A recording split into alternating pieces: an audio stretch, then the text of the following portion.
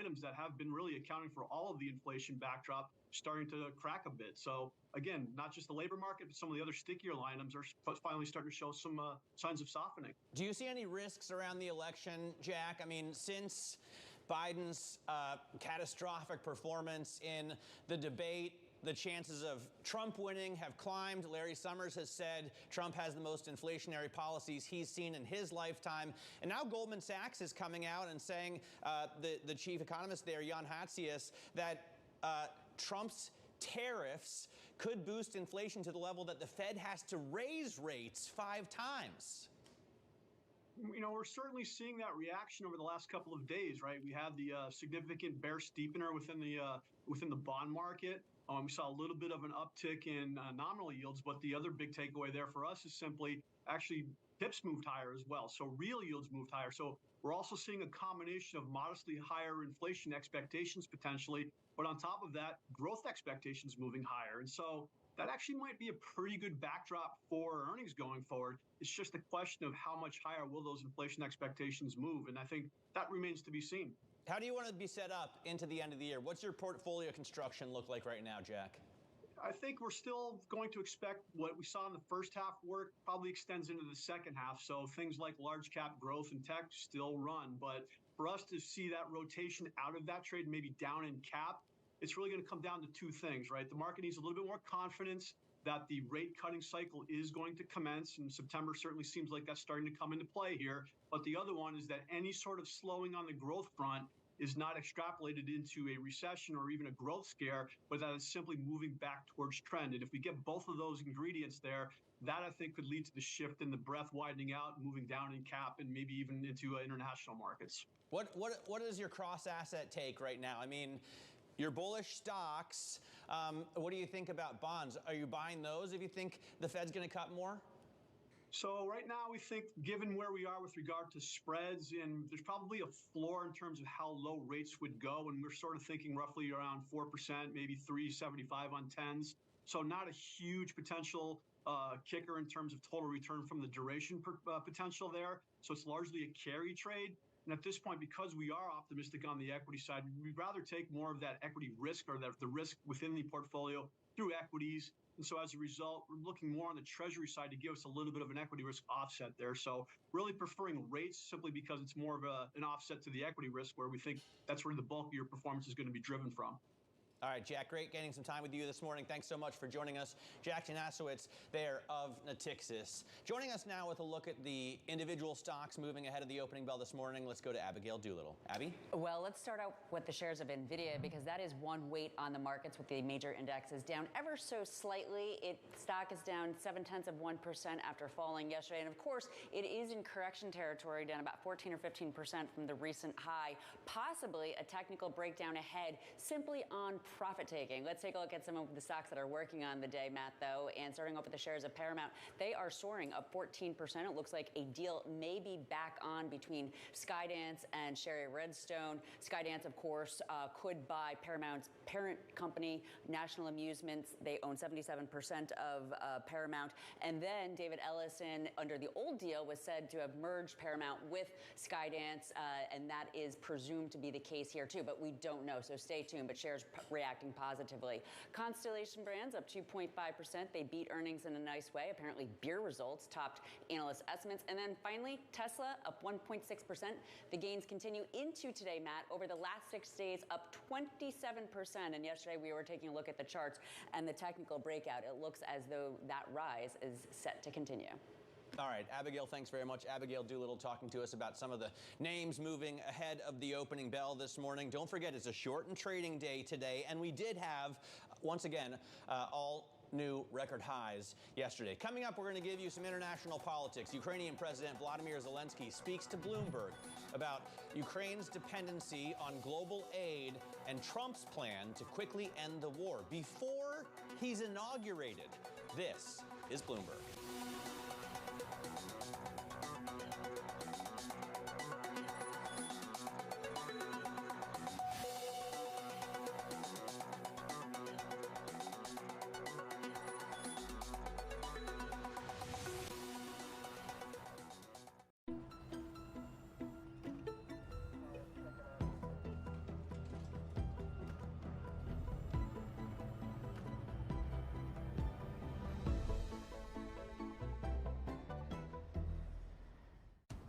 off-grid with the friends who turn off-roading on. For work and play and every day, upgrade your truck, Jeep, or Bronco with over 1 million parts and accessories and bring your truck to life. Real truck.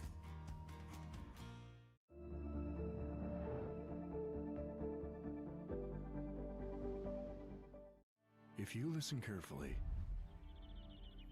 you'll hear a rhythm in the markets. The markets compose their own tunes, and once you learn to listen for them, you'll catch yourself humming along. Bloomberg for more than 2 decades, and across my career, I've covered everything from the Olympics to Wall Street. From Bloomberg, this is The Deal. Each week, you'll hear us in conversation with business icons. This show will explore deal-making across sports, media, and entertainment. This is very fancy for a podcast. If I knew what it was going to be, I'd put everything I had into it. I get asked more about our relationship than I do my wife. And you know what I'm saying? This is a show where we talk with big-time athletes and executives about the wins, the losses, and lessons learned along the way. This show is called The Deal. The Deal? The Deal. The Deal. That deal. The Deal. Huge deal. Who dug this up? What are y'all's in trouble?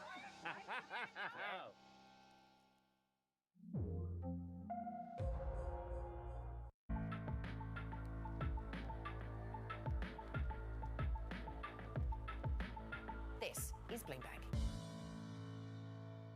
Jumpstart your trading day with 2 hours of single stock stories that are driving the opening bell action. We'll take you to Wall Street, Main Street, the C-suite, and beyond. Bloomberg Open Interest premieres Monday at 9 a.m. Eastern, only on Bloomberg Television.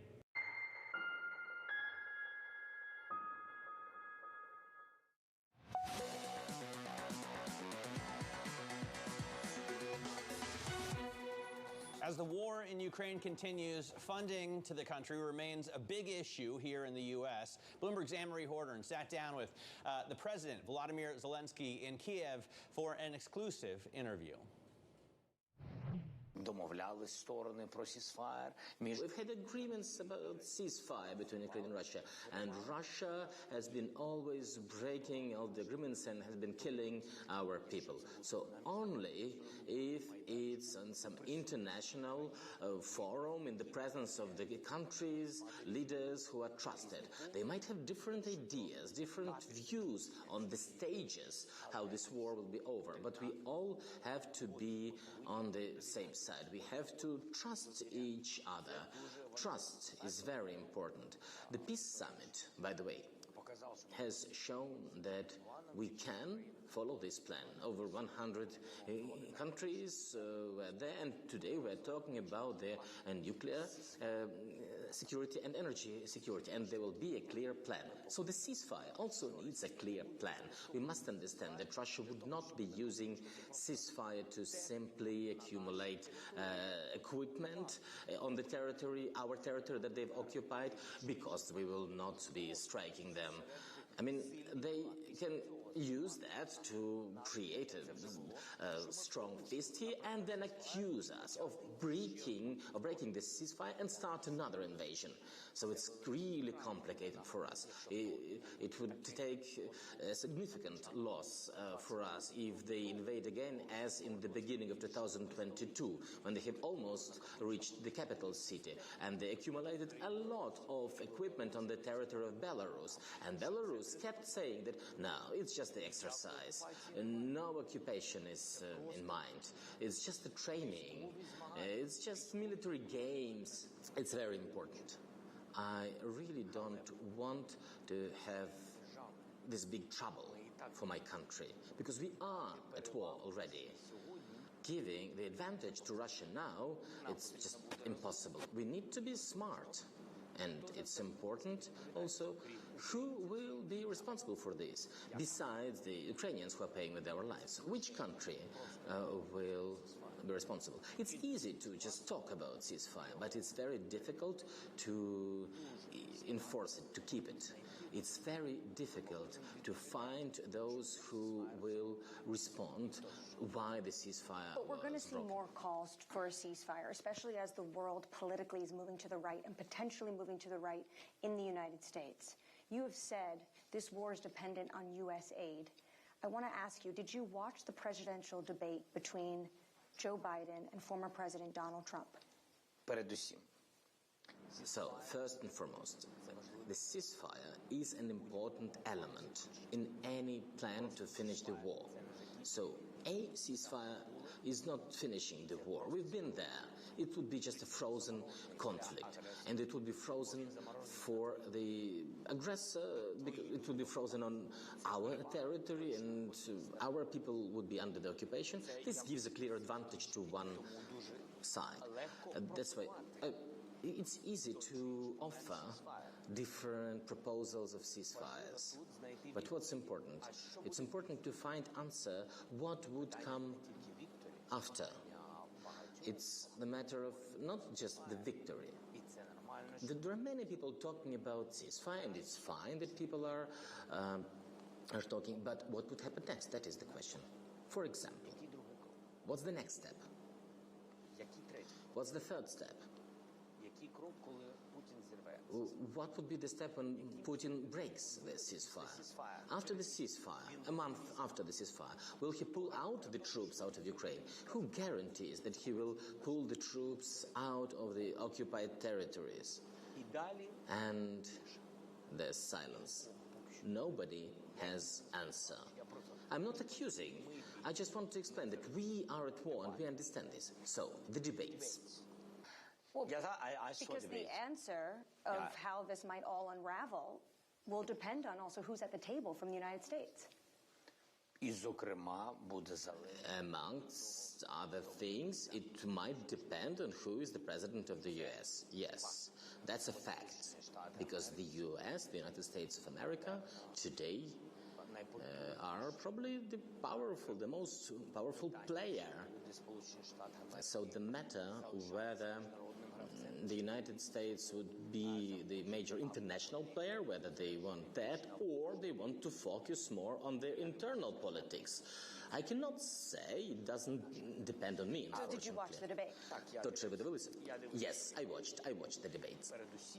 So first and foremost, I want to say, I don't know, maybe it would be out of tune to what we see in the US media, but I watched. And we are not electing the president of the US, so I didn't look at the incumbent president and the former president. I looked at them in terms of Ukraine. President Trump said he'll end the war before he's elected. Yeah, I heard. What do you make of that? Let me be frank. For example, well, the decision is on US public. But let me just have some reasoning. Але для вас це важливо. Yes. So let us imagine that the winner might be Trump in November. And he knows how to end the war. He has a plan. In 10 minutes' time now, at the bottom of the hour, ECB is not due to be speaking at the ECB conference in Sintra. Live video is pinned to their entry in the calendar for anybody interested. A real-life person, I would like to be prepared. We are 40 million. We're a big country, and we really depend on the aid from the world. And we depend on the aid and the position and the stance of the US. So I would like to understand, what would it mean to finish war fast? Tomorrow, do we want the war to be over tomorrow? The war didn't to start. It was Putin who started it. But I hope you agree that it would be fair. If Trump knows how to end this war, he should tell us today. Because if there are risks to Ukraine's independence, if there are risks that we will lose the statehood, we want to be prepared for this. We want to understand whether in November we will have the powerful support of the US or we'll be all alone. And that was Ukraine President Volodymyr Zelensky speaking exclusively with Bloomberg's Anne-Marie Horton in Kiev. Now, coming up, the morning calls, and then later, Jim Caron joins us. He is Cross Asset Solutions CIO at Morgan Stanley Investment Management. He says we're at an inflection point between inflation and unemployment amid a slew of data. This is Bloomberg.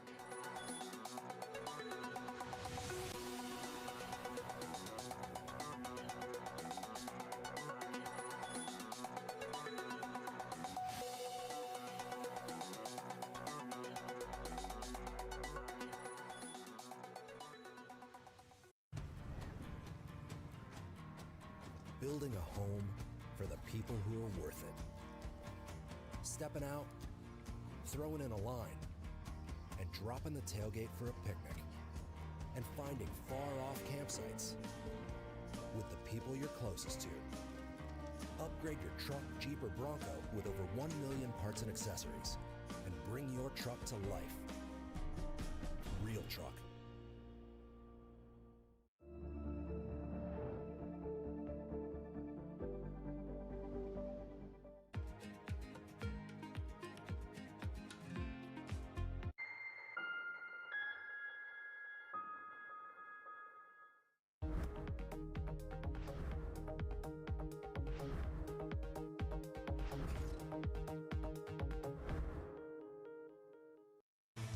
Bloomberg Surveillance covers the latest in global markets and the political events that influence your world. Join Jonathan Farrell, Lisa Abramowitz, and Anne-Marie Hordern only on Bloomberg. Context changes everything. It's Jobs Day, and Bloomberg has the report under surveillance. The job market is quite strong. There's no major job losses. The economy is still chugging along. This Friday, Bloomberg will bring you crucial data and expert analysis at terminal speed. We have a labor market that is not inflationary. Perhaps some cooling is in front of us. We're now starting to move into the more normal stage. There's a lot of things under the hood here. The June Jobs Report, Friday on Bloomberg. Morning from our world headquarters in New York. I'm Menace Credit. And I'm Danny Berger. Let's set your agenda. Bloomberg Brief delivers the market news, data, and analysis you need live every weekday at 5 a.m. Eastern. Bloomberg. Context changes everything.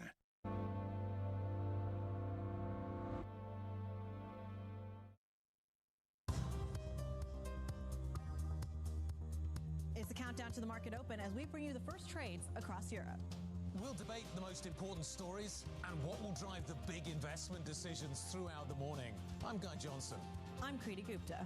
And I'm Anna Edwards. Join us every weekday morning for the opening trade, live at 7 a.m. here in London. Only on Bloomberg. Context changes everything.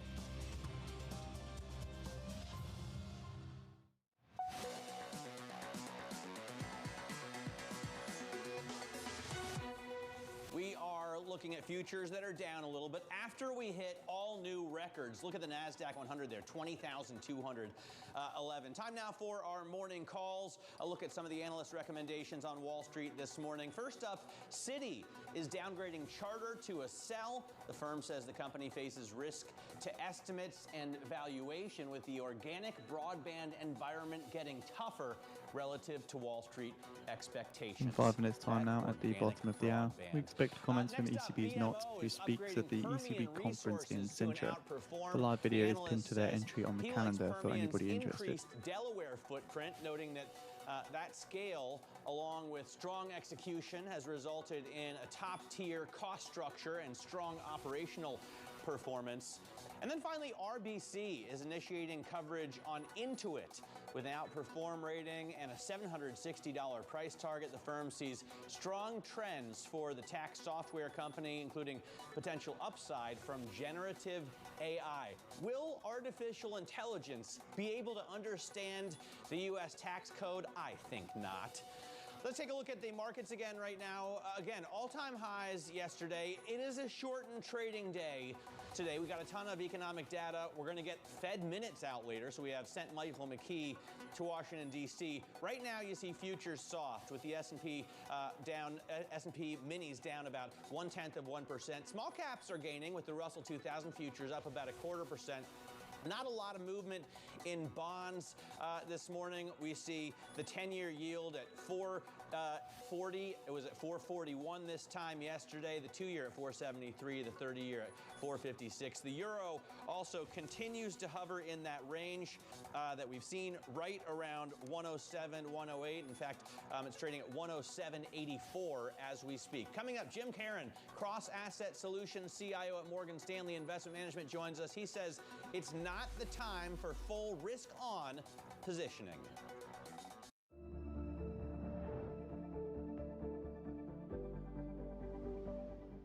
Feeling cramped and cluttered? Looking for storage solutions? Mini U Storage has you covered. With over 45 locations, free truck rentals, a variety of unit sizes, and moving and storage supplies, Mini U Storage tailors solutions to fit your unique needs. Mini U Storage is now offering free rent for your first month. That's right, your first month with Mini U Storage is free. Find a location near you at miniustorage.com or scan the QR code to unlock your free month now. miniustorage.com.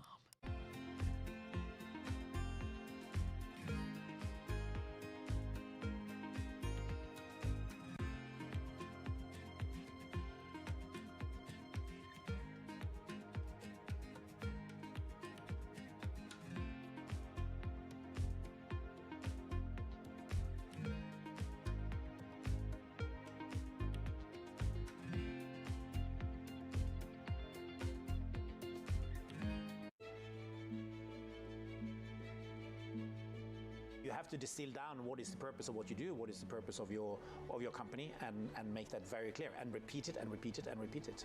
And it's very clear what our purpose is to make money for the Norwegian population. So why did you accept the job? You had a great life. I mean, you had a hedge fund that was doing very well. You were earning lots of money. Well, I had a great life. I had a great life, but I still have a great life, and a really good life. No, I was very keen on that job because one, I think it's one of the most important positions in asset management, right? I love asset management. In terms of the opportunity to develop that organization further, there were great opportunities, and I love organizational development. And then to do something nice for the country. I mean, these three things came together in the same job. Why do you love asset management? Because you can influence and change the future, or is it being cleverer than anyone else? Asset management is the most interesting job in the world, perhaps after being a journalist. Why is that? Well, everything you eat, drink, drive, all these kind of things is made by a company. You need to understand psychology in terms of the companies. You need to understand the corporate culture of companies. Surely expecting comments from ECB is not. Right? Also just under 1 minute away now to get the market on open in balance. Currencies are changing. And the data points are just changing all the time. You just couldn't invent a more fascinating game even if you tried.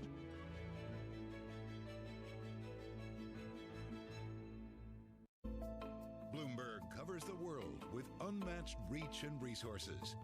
From more than 120 countries, the moment news breaks, 24 hours a day. Bloomberg, context changes everything. It's a multi-trillion-dollar industry. We'll show you what's happening in ETFs like no one else. Bloomberg ETF IQ, Monday on Bloomberg.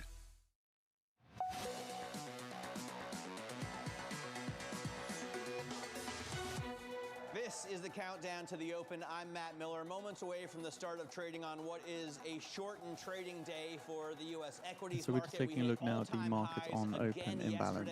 S&P 500, 65 million to the buy side. Nasdaq 100, 55 million to the sell side. Dow 30, 30 million to the sell side.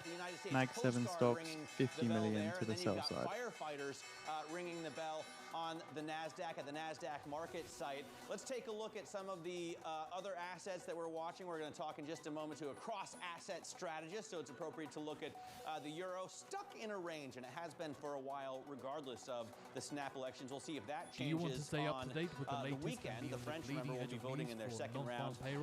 The then sign up today and get our special offer. The 10-year yield at 4.40 years worth right of now, our service for the price down of by 1 month. a few basis points, as maybe 92%. investors think they should lock in these rates ahead of, I guess, way ahead of September rate cuts at the earliest. And then you see an IMEX crude at 82.95, holding steady right around the level we saw it yesterday. One of the stocks that we're watching closely at the open, that we have been watching closely for some time, is Paramount. It's higher now on reports that Skydance has reached a preliminary agreement to buy Sherry Redstone's National Amusements and merge it with Paramount. Bloomberg's Abigail Doolittle joins us now for more. Abby? So the stock is higher. It's up 11%. That's just the best day in about 2 months, though, Matt, because I think that there's still a show me sense here. So, yes, the news is that David Ellison's Skydance has reached a deal to buy National Amusements, which owns 77% of the voting shares of Paramount, $1.75 billion. Under the old deal, the expectation was that Paramount would essentially merge there. So on the bell here, to seeing the S&P 500 raising pre-market losses to up 0.1% on the session now. Is because Sherry Redstone is potentially at risk of being sued. Essentially, that if she were to get a bigger payday than everyone else, that she could possibly be sued by those shareholders and enter into litigation. So the question is, has anything changed now that would prevent that? Our legal team, their analysis at this time suggests not. But it's also interesting, Matt, because on the tape, we do have some headlines here. CNBC saying that the deal is expected to be completed by the weekend. And we also have CDS, an insurance on Paramount, coming in suggesting that investors think the deal is going to get done. But there is a little bit of an overhang. And as we speak, the stock is still higher. But at this point, well off the highs, up 8.6%. Got it. Abigail Doolittle, thanks very much for that. Now, Tesla extending gains this morning after beating delivery estimates. Bloomberg's Simone Foxman joins us now with more. Yeah, Matt, and shares set up for a 7th straight day of gains. We're looking at the highest numbers in the highest price level since January and the best week since April if we finish out gains, finish out the week like we have seen. Multiple analysts raising their price targets on this name, both bulls and bears. From the bull side, we had Wedbush's Dan Ives writing that, quote, the demand story has made a significant turn for the positive. On the back of these numbers, he's raised his price target to $300 per share, quite a premium to where we're trading right now. So is Bank of America. Deliveries notably better than expected. That price target $260, up from $220. Even on the sell side, folks like Guggenheim, where there is a sell rating, say that those delivery numbers were a materially positive surprise. They're maintaining their sell rating, but raising the price target to $134 a share. And most of those analysts bringing up the importance of that all-important robo-taxi event. We're going to get Tesla's details on this on August 8th, and that trading could be quite choppy until then, Matt. All right, very interesting stuff. I think Abigail actually yesterday took a look at the technicals and said this was going to happen. So she should be taking a victory lap. That is the 7th straight day of gains here. Yeah. She said the stock looked set for gains from the technical perspective. All right, Simone, thanks very much for that. Constellation Brands higher after releasing its latest results this morning. Bloomberg's Jess Menton joins us now for more. Jess? Well, Matt, looking into also the inflation story here because people were worried when it came to its profit outlook as well as sales that wouldn't keep up. But even though the results were a little bit mixed here, you still saw strong demand when it came to imported beer, particularly when it comes to Modelo. And that's really being driven by some of its younger customers that are pulling that out. If you look at its stock, though, it's kind of bouncing around up still about 1%, coming off a little bit of session highs here. But if you look at the food and beverage industry group here in the S&P 500, still about flat. And if you look year to date, that group is also flat. But Bill Maloney, one of our squawk here at Bloomberg, is looking at the technical since you just brought that up, Matt Miller. And specifically, he's looking at the uptrend that this stock's been in since March in 10 minutes time now at 9:45 a.m. Eastern time, we get the US S&P Services PMI final read for the month of June.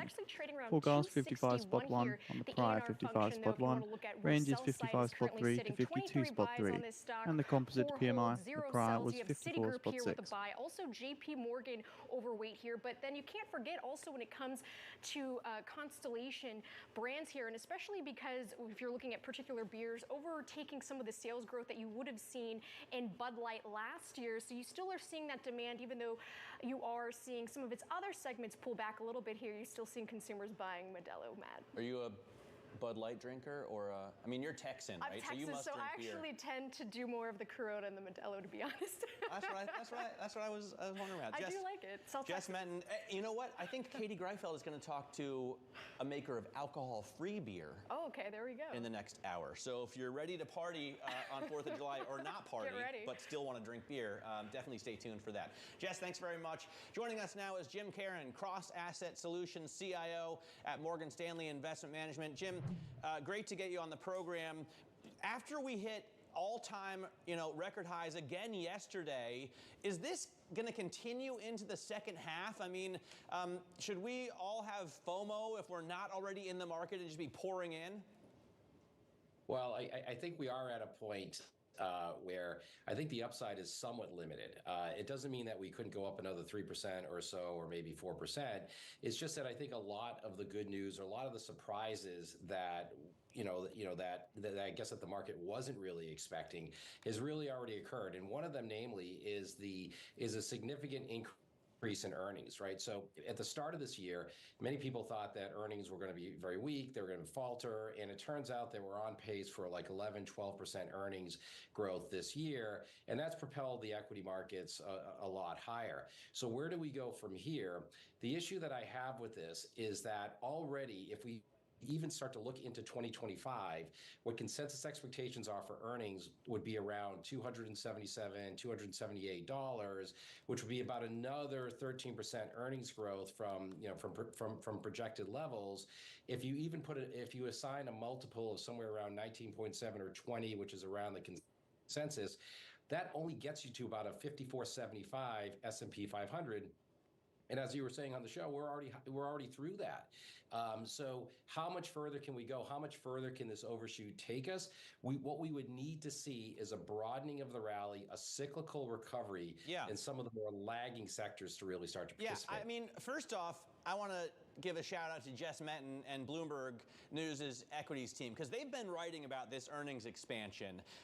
3 quarters in a row, I think, of expansion after 3 quarters of contraction. But, Jim, is that the S&P 500? Are all those companies growing earnings, or is it really the Magnificent Seven growing earnings and the rest of them still in recession? Yeah, that's it exactly. I mean, if you look at the top 10 companies in the S&P 500, they account for probably about 38% of the overall earnings growth this year. I mean, disproportionate. If you look at the S&P 490, so X out those, say, top 10 companies, earnings growth is flat to slightly positive, right? So it's really just a very narrow sliver of the overall market that is actually driving these, that's driving these valuations. So even if we look at the correlations within the S&P 500 are very, very low, which means that when we think about the stock market, when we say the stock market, we're really talking about 7 or 10 stocks. We're not really talking about all 500 in the index. So this becomes somewhat concerning, because when we make an economic projection and we say, what is the health of the economy, the equity markets should reflect that in some ways, but we're actually not seeing that. So we need to be a little bit careful in terms of how we connect those two things.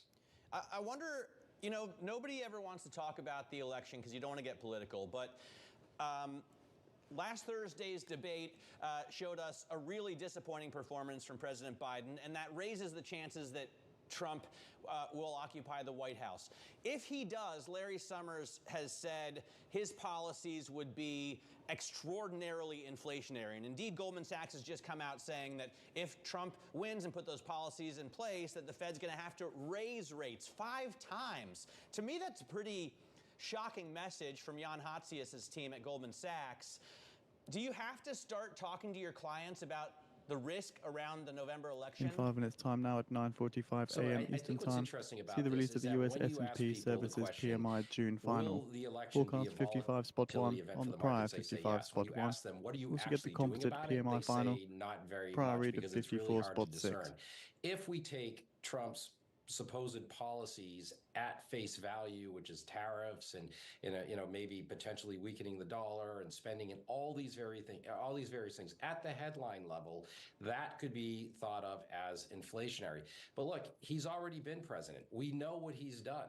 A lot of times he comes out and he'll throw a very high headline number out there for tariffs, and he's willing to negotiate it back down. So to the extent that the market tries to anticipate what's the real number, what really actually happens versus what is he projecting and what is he saying, there's a huge gap in between those two things. So it's easy to make a projection and say, if I take this at face value, this could mean, the following inflationary outcomes, and this could be bad for the markets. But if we say, what is real? What are you really betting on, and what are you really pricing in? That's what I look to the markets. The market's a better voting machine than what many of the analysts are effectively saying. And what the market's saying is that it doesn't necessarily believe that. Look, if Trump is ahead in the polls as he is today, supposedly, as far as we know, the markets are already pricing this in. I don't think the markets see this. So I think there's a big difference between what the markets are voting on and maybe what Mr. Summers, who I, by the way, admire greatly, is actually saying. Yep, it's a great point. There's a very big difference between what most politicians say on the campaign trail and then do once they get into office. Jim, thanks so much for joining us. I hope we can have you back soon. Jim Caron there of Morgan Stanley Investment Management. Coming up, one of F1's most wanted gets locked into a new multi-year deal. We'll speak to Pierre Gasly about Alpine F1, his new contract, and future prospects. This is Bloomberg.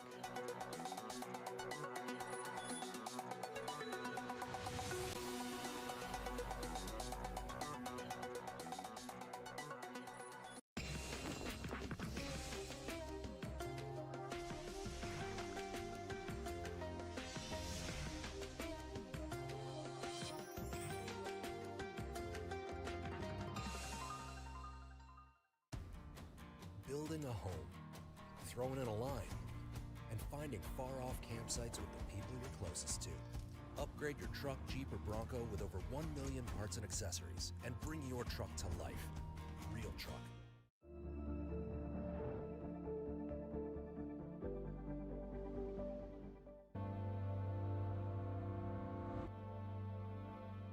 Jason Kelly, and this season on Power Players, we're taking you behind the scenes to see how the business of sports has gone global. I want sports to grow. I want sports to be bigger because we have talent. And how mammoth value is coming from the smallest of players. 3,184 hits, 431 home runs, and of course the most famous stat that everybody knows, 2,632 consecutive games played. Unmatched career. Why are you doing this?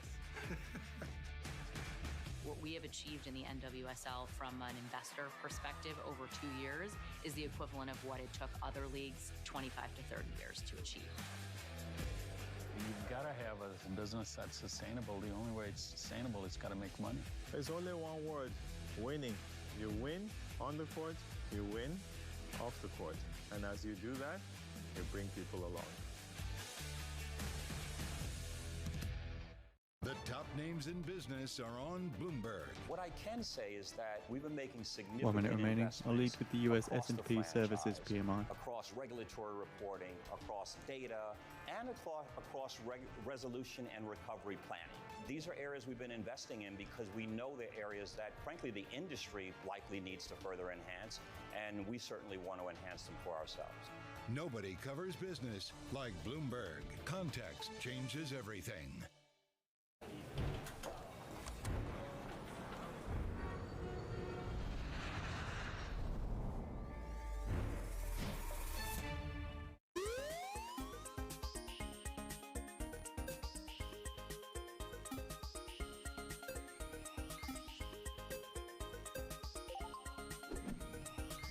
Seconds.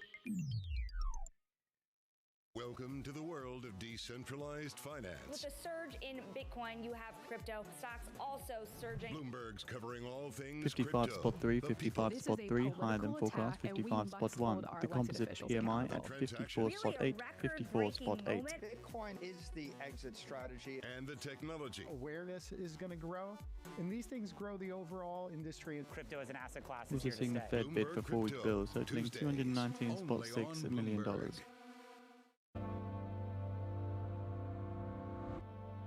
Protect your trades from macro headline risk with Financial Juice Pro. Now only $99 a year for our real-time service. As F1 drivers scramble to secure seats for next season, Pierre Gasly has locked up his spot at Alpine F1 in a multi-year deal. Now the question is, who will join his team after Esteban Ocon leaves in 2025, and which power plant will Gasly get when the rules change in 2026? Here with me now is GP winner Pierre Gasly, Alpine F1 driver. Pierre, great to have you on the program. Thanks so much for Tass News joining reports us. that Russia's Novak states that Russia is ready to continue supplying gas to Europe via Ukraine after this year. Alpine had a very tough start to the season, but you and Ocon have been adding to the points in the last few races. What have you done that's different? Well, thanks for having me, first of all. Yeah, it hasn't been the easiest start of the season. So just as a heads up as well, the 4-week bill auction that was scheduled for 11:30 today is in fact happening at 10 a.m. Eastern time today, which is just under 15 minutes time now, as we do have an early close in the markets ahead of the holiday today. An incredible work. We've been scoring points in the last 4 races. So yeah, we're having a good momentum, and hopefully we can keep that going in the coming races. You've signed what's called a multi-year contract. You are basically a team leader for Alpine now. Can you give us any details? Because I seem to recall that you signed a multi-year contract last year as well. Is it, you know, a year plus, or is it a multiple year contract? Multiple from today onwards. Obviously, it's a constant, you know, conversation. Lewis Hamilton this year We have posted out the US S&P Services PMI June final report on the feed for anybody interested. The key findings notes a sharper increase in activity and new orders, employment returning to growth, and inflationary pressures easing slightly. Looking at the future, there is a massive regulation change in Formula One in 2026, and it was important for me to you know, secure a strong position, a strong car, a team that will allow me to perform at the front, and a project I really believe in. It hasn't been the best start of the year, but the team really managed, you know, to show me a lot of positive signs. You know, work at the factory, managed to get some new signings from top teams, Red Bull and Ferrari and Mercedes, and I think we have a strong package. So I really believe in the project. It's obviously very strong connection as a French to be representing the only French manufacturer in Formula One, and yeah, I'm very excited for the coming seasons with the team. How would you feel about a Spanish teammate? As I said, you become, you know, a real leader in the sport and in the business as well. How would you feel about Carlos Sainz as a teammate? I would love it. I'm not gonna lie. I want the fastest guy available on the market, and yeah, and it's no surprise that Carlos Sainz is the most competitive guy available out there. I think we got a strong team, a strong package. We've seen that we're able to develop. There's obviously still a long way to go, because we all want to be fighting at the front for podium and win in Formula One, but I definitely believe we got the team and the technical staff to do so. And yeah, let's see what will happen, but yeah, I would definitely not mind. You've also got Flavio Briatore, who is, you know, clearly a powerhouse in the sport, a champion in his own right, a multi-year champion. What have you seen him do at Alpine? I saw Flavio, you know, for the first time in Barcelona. In the team, I obviously met him earlier, a couple of years ago, but yeah, properly in his Alpine role. He is extremely motivated, and you know, I definitely welcome anyone that wants to contribute positively to the team, and he's got huge experience, a lot of connections in the F1 world, and definitely want to see Alpine right at the top. So we're sharing the same ambition, the same targets, and yeah, I'm looking forward to work with him. You think he's talking with Andretti? I mean, FIA has said if Andretti wants a at spot 10 on the a.m. grid, Eastern you know, time, we get USISM data, Alpine. services He's PMI, forecast 52 spot 6, on the prior 53 spot 8, with a range of 55 spot 5 to 51 spot 5. Services employment forecast 49 on the prior 47 spot 1. ISM services new orders forecast 53 spot 6 on the prior 54 spot 1. Services prices paid forecast 56 spot 7 on the prior 58 spot 1. We also get US factory orders month over month forecast 0 spot 2% on the prior 0 spot 7%, with a range of 0 spot 6% to minus 0 spot 8%. US durable goods revised forecast 0 spot 1% on the prior 0 spot 1%. US core durable goods revised forecast minus 0 spot 1% on the prior minus 0 spot 1%. The US sells $85 billion in 4-week bills, prior high yield 5 spot 27%, and a prior bid cover of 2 spot 55.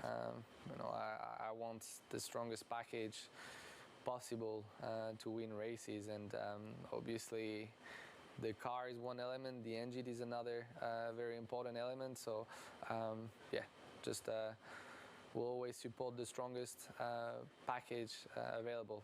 All right, Pierre, great to get some time with you. Thanks so much for joining us. I know you're going to talk with Bloomberg's Jason Kelly about the business of sports and about the entrepreneurship that you've been doing. So we look forward to hearing more from you. Pierre Gasly there of Alpine F1 GP winner and now signed on for multiple years to the team. Coming up, the market-moving events you need to be watching. That's next in our trading diary. This is Bloomberg.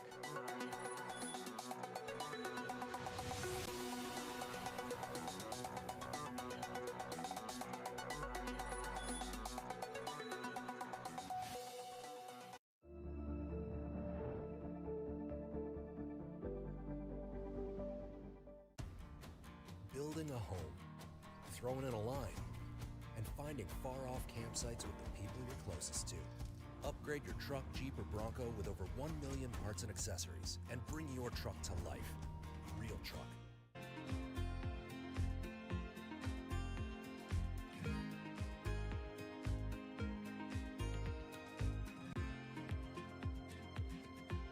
The euro extends gains versus the yen, hits a new all-time peak of 174.44 yen.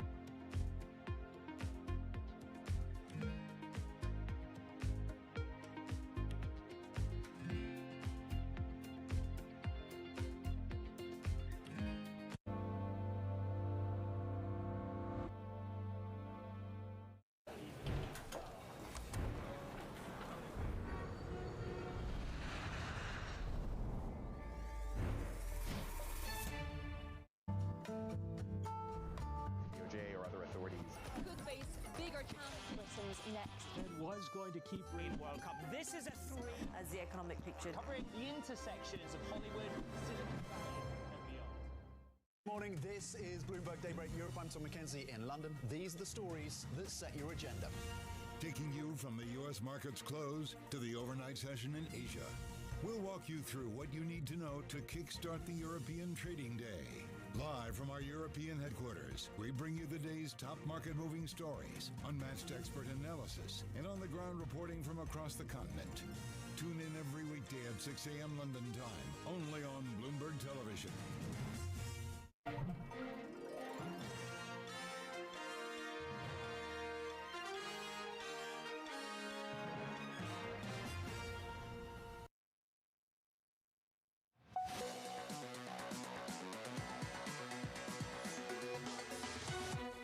Time now for the Trading Diary, what you need to be watching this shortened holiday week. A slew of eco data comes out at the top of the hour. At 2 p.m., we're going to get Fed minutes. Mike McKee in Washington for that. Tomorrow, the markets are closed for the July 4th holiday, and the UK holds its general election.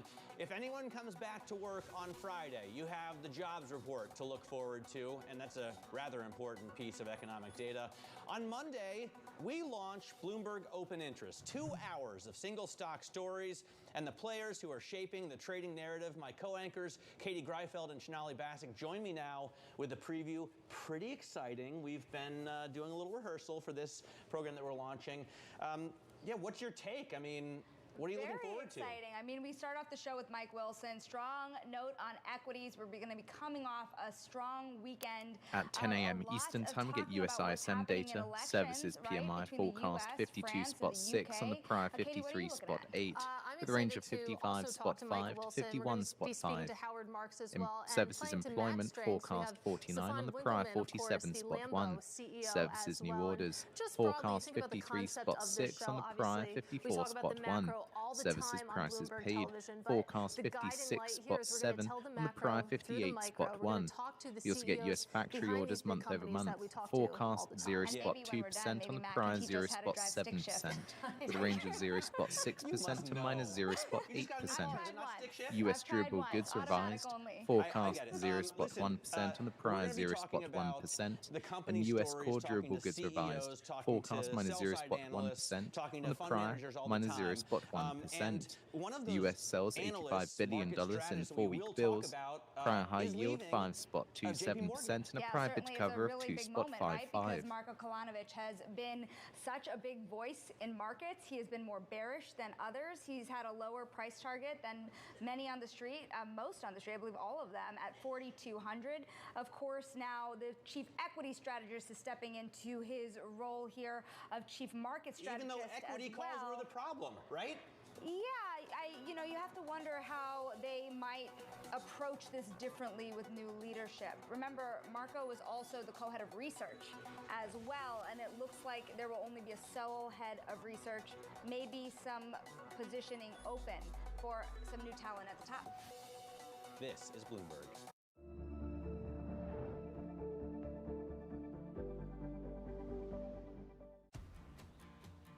Finding far-off campsites with the people you're closest to. For work and play and every day. Upgrade with over 1 million parts and accessories and bring your truck to life. Real truck.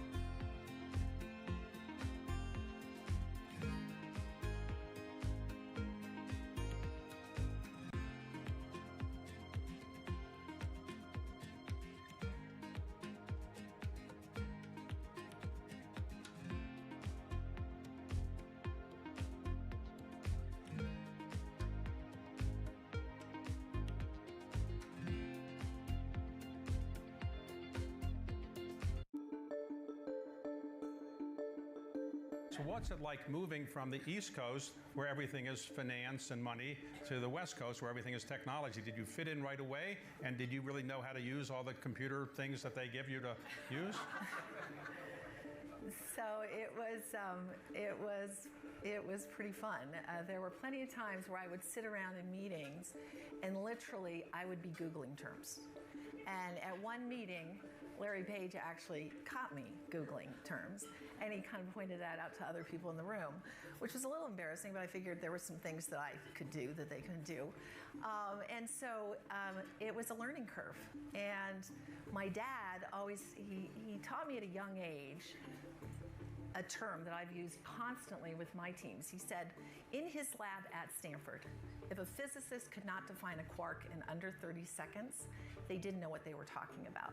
And so I use the quark test all the time. If somebody's rambling on and they can't get to the point, they probably don't know what they're talking about, they fail the quark test. My finance team knows this quark test. And at Google, I'm working with amazing 1 minute remaining. computer I'll lead with scientists, so they USM, never fail the US quark test. They can ISM explain services things really PMI. clearly, And we're which also shortly shoots you up the expecting learning results curve. of the Did you 4-week understand bill what they auction. were talking about from the beginning, or did you have a special tutor that's taught you technology? Or did you I had actually run tech banking and took Google Okay. Public, so I had a little sneak preview.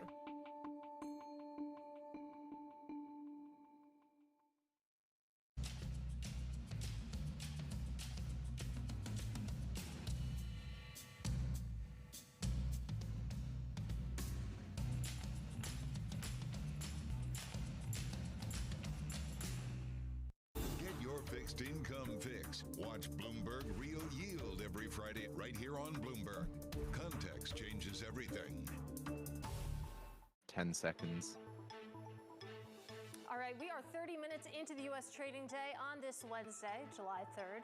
Here are the top stories we're following. Skydance closes in on 48 Paramount. spot 8, Skydance 48 Media spot has 8, lower than reportedly reached a forecast, 52 preliminary spot agreement 6. to buy US National factory orders Amusements month over and month, merge minus with 0 spot Paramount. 5%, That's minus after 0 talks spot between the two 5%, collapsed lower than last forecast, month. 0 spot 2%. Checking in on the ISM hotel services biz with prices Larry paid Kukulik. 56 He is spot the 3, CEO 56 of spot 3, BWH lower than Hotels, forecast, which 56 owns spot hotel 7. brands such Seeing as Best downside in Western. dollar We'll upside. discuss the state of Dropped in summer travel stocks. as well as US BWH's ISM services new orders 47 spot 3, 47 spot 3. That's lower than forecast, 53 spot 6. Services employment 46 spot 1, 46 spot 1. Lower than forecast, 49. Core durable goods revised minus 0 spot 1%, minus 0 spot 1% as expected. Durable goods revised 0 spot 1%, 0 spot 1% as expected. Still waiting for the 4-week bill auctions.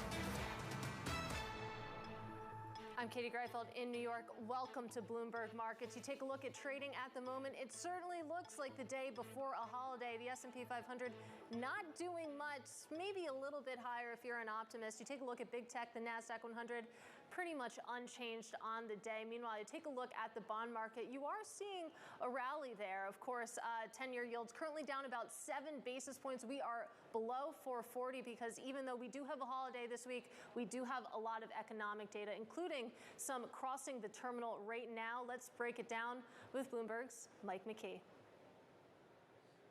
Big miss, Katie, for ISM Services. ISM Services plunged most in 4 years, 48.8 down from 53.8. Business activity Treasury surge after ISM Services gauge slumps. Cliff, 49.6 contraction. Last month it was 61.2. Now that was a big jump up from the 50s before in April, but it is quite the plunge this month, and you have to ask, what happened? New orders, noting the Dixie now down 0.46% on the session at 105.19. Inventories only 42.9 from 52.1. And 4-week bill high yield 5.28%, 5.28% bid to cover ratio 2.81, 2.81. The US sells $85 billion in 4-week bills and awards 4.1% of bids at high.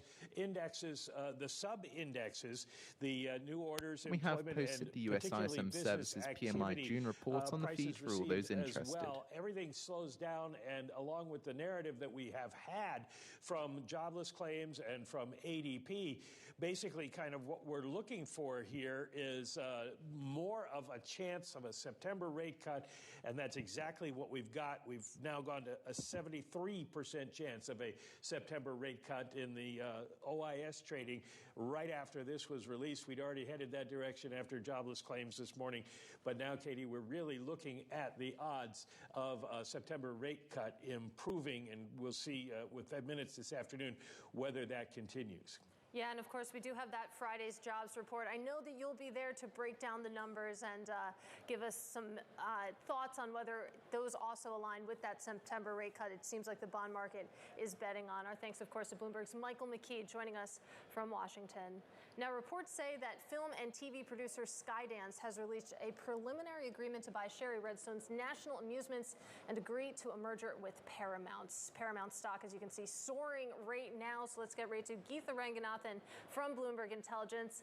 Feel like we've been here before, Geetha. What about this could be different, this deal, this potential deal that could push it over the line? Yeah, thank you so much, Katie. So this is, of course, deja vu all over again. And we've been seeing so many twists and turns in this saga over the past 6 months. As you know, just 3 weeks ago, the talks completely broke down.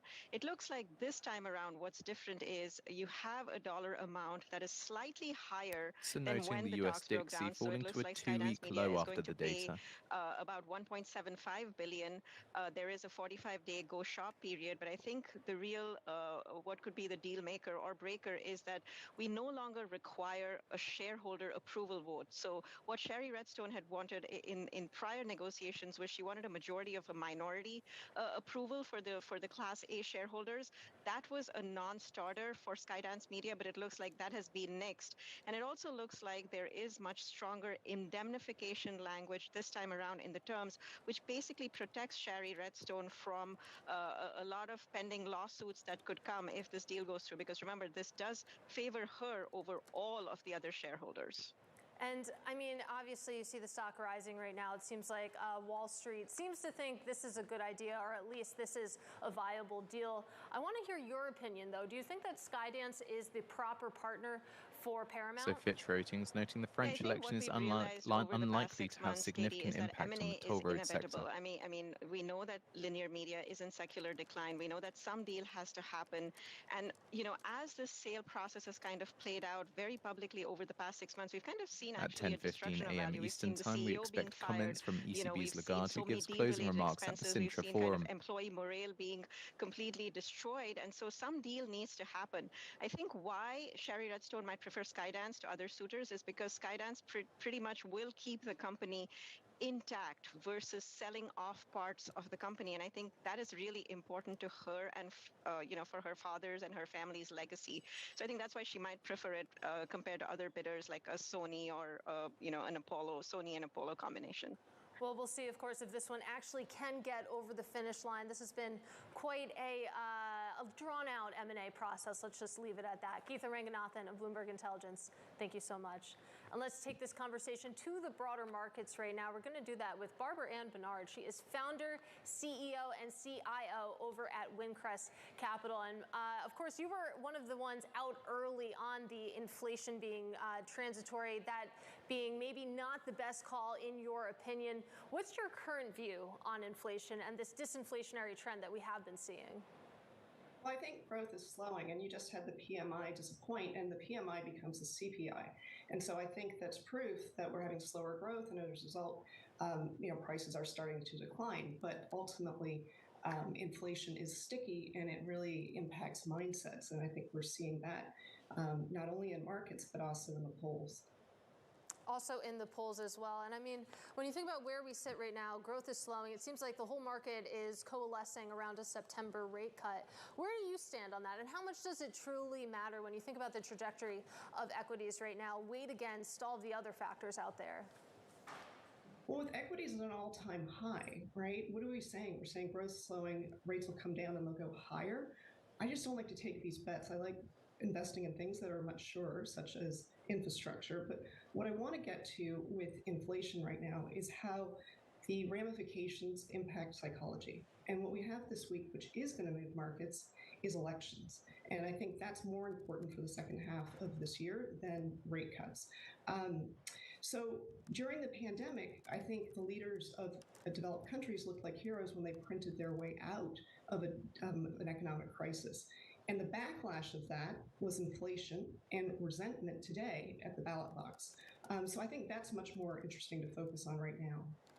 And let's talk a little bit more about that the election is more important than rate cuts, because I talk to a lot of people who tell me the exact opposite. So walk me through that call a little bit more.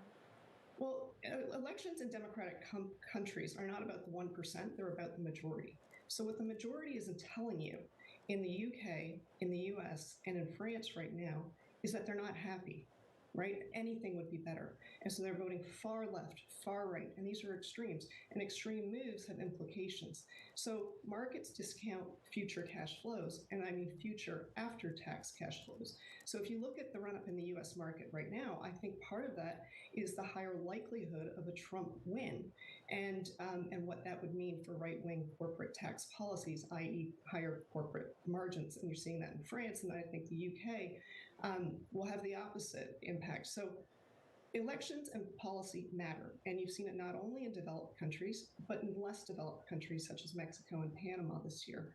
And so, yesterday, the newly appointed president of Panama gave a speech where he suggested there might be an environmental audit, which gave hope of the Cobra Panama mine being restarted. And the reason that was material is that Cobra mine is 5% of Panama's GDP, employs 8,000 people, and supplies 1.5% of the world's copper inventory. So I think being focused on policy and politics is certainly important and does move markets. And so let's draw that out a little bit, because so far, and it's early, and of course, a lot can change between now and November, and of course, the eventual presidency that we do get. But so far, I've heard that if we had Trump retake office, that would be bad for bonds and it'd be good for stocks. That, of course, is an oversimplification. But what are some of the themes that you're thinking through when you do consider the policy angle?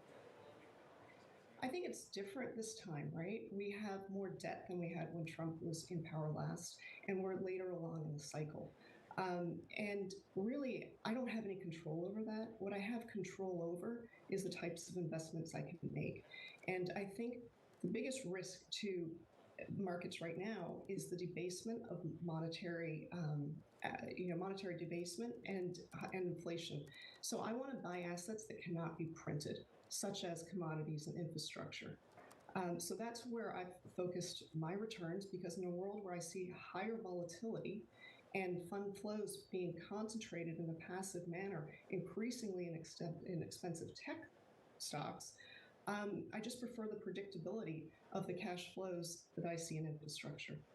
Well, I wanted to ask about equity. So if you're focused on those more real assets, do you want to stay up to date with the latest and does that leave you underweight on things such as equities, such as fixed income? Then sign up today and get our special offer of Financial Juice Pro so much so for a year's worth of our service for the price of in 1 the private month markets and a save price 92%. taker in the public equity markets right now. So what we actually did was we took a portion of our fund's assets and took a private stake in a private infrastructure developer where we could structure and finance projects where we had visibility on the cash flows, and found, that was a much safer bet. And so we really like infrastructure because we think governments are broke, and that's providing an opportunity for private capital to fill these the demands of these essential services of society. And what you get with infrastructure is you get long-term PPAs, power purchasing agreements, right? Where you can build in inflation, you can structure it so that it's linked to inflation. You can set the offtake agreements in the currency of your choice. And due to the permitting process, these projects are characterized by large barriers to entry, monopoly-like characteristics, strong cash flows, double-digit operating margins. And this is just a much safer way to invest right now when I'm looking at markets in all-time highs, and I have to think, oh my goodness, how do they push materially higher versus, what could possibly go wrong? And I think a lot could go wrong. The other thing that I don't like about the private markets right now, or the public markets, is that the US dollar still extending losses versus the yen, falls below 161, last down 0.3% at 161.05. That creates a very difficult setting for an active equity manager. So what you want to do is not be in an orphaned asset. So if you look at infrastructure, you have all of these mega funds who are competing with each other to raise record amounts of AUM. They all need good investments, and they're all too big to write the first check for very good projects. So I can write that first check knowing that I have, a ton of buyers lined up who can't, and that's a nice arbitrage. The other thing is, I do think the trajectory of rates is lower, and projects have very high capital requirements post the permitting process. And I think a falling rate environment is going to be a tailwind for those projects as they get financed. Right. So that's my case for dodging the public equity markets right now in favor of private markets where you have predictability and the ability to structure investments in a way that limits your downside. Barbara Ann, I feel like we're just getting started, but unfortunately we have to leave it there. Have to have you back soon to talk more about the election and political risk and, of course, those private markets. Our big thanks to Barbara Ann Bernard of Windcrest Capital. Now, coming up, Athletic Brewing is brewing the top-selling non-alcoholic beer in the U.S., and we'll be speaking to Bill Shufelt. He is the company's co-founder and CEO. Next, this is Bloomberg. Shortly expecting comments from ECB's Lagarde. Building a home for the people who are worth it. Stepping out, throwing in a line, and dropping the tailgate for a picnic. And finding far-off campsites with the people you're closest to. Upgrade your truck, Jeep, or Bronco with over 1 million parts and accessories. And bring your truck to life. Real truck.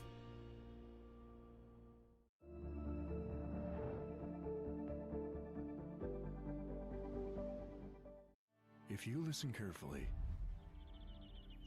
you'll hear a rhythm in the markets. The markets compose their own tunes, and once you learn to listen for them, you'll catch yourself humming along.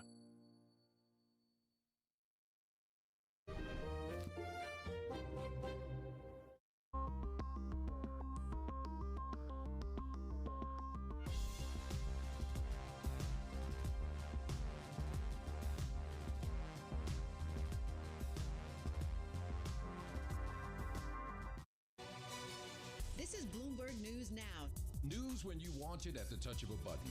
Another volatile day on Wall Street. We're seeing big moves. All eyes on Capitol Hill as Democrats and Republicans prepare. Today's job numbers casting doubt on the Fed's next move. Inflation remains front and center. And that's news when you want it with Bloomberg News Now. Get it 24/7 on the Bloomberg Business app, Bloomberg.com, and anywhere you get your podcasts. Bloomberg News Now. Context changes everything. Jumpstart your trading day with 2 hours of single stock stories that are driving the opening bell action. We'll take you to Wall Street, Main Street, the C-suite, and beyond. Bloomberg Open Interest premieres Monday at 9 a.m. Eastern, only on Bloomberg Television.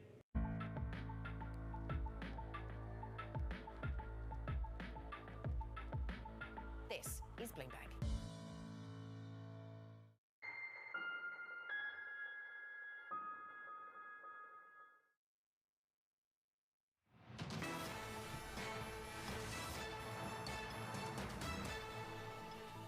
Well, Athletic Brewing is tapping into a brand new market. It's the craft brewing company, now the top non-alcoholic brewing company in the U.S. And that rapid rise not slowing so far this year, with sales rising 60% year to date.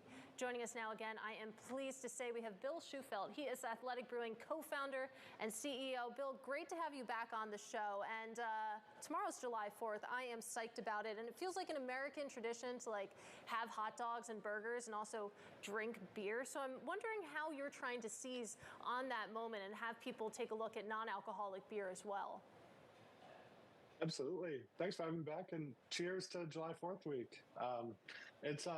It is such an exciting time of year. 9 of the 10 biggest beer weeks are through the summer. 4th of July week is over 40% bigger than the average beer week nationally. And that does mean it's bigger for non-alcoholic beer too. Non-alcoholic beer tends to pace exactly with alcoholic beer. I'd love to issue a challenge to any of your listeners this week, to any cooler they're making, any party they're hosting, to have 1/3 non-alcoholic drinks. If you have 1/3 of your beer Athletic beers, I would challenge anyone that those will be the first to be out of stock. The reason I'm confident in that would be that over 70% of people drink beer during 4th of July. Taking a look at the Fear and Greed Index, 49 out of 100 equaling neutral, and the Crypto Fear and Greed Index, 50 out of 100 also equaling neutral. Right, so the and looking at the VIX, currently down 0.42% at 11.97. Athletic Brewing, and it'll be out first. Hopefully we have some people writing in after the fact, but I want to talk a little bit about how you keep the growth going, because of course you are enjoying the top spot right now, but when you can think about how to continue the momentum, how important is it to actually get in physical shops? How important is it to get in bars, for example, on the menu so that people actually try it? All of the above. I think it all goes to authenticity and investment. Athletic authentically got this category going. We're a co-founder-led company. The need for our products arose right out of my own lifestyle, just like a very normal, healthy, modern adult lifestyle. And then we have invested by probably Treasury 5-year yield falls 10 basis points on the day to 4.29%. And so we built 2 enormous breweries. Just a couple weeks ago, we announced another huge brewery acquisition. ECB's Vassal says the ECB must be mindful of inflation risks and not rush into the next rate cut. Really high quality, totally differentiated non-alcoholic beer. But the investments aren't just in our facilities and our quality, it's in our sales team on the street. And Vassal says if inflation falls as projected, then the market rate cut expectations are broadly in line with my views. To the category. It was playing nationally through the NHL and NBA playoffs, and will go through the summer. But it's about that investment, and really awareness for the non-alcoholic category, and especially athletic beers, is still so low. We're really excited about the future. Well, let's talk about that investment as it compares, of course, to the competitive landscape, because this is something we talked about the last time you were out on. Now you have some of these traditional beer makers coming out with their own versions of non-alcoholic beer. Heineken 0.0, for example, has climbed in popularity. How do you continue to compete when you think about some of the heft and the infrastructure that some of those brands have? It's great. I'm a total At 10:30 a.m. Eastern Time, we get our weekly EIA data. Crude oil inventories forecast a draw of 0.55 million from the prior build of 3.591 million, with a range of a build of 3.051 million to a draw of 3 million. Gasoline inventories forecast a draw of 0.39 million from the prior build of 2.654 million. Distiller inventories forecast a draw of 0.15 million from the prior draw of 0.377 million, and crude Cushing inventories prior a draw of 0.226 million. Non-alcoholic beer producer nationally, we're about 20 share of the category. The next biggest is 15. And Athletic is bigger than, outside of the top 5, Athletic is bigger than the next 100 brands combined. There are 37 new non-alcoholic brands in the category alone this year. So it's a really nice breadth of offerings. But even with all those major multinationals in our category, the investment I spoke to earlier, Athletic's driving over 33% of category growth year to date still, even with well over 125 brands in the category. And Bill, before I let you go, I do want to talk about expansion as it relates to new offerings. Of course, you've come out with new brews when it comes to beer. Are you considering cocktails, for example? I know there's been a lot of growth in that category as well. So we see a really long, multi-decade trend in non-alcoholic beer. We think health and wellness, better for you, moderation are trends that toothpaste isn't going back in the tube. And in 25 years, we think it's going to be much bigger than present. So we're really focused on that opportunity, but really excited for the whole category. If you look at the broader adult beverage category, it's probably going to be double digits % of every subcategory in there: wine, spirits, cocktails. Mm-hmm. And so as a consumer, I am very excited for the development of the whole category and know well over 100 brands doing thoughtful things in the space. All right, Bill, it's great to see you again. Have a great July 4th. Hope to speak to you again soon. That is Bill Shufeld of Athletic Brewing. Now, coming up, we're launching open interest on Monday. My co-anchors Matt Miller and Shonali Bassick join me next for a sneak peek. This is Bloomberg.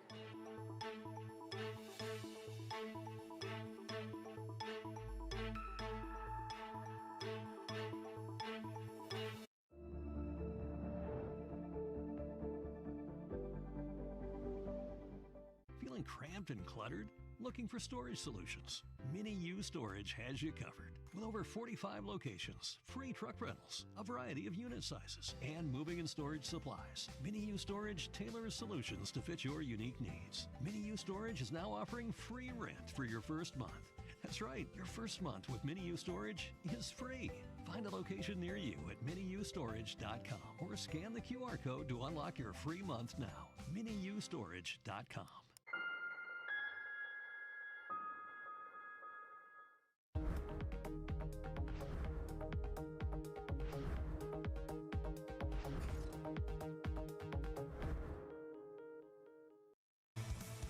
Surveillance covers the latest in global markets and the political events that influence your world. Join Jonathan Farrell, Lisa Abramowitz, and Anne-Marie Hordern only on Bloomberg. Context changes everything.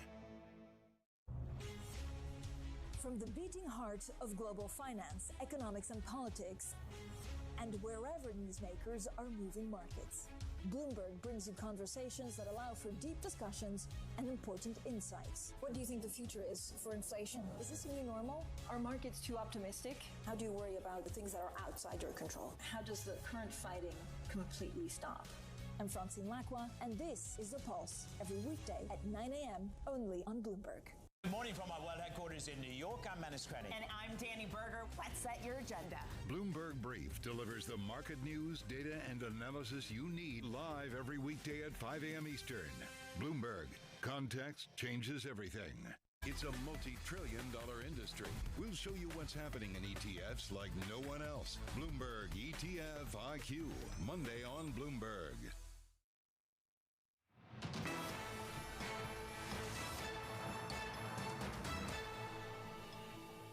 right, starting Monday, we're launching Bloomberg Open Interest. It's going to deliver the market-moving news you need to know to get a jump start on the U.S. trading day. And my co-anchors, Matt Miller and Sonali Basak, they are sitting right next to me, joining me now for a preview. And before we get to the lineup, let's talk about the vision here. This is something that we've been working on and crafting for a while, and it's really about bringing the macro to the micro, Matt. Yeah, absolutely. I mean, I want to talk to CEOs. At 10:30 a.m. Eastern Time, we get our weekly EIA data. Crude oil inventories forecast to draw of 0.55 million on the prior build of 3.591 million, with a range of a build of 3.051 million to a draw of 3 million. Gasoline inventories forecast to draw of 0.39 million on the prior build of 2.654 million. Distiller inventories forecast to draw of 0.15 million on the prior draw of 0.377 million. Crude Cushing inventories prior a draw of 0.226 million. Bear in mind yesterday's API crude oil stock change came in at a draw of 9.163 million on the forecast of a draw of 0.115 million. UK, France, the United States as well. And so a lot of the guests that we have next week will give us a ton of perspective on how to think about that volatility into the rest of the year. Yeah, obviously political risk will be front and center. So too will, of course, the Fed. We do have Jerome Powell in D.C. And you know that Matt Miller's involved because we're also talking to the Lambo CEO day one. Yeah, the CEO of Lamborghini. Look, we've been talking so much about the consumer, right? And we always do. The consumer makes up the lion's share of the economy. And we know that right now it could be the consumer in the lower couple quintiles could be struggling, but the wealthier consumer could also be struggling. And that's the kind of thing we're going to need to talk about with Lamborghini CEO, with Ducati CEO, with Porsche CEO. So hopefully we can get them all on the program. All right, a lot to look forward to. Our thanks, of course, to Sonali Basak and Matt Miller. And don't forget, Bloomberg Open Interest. It will premiere this Monday at 9 a.m. Eastern. This is Bloomberg.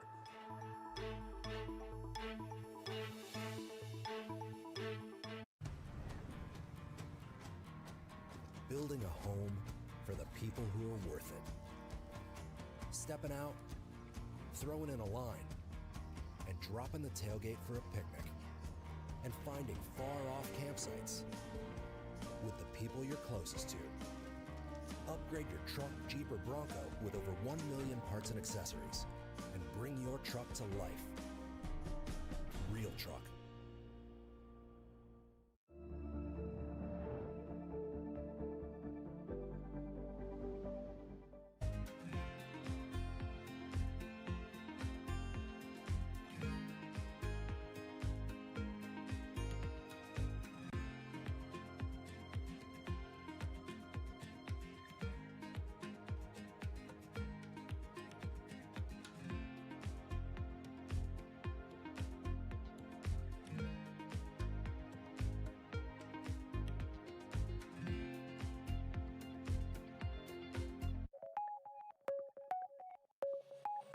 I decided to acquire Indeed 12 years ago when I was 36.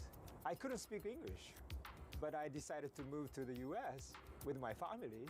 Okay, let's study English. Let's, manage this big American company. But I could do it. Ages are just numbers.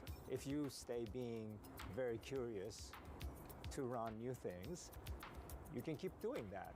So what we're trying to adjust is our company should be the place to maximize people's ability, people's talent, and people's passion, right? Our employees' passion. So we believe that if we can have the work or the vision, people can be passionate, and which is aligned with all what employee wants to do.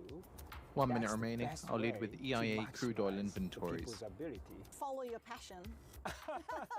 That's right. So whether you're 14 or 40 years old. I think so. Because, what's the difference? I don't know. We might be totally wrong. That's how we have been running this company for 60 years. Bloomberg covers the world with unmatched reach and resources. From more than 120 countries, the moment news breaks, 24 hours a day. Bloomberg, Context changes everything.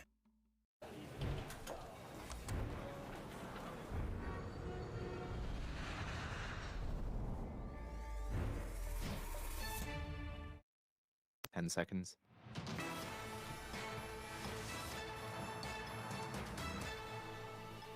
Well, AAA says that 71 million Americans will be traveling for this Draw 4th of July 12 spot 157 million. Draw 12 spot 157 million. That's lower than the expected draw of 0 spot 55 million. Distiller inventories draw 1 spot 535 million. Draw 1 spot 535 million.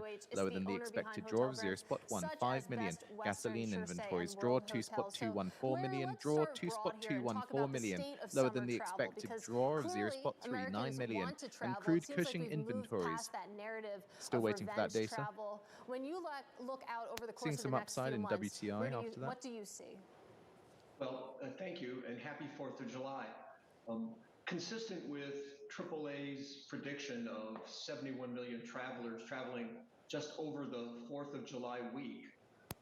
And EIA crude Cushing inventories build 0 spot 345 million, build 0 spot 345 million. You know, interestingly, that 71 million in context, that's 5.7 million over 2019 numbers.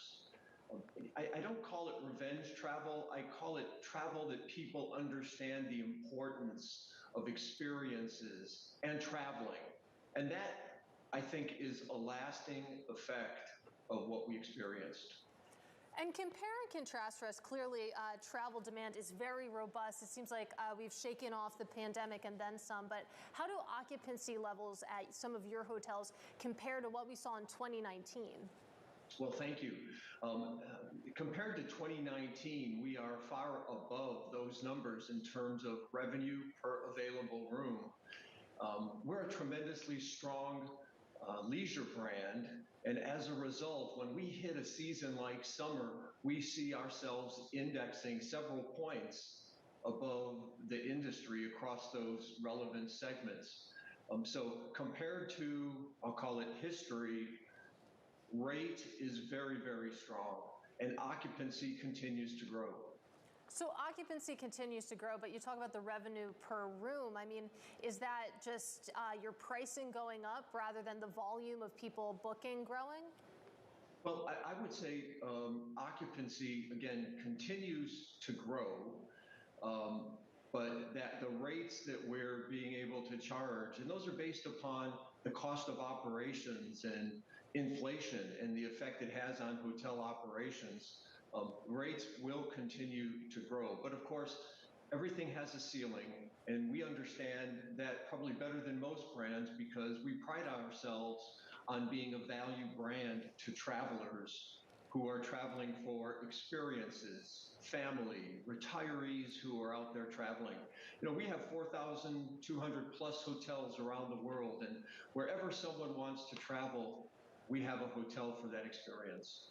Yeah, it's a good point, too, that you have a unique view of that value-conscious traveler. And like you said, of course, there's a ceiling here for when it comes to rates and how high you can raise them. I mean, how close are you to that ceiling? We talk all the time about the trade down that's happening across the industries, how tired the consumer is. How much further do you think you could actually raise prices here? We're not experiencing trade down. We're experiencing people who are willing to pay for quality stay, for the value that they pay. And please keep in mind, while we historically have been viewed as, I'll call it a value brand, we now have 18 brands across every segment, from luxury down to what we call premium economy. We don't see people trading down. We see people wanting to have the experience that they believe they're entitled to. And so we're very proud of the fact that we have a hotel for any type of occasion and for any type of developer as well, because we want to make sure when we develop new hotels, they're going to be successful in the market they're placed. And of course, we're talking about travelers, we're talking about summer travel, which means vacation in a lot of cases. But where are we on business travel, for example? Are you seeing that come back? We absolutely are. We're seeing a 5-point lift year over year in business travel. And we're also seeing by something that we consider very important, our loyalty US program and Brent oil growing futures year extend over gains year, after and our US EIA data shows crude bestwestern.com and fuel inventories novohotels.com. draw. Bestwestern.com is growing at an extensive rate of 6% year over year, which is tremendously important because that's the loyalty guest who knows they're going to get the best available rate and be recognized as a loyalty member. The short answer to the question is yes, Protect your business travel trades is from coming macro back. headline risk with So is Financial leisure. Juice Pro.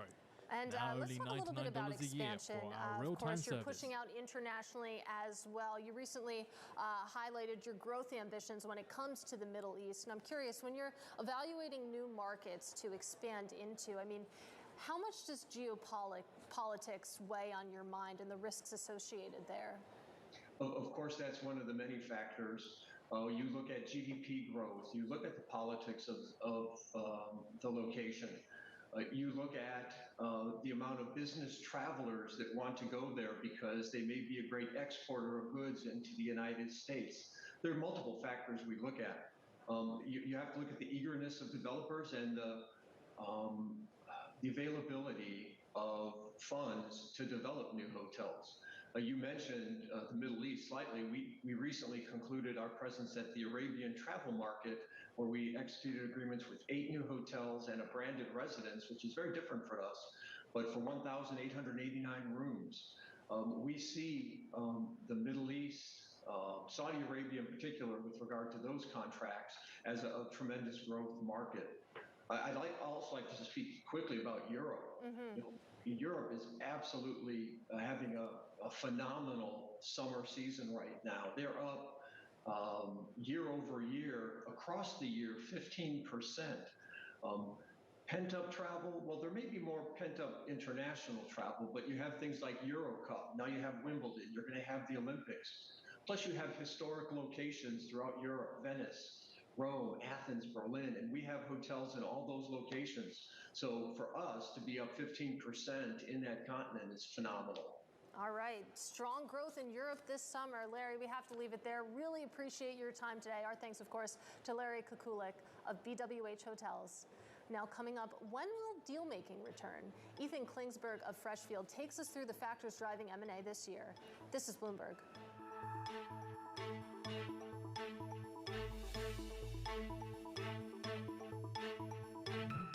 Feeling cramped and cluttered? Looking for storage solutions? Mini U Storage has you covered. With over 45 locations, free truck rentals, a variety of unit sizes, and moving and storage supplies, Mini U Storage tailors solutions to fit your unique needs. Mini U Storage is now offering free rent for your first month. That's right, your first month with Mini U Storage is free. Find a location near you at miniustorage.com or scan the QR code to unlock your free month now. miniustorage.com.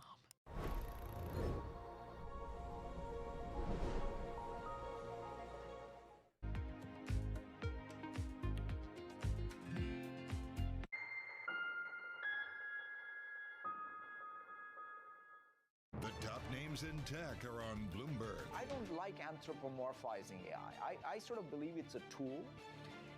It is got intelligence, if you want to give it that as moniker, but it's not the same intelligence that I have. I especially am afraid of whenever it's some kind of AI is speaking for me. I want to be myself, and I want to be the one speaking. I have AI myself.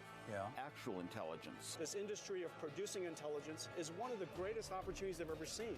Instead of instruction-driven computing, it's now intention-driven computing. There's been a lot of us who've been working in AI for a long time. It's great now to see other people using it and seeing what some of the challenges are. To stay ahead in tech, it has to be much more than just software. So you need long-term investments in science and research. You have an ecosystem of companies coming together. It's causing a new industrial revolution. Nobody covers technology like Bloomberg. Context changes everything.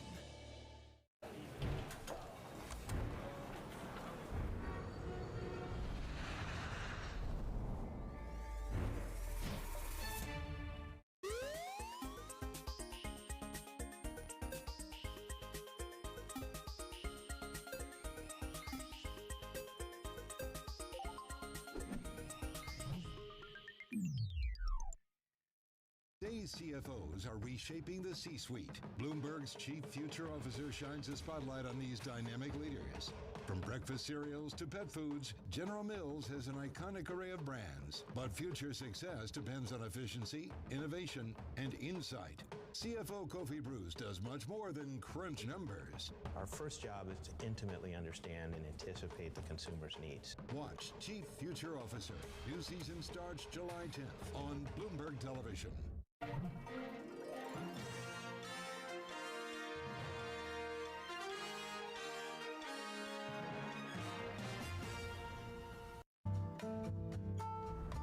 DOJ or other authorities could face bigger challenges next. It was going to keep reading World Cup. This is a three. As the economic picture Covering the intersections of Hollywood, Silicon Valley, and beyond.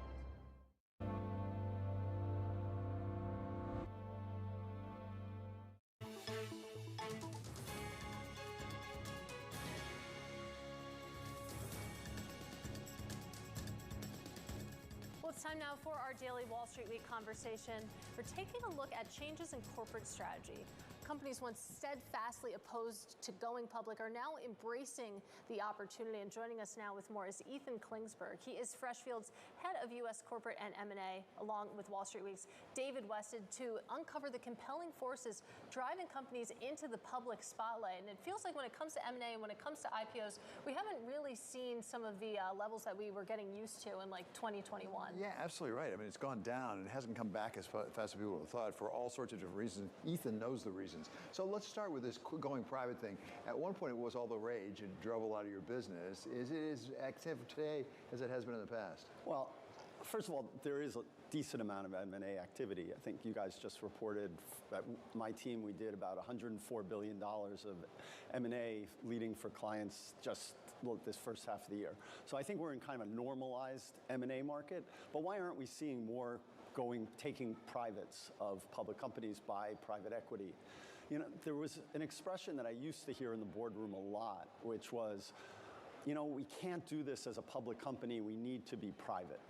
And what that meant was we can't do all the cost cuts, we can't do the big investments in R&D, CapEx, and marketing while we're public, because that meant we're really having everything geared toward the next quarter. And these kind of restructurings, big activities would mess up toward the next quarter. And then starting about 12, 15 years ago, a lot of activists started saying, I'm investing in public companies. I want you to act like as if you're a private equity portfolio company. Ed Garden from Trian was very big on this. And it was very appealing. And now more and more companies, rather than according to the New York Times, Biden told an ally he is weighing whether to continue in the race or not. For margins and revenues, key metrics for 3 years from now. And they're saying, look, don't get distracted by the next quarter.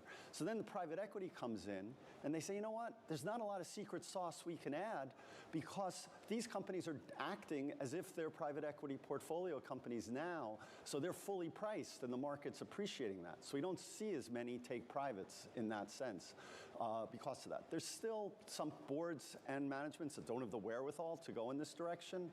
And then there's some where investors don't have confidence. And then we have some where private equity are big investors and it's time to flip. But there's a lot of companies now that are fully priced because of that strategy. And so, I mean, I think about where we are when it comes to the public markets. We're at record highs across all indexes. And what I keep hearing is that it's not a bubble because you aren't seeing the big levels of M&A. You aren't seeing the IPOs that you were seeing really at the peak of the markets in 2021. And I hear what you're saying, that there's a lot of private companies out there that don't necessarily feel that pressure to go public because they want to do private company things. But what do you think sort of changes the dynamic where we do see more activity come to the public markets? Well, remember, we had a huge acceleration of private companies going public during the COVID era, right? A lot of those companies haven't panned out so great. So the key now is profitability. right? You need more than just a charismatic CEO or founder and some high growth projections. So I think the second half of the year, especially some of my colleagues in Silicon Valley, we have some very nice, profitable, mature companies that will be going public. And so there is a nice pipeline, but it's not gangbusters like we were before. And remember, as you alluded to, when you're a private company, life isn't so bad. If you look at the stockholder profile for a lot of these companies, they have Fidelity, T. Rowe Price, Bailey Gifford. It doesn't look that different from a public company. And we've got all sorts of techniques to enable the employees to monetize so that they get value for their equity, so they're not stuck dying for the IPO. The SEC changed the rules, so you can have lots of holders without having to go public. So Ethan, it may not be such a bad life if you're a private company or an employee in a private company. It's not such a great life for a lot of limited partners who gave a lot of money to private equity. So according to the New York Times, President Biden told a key ally that his campaign may be unsalvageable if he can't convince the public he's up for the job. We have posted the full article on the feed for all those interested. There's tens of thousands of these privately held portfolio companies by financial sponsors. And why aren't they, and for at least 4 or 5 years, the horizon's here, why aren't they being sold? I think, one, remember, the private equity professionals are not going to sell prematurely unless they get the return they need to really get the personal income that they're going to get from that. So they are going to be patient. Second, remember, strategics are the best buyers. And because they have the synergies, and they're being very selective now because of regulatory issues. So a lot of folks who are in every auction are now picking and choosing very carefully. The other is, as we talked about last time, there's a lot of pressure being taken off because of secondary markets. So you can have the fund managers borrowing on their whole portfolio, and then they're able to distribute out proceeds to the limited partners. There's a big market for limited partners to sell their limited partnership interests now. So a lot of the pressure is taken off there as well.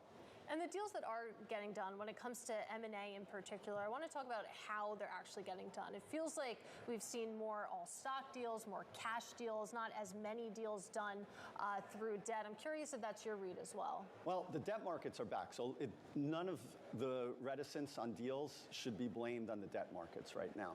There's a very, very healthy and nimble direct lending market. We've got clients refinancing with direct lenders. The banks are back, and they're in competition with the direct lenders. So all of that is very hot. But there is reluctance, certainly with interest rates, to put yourself in a situation where there's going to be limitations on the upside. But I don't think the debt is really the issue. And there's also just a lot of very cash-rich acquirers out there for whom it makes sense to do these synergy deals. And I think we're going to see some nice ones in the second half of the year.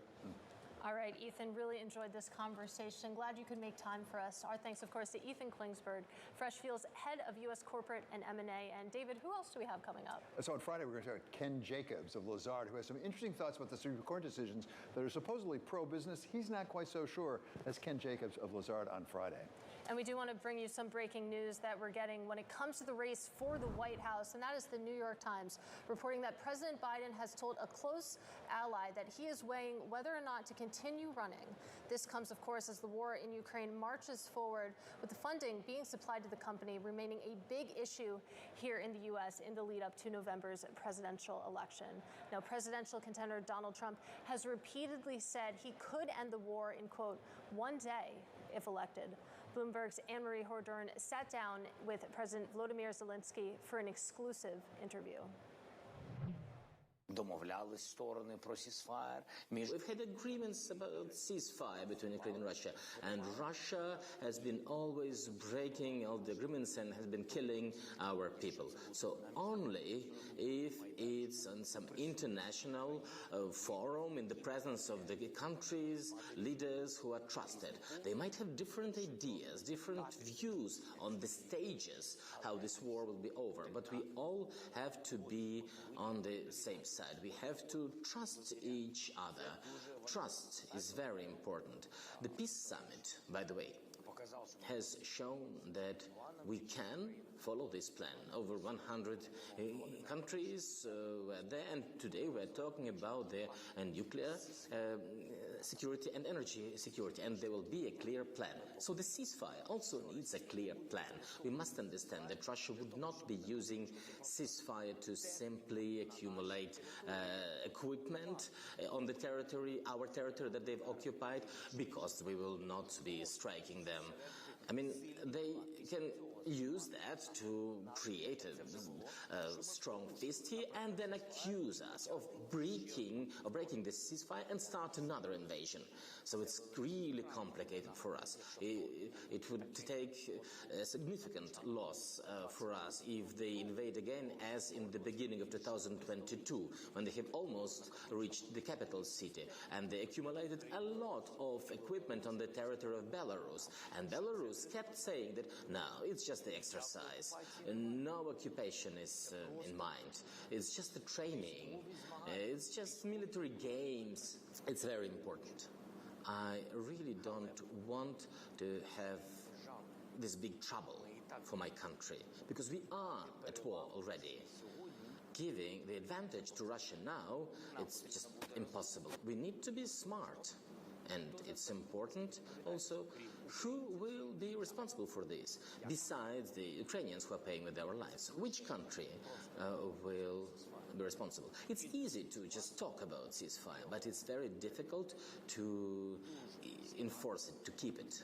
It's very difficult to find those who will respond why the ceasefire But we're going to see broken. more calls for a ceasefire, especially as the world politically is moving to the right and potentially moving to the right in the United States. You have said this war is dependent on U.S. aid. I want to ask you, did you watch the presidential debate between Joe Biden and former President Donald Trump? Передусім. So, first and foremost, the ceasefire is an important element in any plan to finish the war. So, a ceasefire is not finishing the war. We've been there. It would be just a frozen conflict. And it would be frozen for the aggressor, because it would be frozen on our territory, and our people would be under the occupation. This gives a clear advantage to one side. That's why it's easy to offer different proposals of ceasefires. But what's important? It's important to find answer what would come after. It's the matter of not just the victory. There are many people talking about ceasefire, and it's fine that people are talking, but what would happen next? That is the question. For example, what's the next step?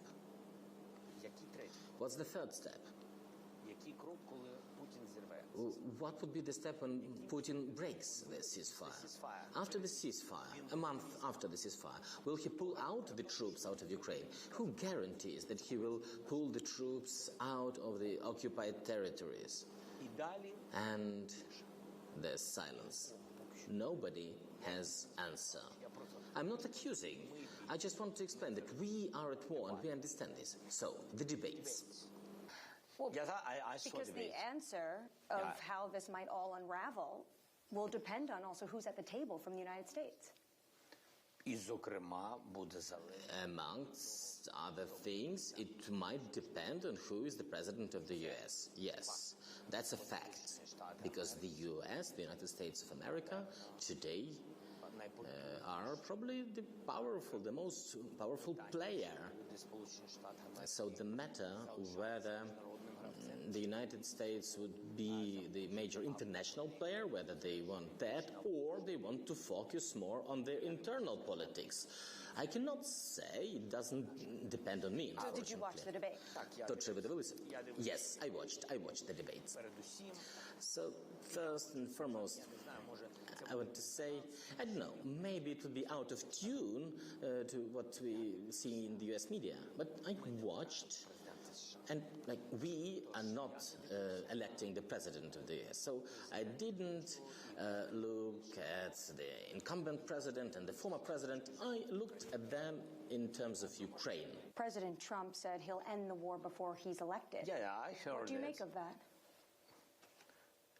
Я скажу честно. Let me be frank. For example, well, the decision is on US public. But let me just have some reasoning. Так, але для вас це важливо. Yes. So let us imagine that the winner might be Trump in November. And he knows how to end the war. He has a plan.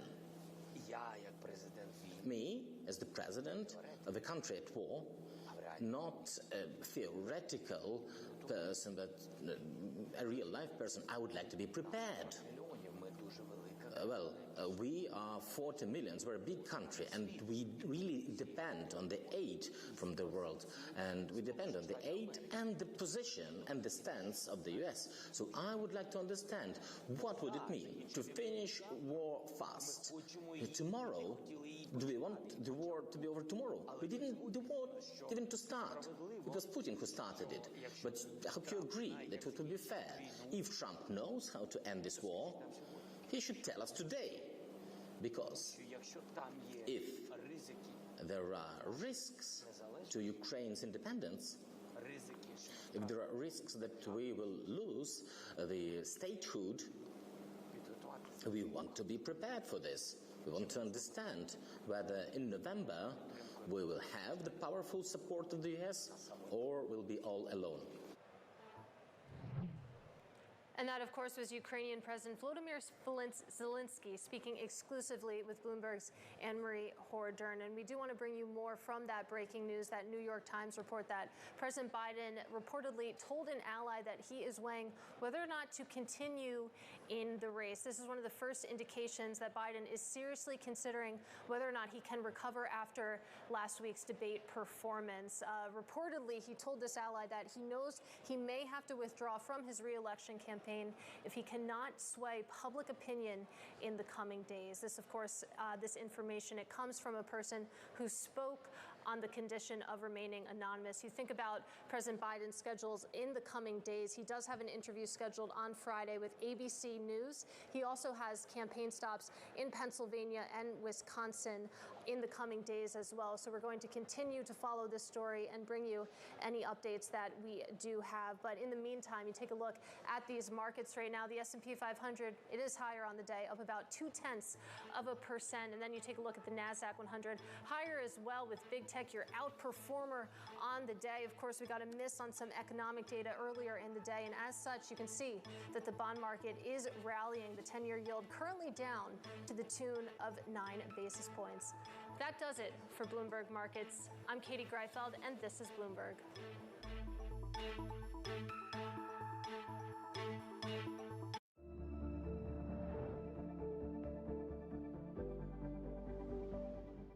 Feeling cramped and cluttered? Looking for storage solutions? Mini U Storage has you covered. With over 45 locations, free truck rentals, a variety of unit sizes, and moving and storage supplies, Mini U Storage tailors solutions to fit your unique needs. Mini U Storage is now offering free rent for your first month. That's right, your first month with Mini U Storage is free. Find a location near you at miniustorage.com or scan the QR code to unlock your free month now. miniustorage.com.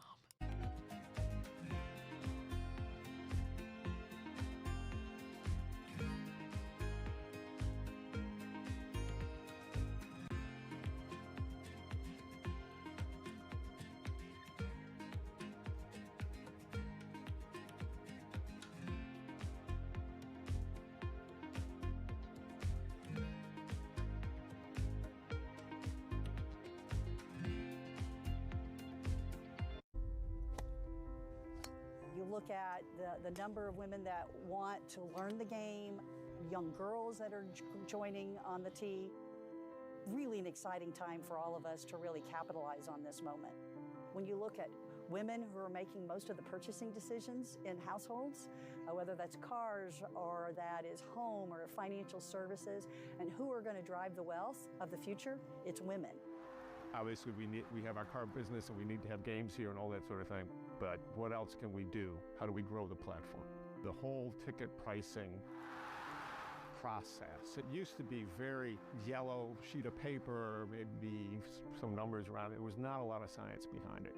We're now in the world, and have been for many years, as most other similar businesses are, to dynamic pricing. So our pricing for a seat may change hourly if we see demand for that, all driven to maximize revenues.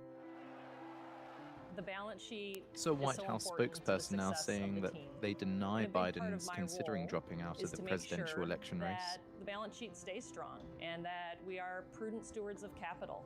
There are things that we can do that are irrespective of winning or losing. Take a look at the first budget that comes from one of the teams and ask questions about, do you really need to spend that much? Are you really shooting high enough when it comes to partnership revenue?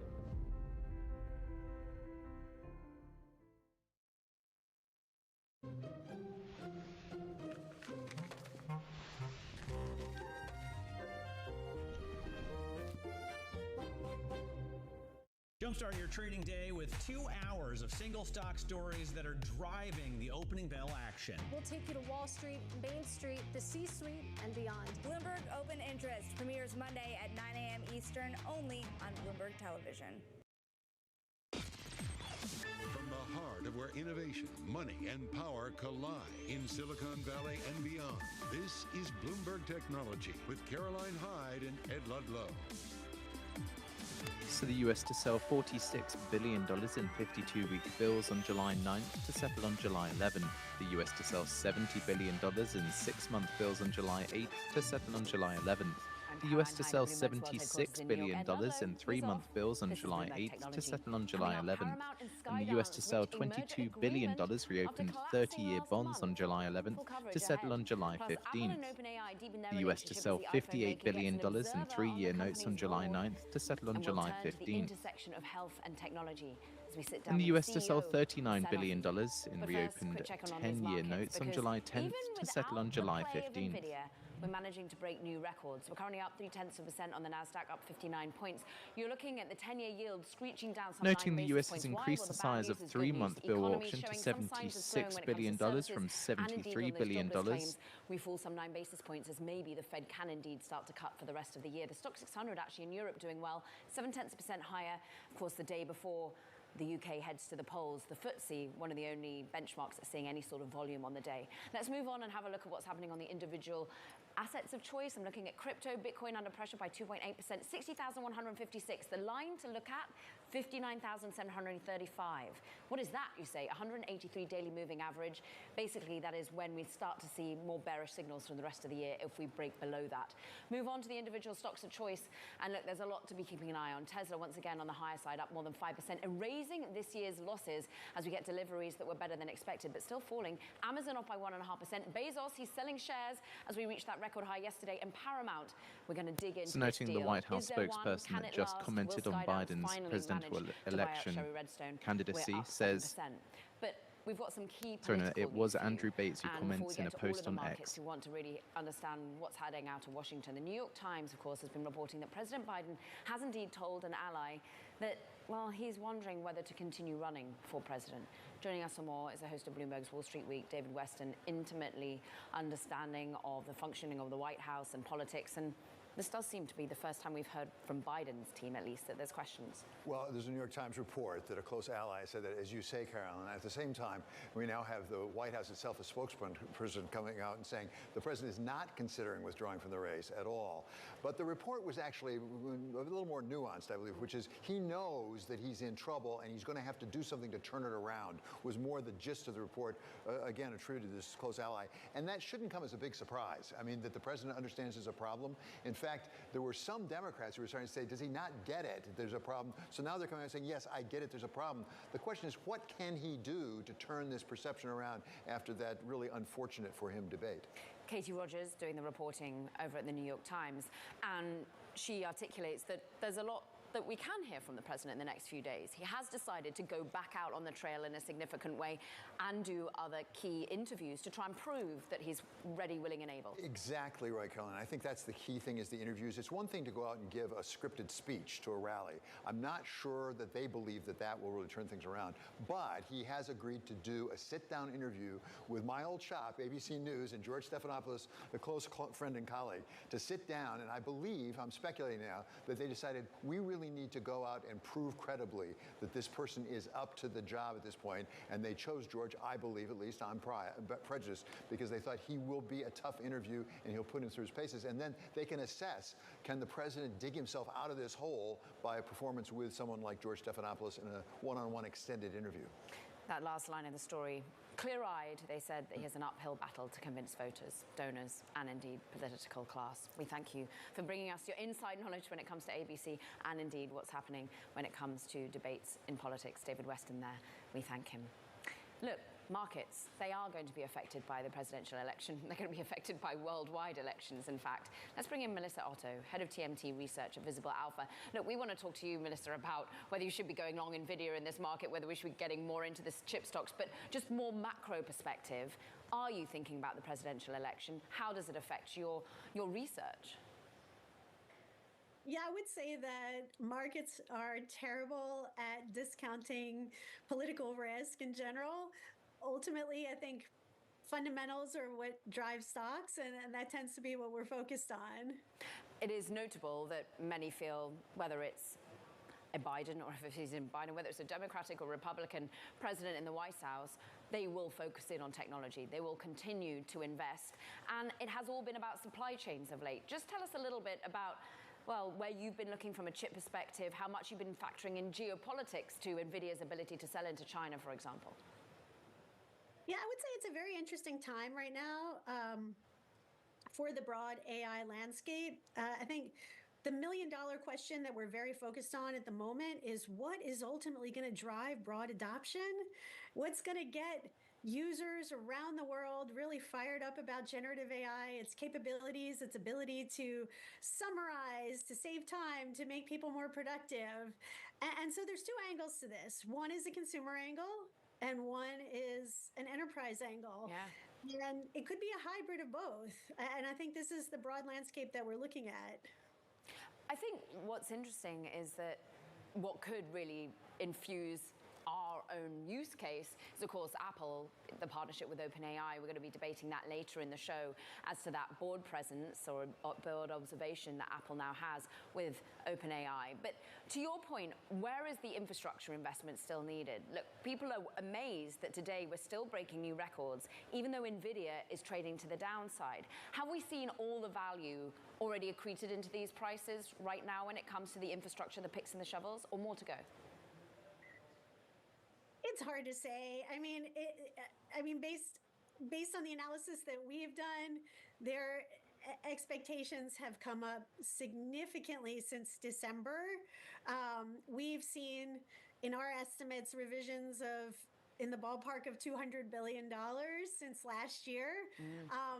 So, you know, I think we thought it looked a bit long in the tooth last December, but it continued to estimates continued to rise yet another $50 to $75 billion into this year. So it's really hard to say.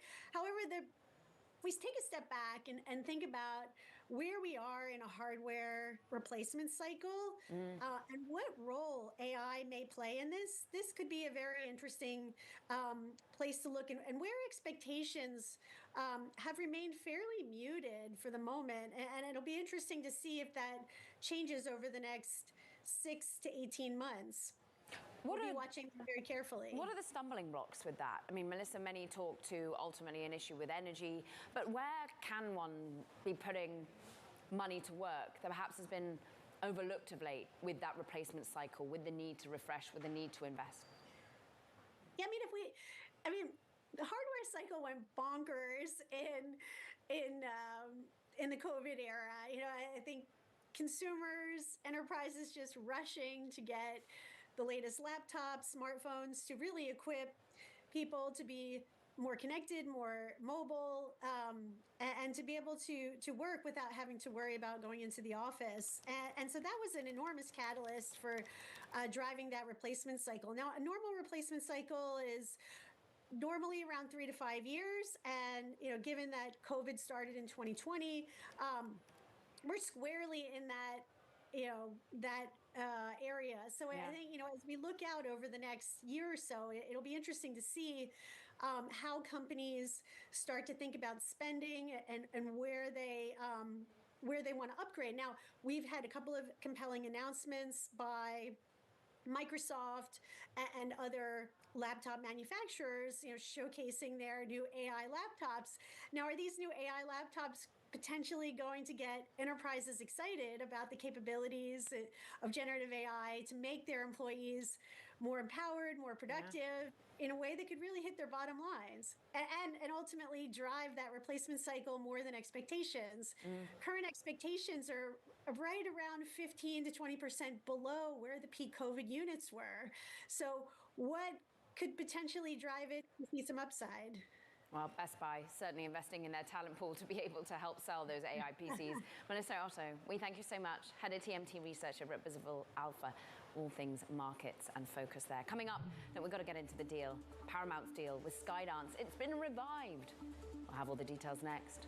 This is Bloomberg Technology.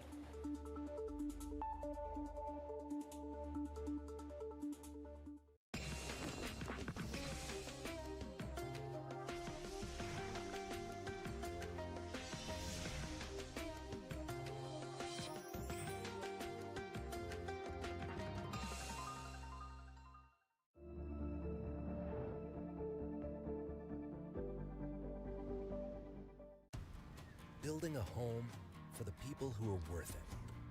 For work and play and every day. Upgrade with over 1 million parts and accessories and bring your truck to life. Real truck.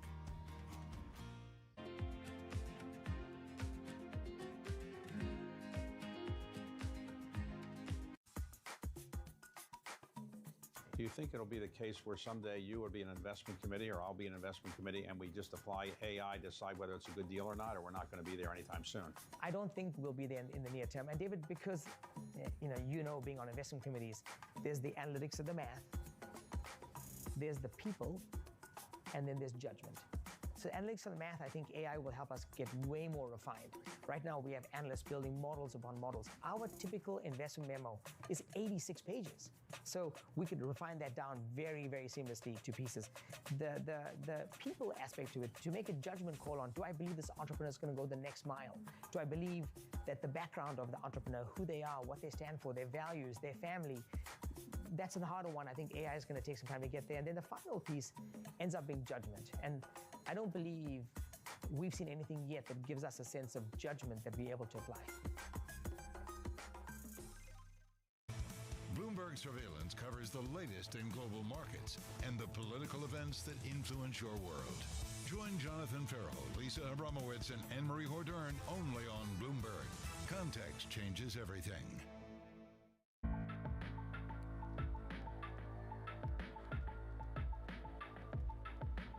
This is Bloomberg.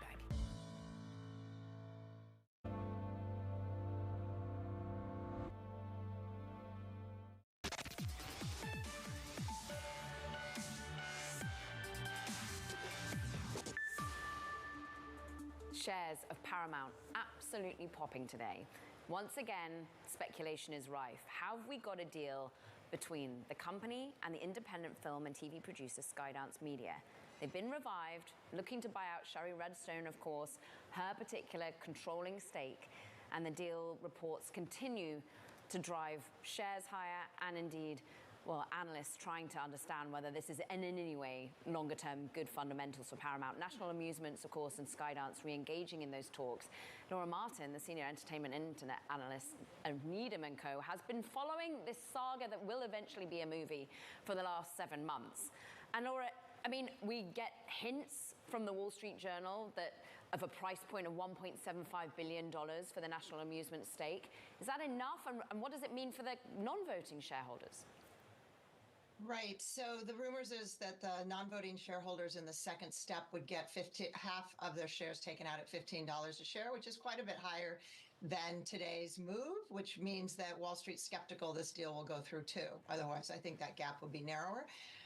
So I think that Skydance, look, two things changed in this deal compared to the deal Sherry walked away from a couple of weeks ago. One is it doesn't require the approval of the independent committee, but instead what she got was a 45-day shopping period. So in litigation, because she's going to get sued over this because she's getting better terms than public shareholders, that when they get to court where the public shareholders are suing her for taking a sweetheart deal from Skydance, she can say, look, we shopped it for 45 days. No one else stepped in at this price point or more, and therefore we didn't screw you over, public shareholders. So in that anticipation, the worry, the anxiety that Sherry Redstone has that she will be taken to court, what do you think that 45-day shopping experience will garner in any way? Laura, you just of the viewpoint that no one's going to step forward. You know, I think most other companies would rather just buy Paramount and not give the money to National Amusements to her. But I don't expect them to go away because, as you say, this saga is like the boy who cried wolf. I mean, this deal's been on and off at least 4 times that I can think of. So if I was somebody else, I wouldn't stop trying to do deals. And you saw the Warner headline today that Warner is thinking of trying to put its streaming businesses together, specifically HBO Max with Paramount Plus, to try to create a bundle to combat the Disney bundle with Hulu. And so that's a smart idea. So other business is going to get done here. While the French Parliament elections, BFM TV reports the Harris poll shows that far right now would get 190 to 220 seats in the Parliament, far short of the 289 needed for the majority. Here. And yesterday we were all talking about the rumour that Barry Diller was eyeing it, of course, previously had run the Paramount movie part of the business. When you're looking at the share price and you're saying at the moment it doesn't go all the way to potentially $15 a share that the non-voting B class would get, what should they do? If I'm an investor, a significant investor in the Class B shares, what do I do at this moment? So I would wait to see who's the president of the United States. Because so the problem right now, the Biden administration has really negative M&A people at the head of all these agencies. But if we get a presidential switch, this industry we're talking about right here all needs to consolidate. They all need to buy each other. There needs to be 3 competitors where they can rip out costs, and Disney needs to get bought by Apple. None of that consolidation can happen under the Biden administration. But if we get a flip in presidency, I would wait for that. And if the day that happens, I think there'll be massive consolidation in media over the next 4 years. Because the head of the DOJ will change, the head of the FTC will change, the head of the FCC will change to a Republican, and I think they'll be far more sympathetic to allowing the consolidation to occur to cut costs. Laura, we love it because you bring the viewpoints. So who remains on top? Who eventually, in 4 years' time, if we do indeed get a change in the White House, wins out? Who survives? YouTube, #1 streamer. Amazon Prime, #2 streamer. I think the Disney empire, #3 streamer, although I think Apple should buy Disney.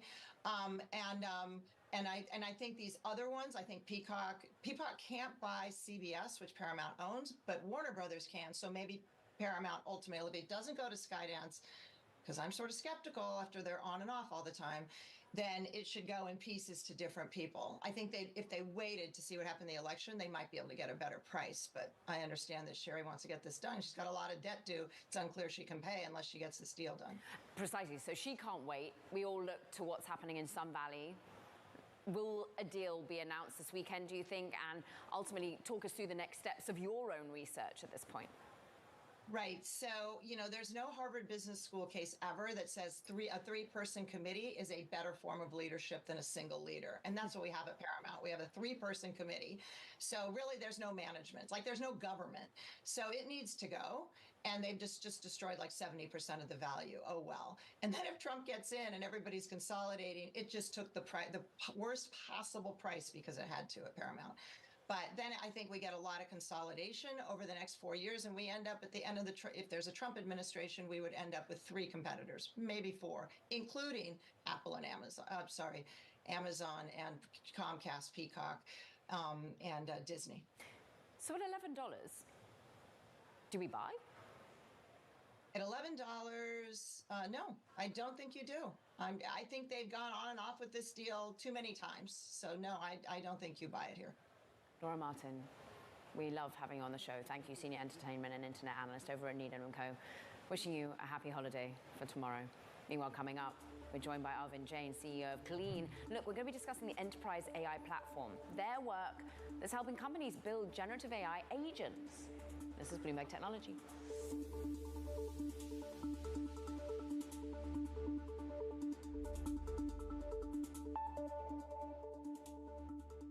Feeling cramped and cluttered? Looking for storage solutions?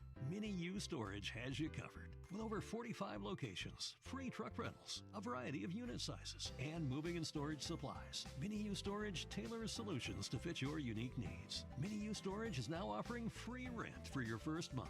That's right, your first month with Mini U Storage is free. Find a location near you at miniustorage.com or scan the QR code to unlock your free month now. miniustorage.com. Trains. Trains that use the power of Dell AI and Intel, clearing the way so you arrive exactly where you belong. If you listen carefully, you'll hear a rhythm in the markets. The markets compose their own tunes, and once you learn to listen for them, you'll catch yourself humming along.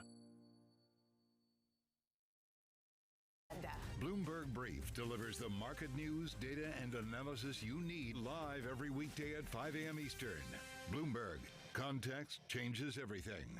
Jobs Day, and Bloomberg has the report under surveillance. The job market is quite strong. There's no major job losses. The economy is still chugging along. This Friday, Bloomberg will bring you crucial data and expert analysis at terminal speed. We have a labor market that is not inflationary. Perhaps some cooling is in front of us. We're now starting to move into the more normal stage. There's a lot of things under the hood here. The June Jobs Report, Friday on Bloomberg. Bloomberg covers the world with unmatched reach and resources. From more than 120 countries, the moment news breaks, 24 hours a day. Bloomberg. Context changes everything.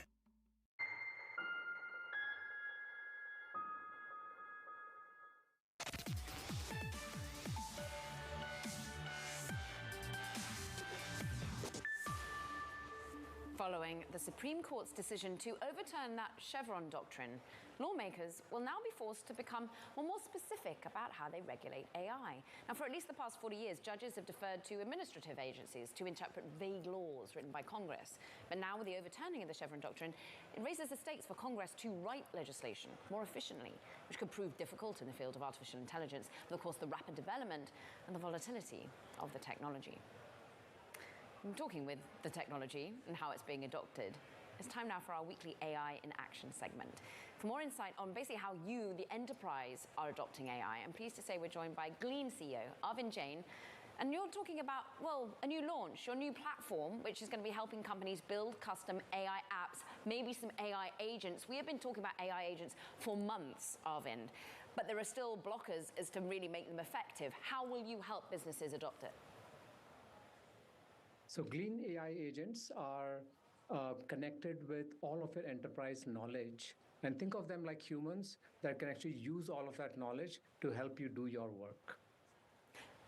Who do they work? Who have you been already working with to ensure that when they're looking at their Slack, when they're looking at their intercompany communication, the agents, the AI they bring to bear really works for them? So Glean AI agents are actually used by almost all the people inside any enterprise. You know, think about engineers, support people, your salespeople.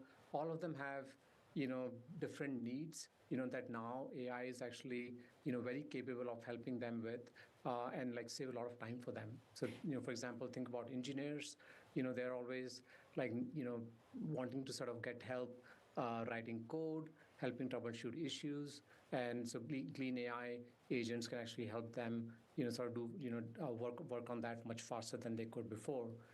Think about customer care agents, day in, day out, they are looking for like how to resolve questions that the customers ask, and Glean AI assistant will actually help them answer those questions for them.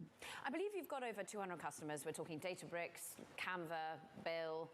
But why would a company choose Glean over, I don't know, ChatGPT Enterprise or Microsoft's offering?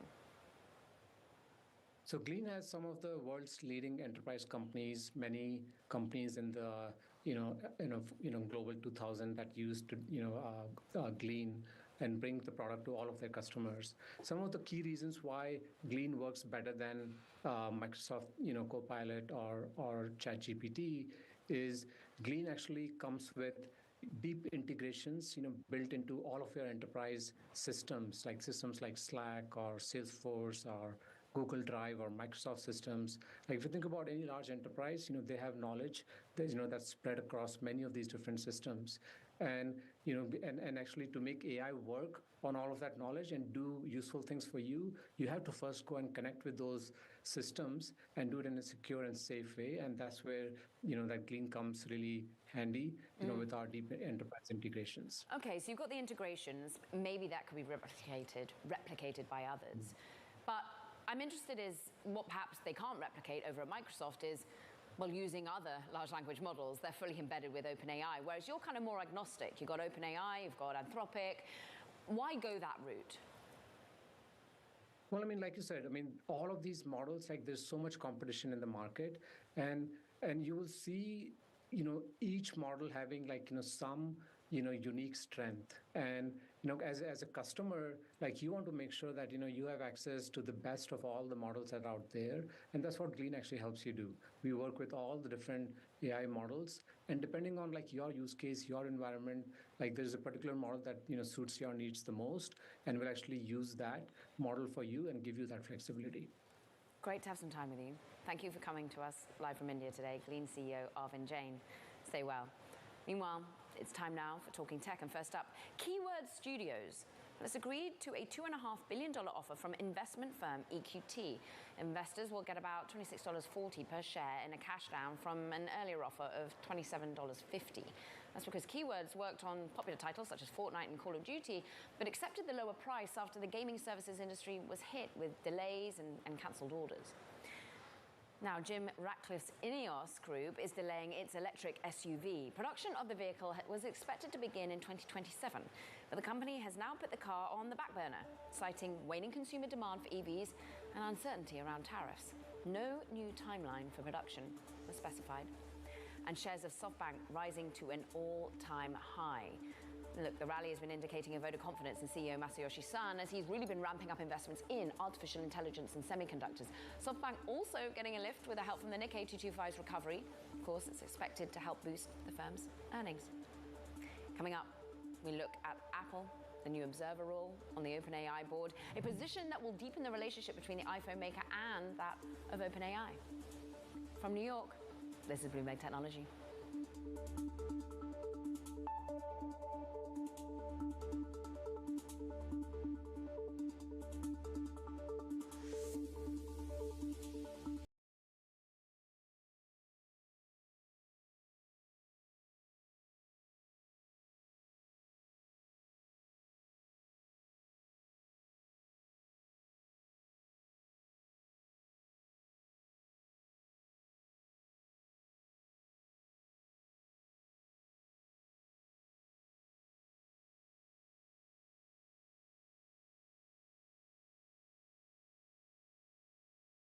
Home for the people who are worth it. For work and play and every day. Upgrade with over 1 million parts and accessories and bring your truck to life. Real truck.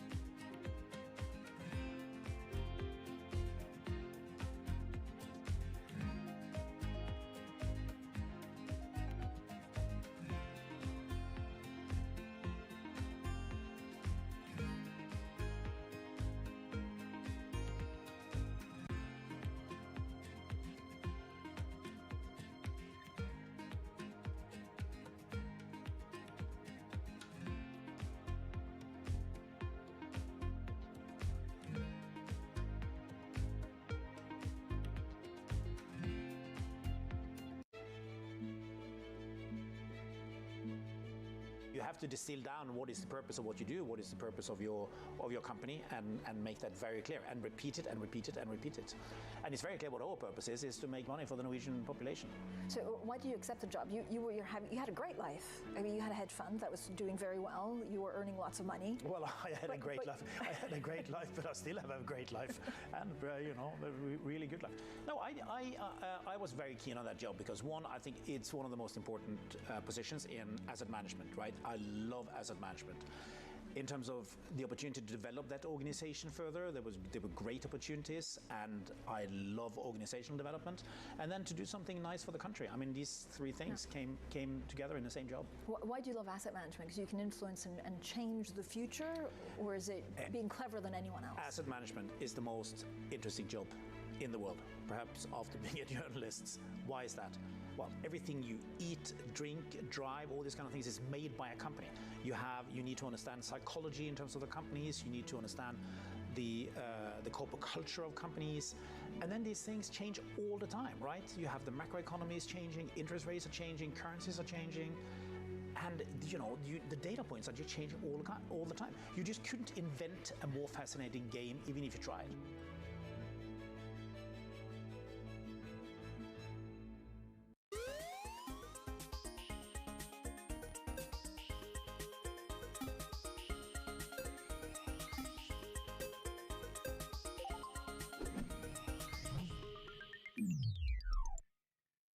It's a multi-trillion-dollar industry. We'll show you what's happening in ETFs like no one else. Bloomberg ETF IQ, Monday on Bloomberg.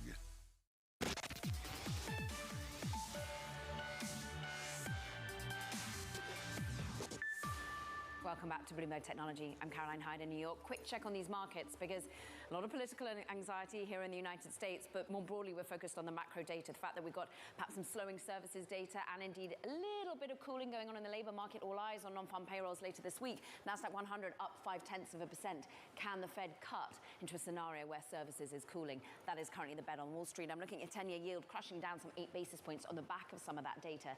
But interestingly, we're looking at what's happening in Europe. We close out the day on the higher side on the Stock 600 and indeed on the FTSE 100, up 0.6%.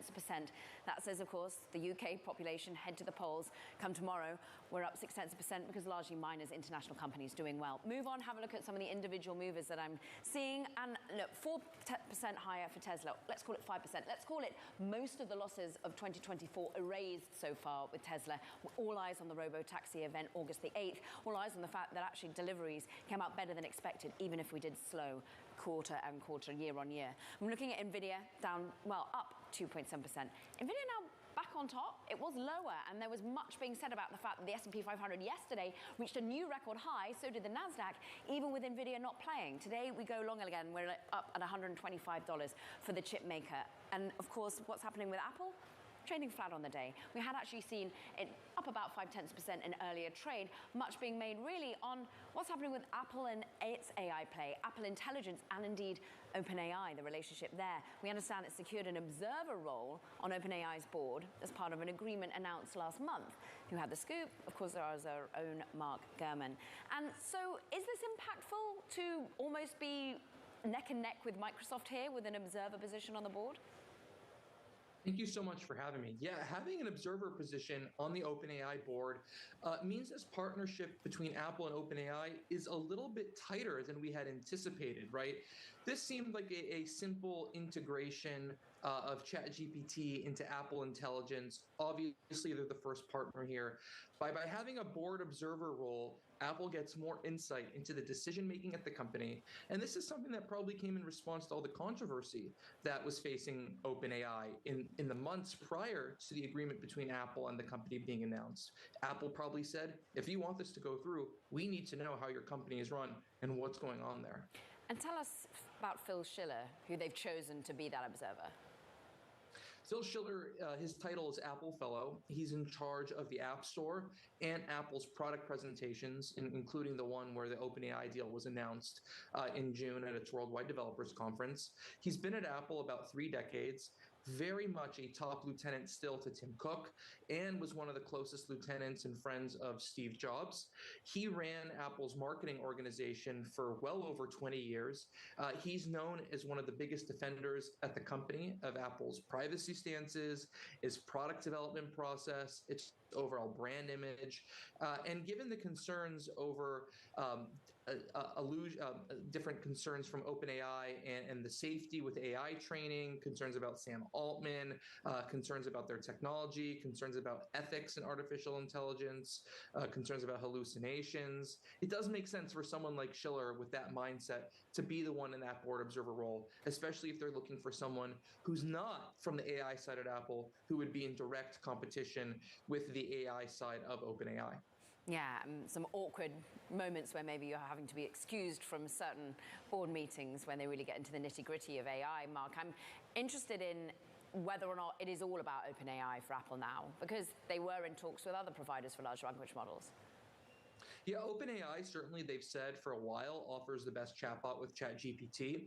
And that feature that OpenAI is integrated into, it's all about the chatbot, all about texting questions or voicing questions into Siri while using your iPhone, iPad, or Mac. And as I reported, that's going to come to the Apple Vision Pro as well as early as next year. But it doesn't stop at OpenAI. Apple's goal is to have an ecosystem of different chatbot providers that users can choose from, not dissimilar to how you can choose between Yahoo, Bing, Google, DuckDuckGo as your search engine in Safari or any other mobile platform. So they're still engaged in conversations with Google Gemini as an alternative to OpenAI for people who may want to use that platform.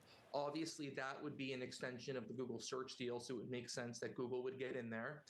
The other company they've been talking to is Anthropic. They're also a big AI provider. One company that they're not talking to, and you should not expect to be integrated into Apple platforms, is Meta with Llama. That is something that is not happening. They had a brief conversation around February-March timeframe when we reported on the OpenAI and Gemini deal initially, but neither party moved to any sort of discussions or advanced negotiations. I would imagine there's going to be more providers down the road. Apple hinted at wanting some sort of specialized chatbots in there. For instance, maybe someone comes up with a chatbot that's all about food recipes. Maybe someone comes up with a chatbot that's all about medical terminology and medical information. Perhaps a doctor would want to use that during a doctor's visit. So there are many, many opportunities for more chatbots to be integrated into the OS. It's just to be seen how that integration is done and when it happens. I expect Google to be done before the end of the year. An app store for AI chatbots. Mark Gurman, we thank you so much on all things OpenAI and Apple. Meanwhile, look, AI is everywhere, we know, and it's particularly in the world of venture capital. It would seem that venture deal making coming back, and it's all really thanks to artificial intelligence. Let's bring in Bloomberg's Katie Roof, who's deep within the VC team nowadays. And look, we're back when it comes to VC deal making, but it's very specific. Right, it's got to be AI or one of the other hot categories like defense tech right now. Otherwise, it's really hard to raise money right now. I mean, if you look at the data, yes, we're up from where we were 2 years ago, but 2 years ago was practically dot-com bust 2.0. So we're back from dead, but you know, we're not back to normal or the ideal that many VCs are hoping for. $55.6 billion was invested by US VCs, up about a half from a year earlier quarter, we understand. So this is all coming from PitchBook. Is this a global theme? Are we really thinking that, you know, we just had Arvind on from Gleamnova based in India. Are we seeing US VC money back international AI stories? Yeah, it's more or less the same theme throughout the world. The VC ecosystem's pretty interconnected. But yes, AI is exciting investors throughout the world, particularly the leading AI companies are getting lots of money, and that's partly what's skewing the data. And also you have companies like Elon Musk's xAI that raised $6 billion, which you know accounts for a sizable percentage of that. And so it's really that it's not that there are a large number of companies that are raising money. I think the data actually showed it was the lowest number since the second quarter of 2020. But it's that it's concentrated in the hot companies that investors are excited about. Katie Roof, great to have you on. the VC beat with us. Thank you very much indeed. Meanwhile, let's stick with venture. Nick Storonsky, you know him, of course, for the last decade shaking up banking with his financial services firm Revolut in the UK. Well, he's now looking to pull off a similar feat in venture capital. He's actually built a quantitative investment firm for early-stage companies called Quantum Light. It relies on algorithms, AI, over human input to source deals.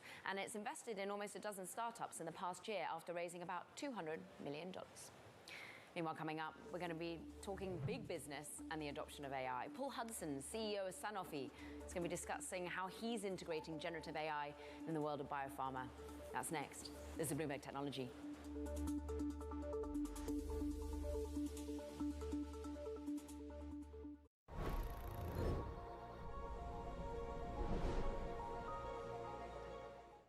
Going off-grid with the friends who turn off-roading on. For work and play and every day, upgrade your truck, Jeep, or Bronco with over 1 million parts and accessories and bring your truck to life. Real truck.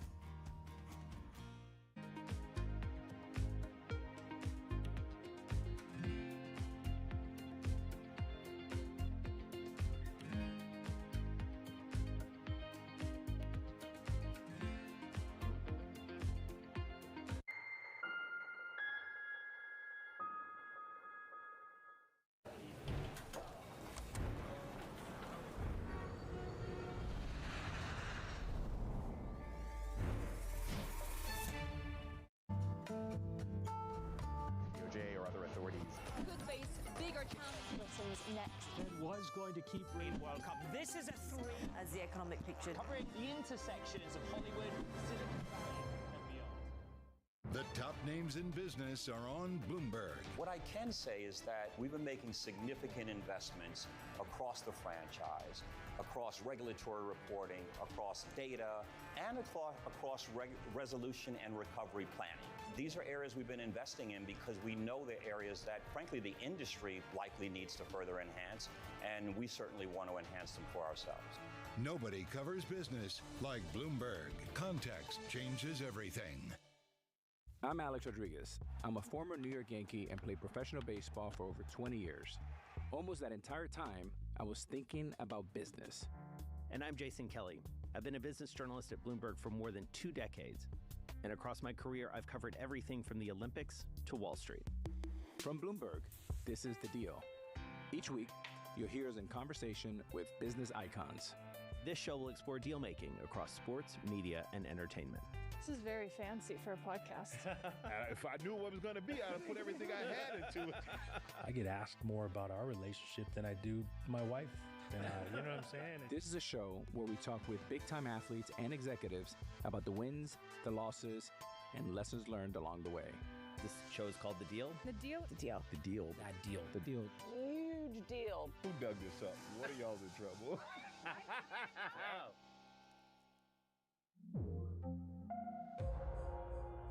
Welcome to the world of decentralized finance. With the surge in Bitcoin, you have crypto stocks also surging. Bloomberg's covering all things crypto, the people. This is a political attack, and we must hold our elected officials accountable. The transactions. Really a record-breaking moment. Bitcoin is the exit strategy. And the technology. Awareness is going to grow, and these things grow the overall industry. Crypto as an asset class is here to stay. Bloomberg Crypto, Tuesdays, only on Bloomberg.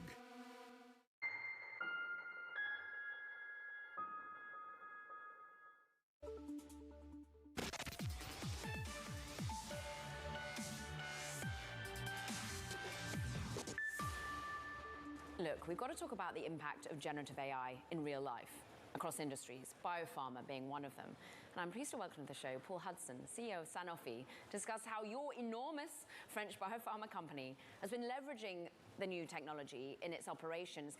And yes, there's drug discovery, but also what's so interesting, Paul, is you're integrating it within the functionality of your business on a day-to-day basis. Yeah, thank you, and it's a pleasure to be here. We're really trying to do incredible things for patients and discover new medicines. And, you know, with AI being the great disruptor and all of the excitement last year, the wow of large language models, and this year for us it's all about the how and how we can get our, the large amounts of our organization focused, whether you're in a lab doing expert AI, whether using generative AI in regulatory or text-driven parts of our business, and importantly, snackable AI when we're looking at really trying to give better decision intelligence for almost everybody in the organization with the sole intent of becoming much more efficient and effective in delivering new medicines. It's amazing, really. I love this snackable AI. You're using Play, it's a proprietary app, but I've got to ask, sort of, how have you thought about which underlying large language model you should look to, how you integrate this? Do you go to outsource? Do you build it from within, Paul? Well, look, we're drug discoverers and developers. We're not coders at our heart. So we have this first of its kind relationship now with OpenAI, a partnership with Formation Bio, translating that for us to make sure that we can be customizing large language models to look at drug discovery, to try and drug undruggable diseases to this point. And we're doing things that have really never been done before. It's early days, but it's extremely promising. And remember, there's such a large amount of diseases that don't have medicines available for them because we simply have not had the computing power, the opportunity to deploy ourselves. And now, just now, we're at this next great revolution in science. It's such a privilege, actually, to lead a company at this point. As for Play, our sort of snackable approach, we partner with a small startup out of Germany, AAPL. They've been working with us. They've grown with us. And that's, by the way, open for everybody. We don't own it. We're happy to share it. We want all boats to rise. We're in healthcare, after all.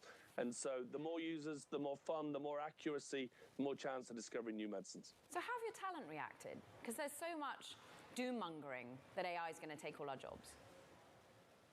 Well, I think our approach has been how to weaponize our people to do better. Like, you know, I don't know whether you're familiar with Waze, the driving app, but I see it very much like that. I got to get in the car, I got to start the engine and drive to the end of the street. And if Waze says I'm statistically more likely to have an easier journey turning left rather than turning right, I want that advice. That's crowdsourced large data real time.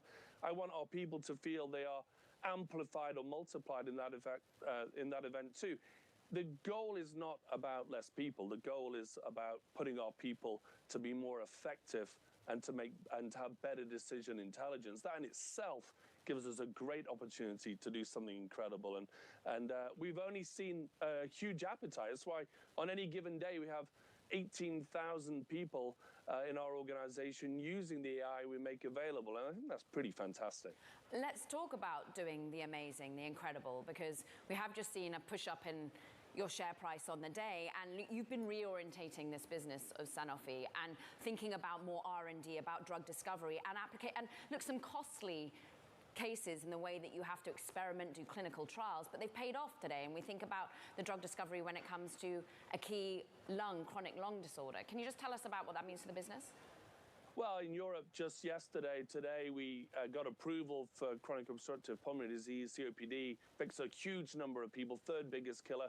We're ready to go now in Europe to be able to provide an advanced therapy that'll reduce their chance of going to hospital by a third. And that's a breakthrough when there's been so little innovation. We aspire to be the world's leading immunology company, and that's partly driven by moments like that we live for in our industry, to do things that transform or protect patients' lives or prevent disease. You know, the reality is we're a very proud, huge, big company, but we wanted to be at the forefront of science again. And we've made some big bets, but appropriately so, to try and make sure our science is some of the most exciting and it's first in class or best in class. And to couple it with our conversation of earlier, the more we add AI, the more we improve our decision intelligence, the more opportunity we have to do more in that space. And I think that's what's catching the excitement in our organization. And we believe we're quite far ahead. I mean, of course, we're very responsible about how we use AI, but others are still hesitating. We're taking our moment. But sometimes you need good data to feed in to these large language models, Paul. What about the data on viruses such as, well, bird flu at the moment here in the UK and the US, indeed? Look, there is a worry that the data isn't being good enough in the United States. Is that something that worries you when you need to be developing a new vaccine for that? Look, I mean, we've been through one pandemic. I think we've learned a great deal about trying to have the best data, and I think we position ourselves to take advantage of those opportunities on behalf of society. Frankly, we played a small part in COVID, but we stand ready should we be asked. The data and its legitimacy, you know, we often that data comes in through government channels, through health systems, you know, and we work at real-time speed to make sure that we have the very best data available. In terms of large language models and the rest of the data sets, you know, we collaborate far and wide. We have partnerships with Okin, with Atomwise, with Exscientia. We really are trying to make sure that we have at our fingertips huge data sets to mean our accuracy and our predictive capability is far ahead of the competition.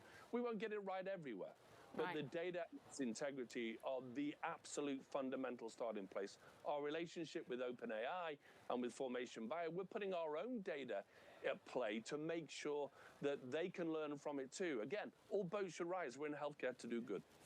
You're also selling off bits of healthcare because you're focusing in on the R&D, the drug side, and maybe the consumer business goes for a hefty price tag. You've been thinking about IPOing, you've been thinking about sale.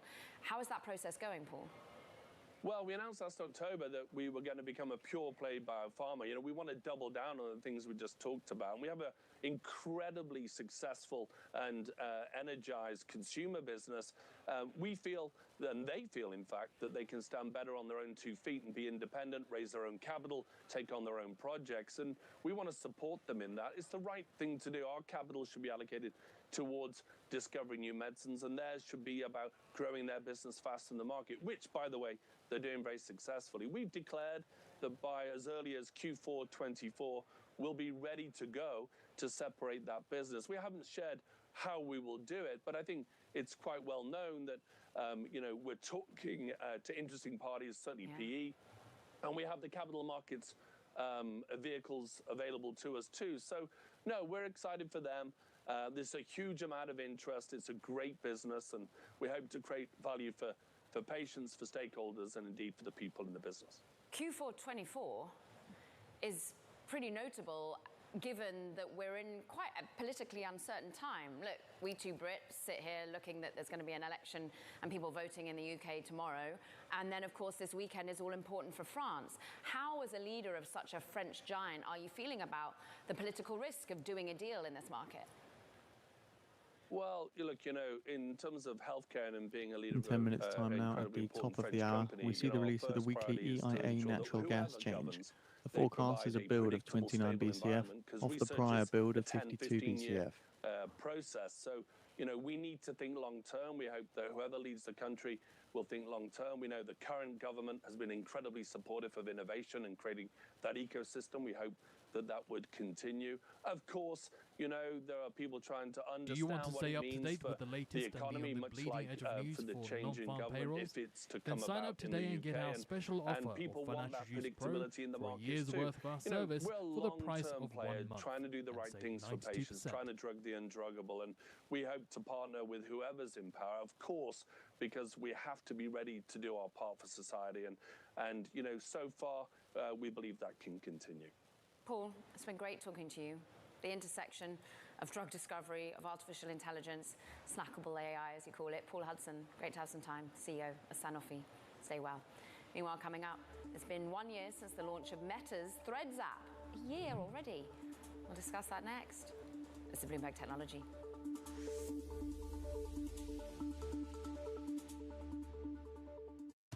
To taking off on your next adventure and taking the toughest trails. For work and play and every day. Upgrade with over 1 million parts and accessories and bring your truck to life.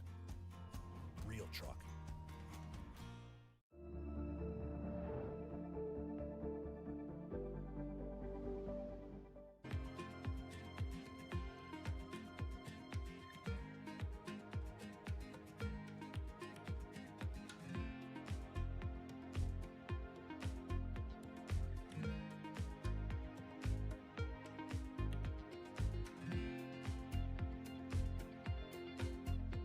Jason Kelly, and this season on Power Players, we're taking you behind the scenes to see how the business of sports has gone global. I want sports to grow. I want sports to be bigger because we have talent. And how mammoth value is coming from the smallest of players. 3,184 hits, 431 home runs, and of course, the most famous stat that everybody knows, 2,632 consecutive games played. Unmatched career. How are you doing this? What we have achieved in the NWSL from an investor perspective over 2 years is the equivalent of what it took other leagues 25 to 30 years to achieve. You've got to have a business that's sustainable. The only way it's sustainable is got to make money. There's only one word, winning. You win on the court, you win off the court. And as you do that, you bring people along.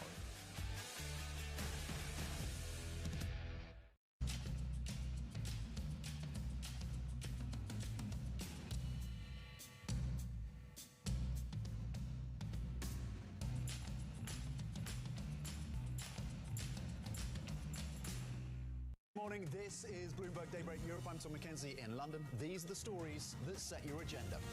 Taking you from the U.S. market's close to the overnight session in Asia. We'll walk you through what you need to know to kickstart the European trading day.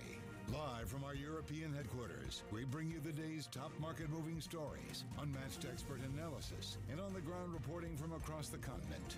Tune in every weekday at 6 a.m. London time, only on Bloomberg Television.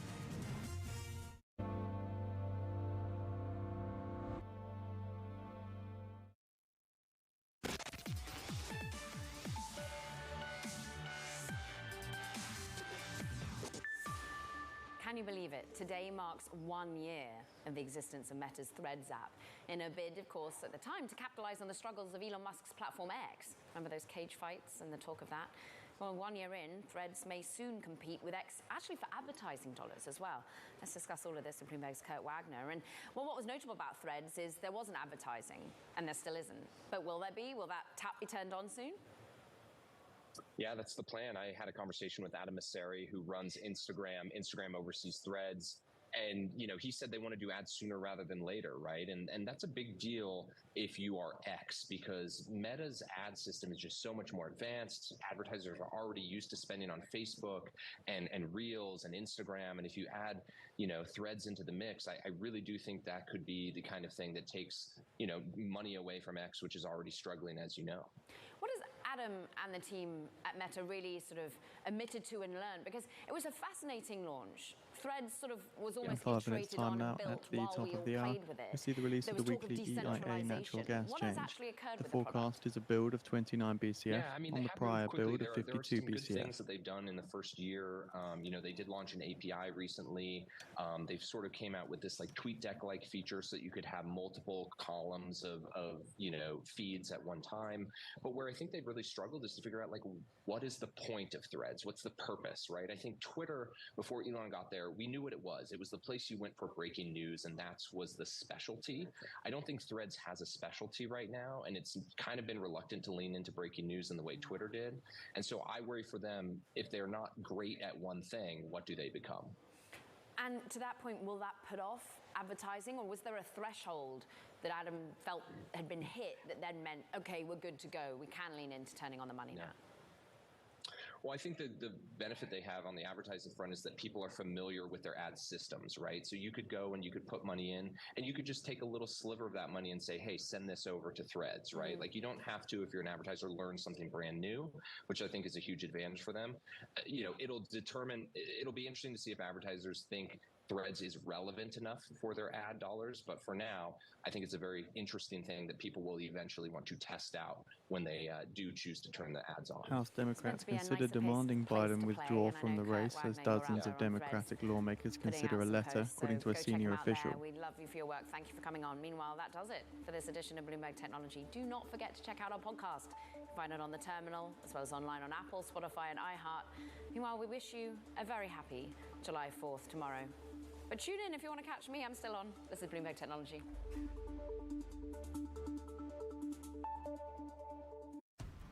Building a home for the people who are worth it. For work and play and every day. Upgrade with over 1 million parts and accessories and bring your truck to life. Real truck.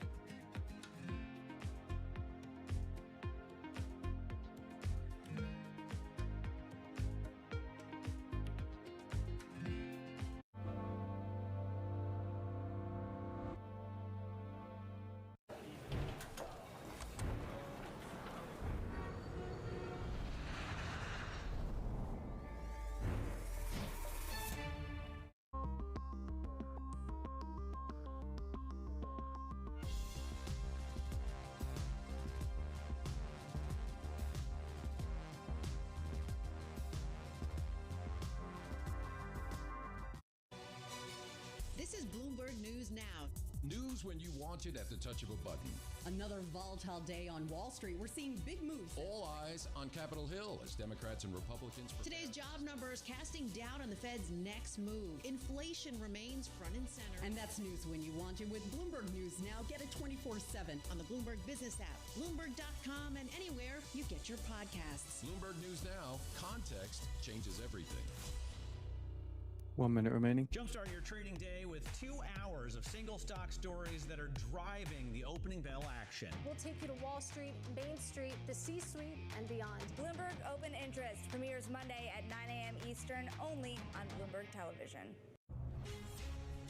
From the beating heart of global finance, economics, and politics, and wherever newsmakers are moving markets, Bloomberg brings you conversations that allow for deep discussions and important insights. What do you think the future is for inflation? Is this a new normal? Are markets too optimistic? How do you worry about the things that are outside your control? How does the current fighting completely stop? I'm Francine Lacqua, and this is The Pulse, every weekday at 9 a.m. only on Bloomberg. 10 seconds.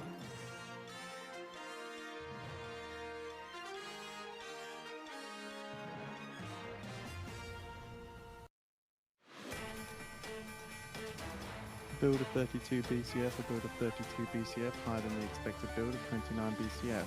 Also noting the US 30-year fixed rate mortgages are at 6.95% for the July 3rd week, which is up from 6.86% prior week, according to Freddie Mac. Edition of The Close with the U.S. closing bell coming to us in an hour. Guess what, Scarlett? There's a record high. Yet again. Did you know this would be the 33rd closing high record for the S&P, up 0.3%. Guys, I'm saying it. It's a bad news, good news situation for the overall market. Paramount also moving higher on that bid from Skydance. You have money moving into the bond market, though, as you get that weaker ISM. We'll get to that in just a moment. And continuing that dollar-yen watch as that stronger dollar just continues to pummel the yen. It feels a little bit as steady as she goes, though. Yeah. In the narrative. But the gains in stocks and bonds attributed to more signs of a U.S. economic slowdown. June data show a growing number of people struggling to find a new job. The services industry is shrinking, and factory orders are falling. And Zelensky So to Trump, Times piece citing the UK election YouGov poll says the Labour to win 431 seats, Conservatives seen at 102. President Biden gets ready to reassure Democratic governors, campaign in swing states, and sit down for a one-on-one interview. This as the White House denies a report he is considering whether he can recover from his disastrous debate and that he should keep running for re-election. All right, well, let's get the latest here. The latest headline crossing is that House Democrats consider demanding President Biden withdraw from the race. We want to get more right now with Bloomberg's Jordan Fabian, who joins us. Can you walk us through this latest headline here and how we got here?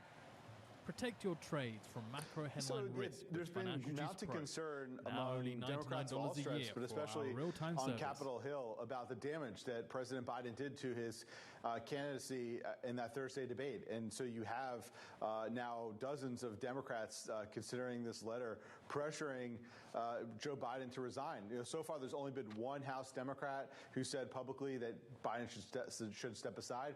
So this would represent the dam breaking up on Capitol Hill among Biden's allies. Yes, but President Biden, of course, still wants to stay in the race if he can, and there's a lot of pressure on him to deliver the next couple of days. He's meeting with Democratic governors. He's also going on some campaign swings. That's right. I mean, he's got to prove to not only his allies, but the American people that he's up to another 4 years in office. So you're finally seeing Joe Biden do things that he probably should have been doing, frankly, the day after the debate, which was do more rallies, sit in front of interviewers, talk to the governors and lawmakers he needs to stay on side. Because the concern among Democrats isn't just about losing the White House to Donald Trump, although that is their primary concern. It's also about losing the control of the Senate and the House and having a Republican trifecta in Washington, which would essentially allow a rubber stamp for Donald Trump's agenda should he become president in 2025. Yep, exactly right. All right, Jordan Fabian, thank you very much joining us from Bloomberg News. Also looking forward to that George Stephanopoulos conversation on Sunday with President Biden. All right, let's stay with politics. politics, and as the war in Ukraine marches forward, its funding being supplied to the country remains a big issue here in the U.S. in the lead up to November's election. Presidential contender Donald Trump has repeatedly said he could end the war in one day if elected. Bloomberg's Anne-Marie Horderin sat down in Kiev with Ukrainian President Volodymyr Zelensky for an exclusive interview.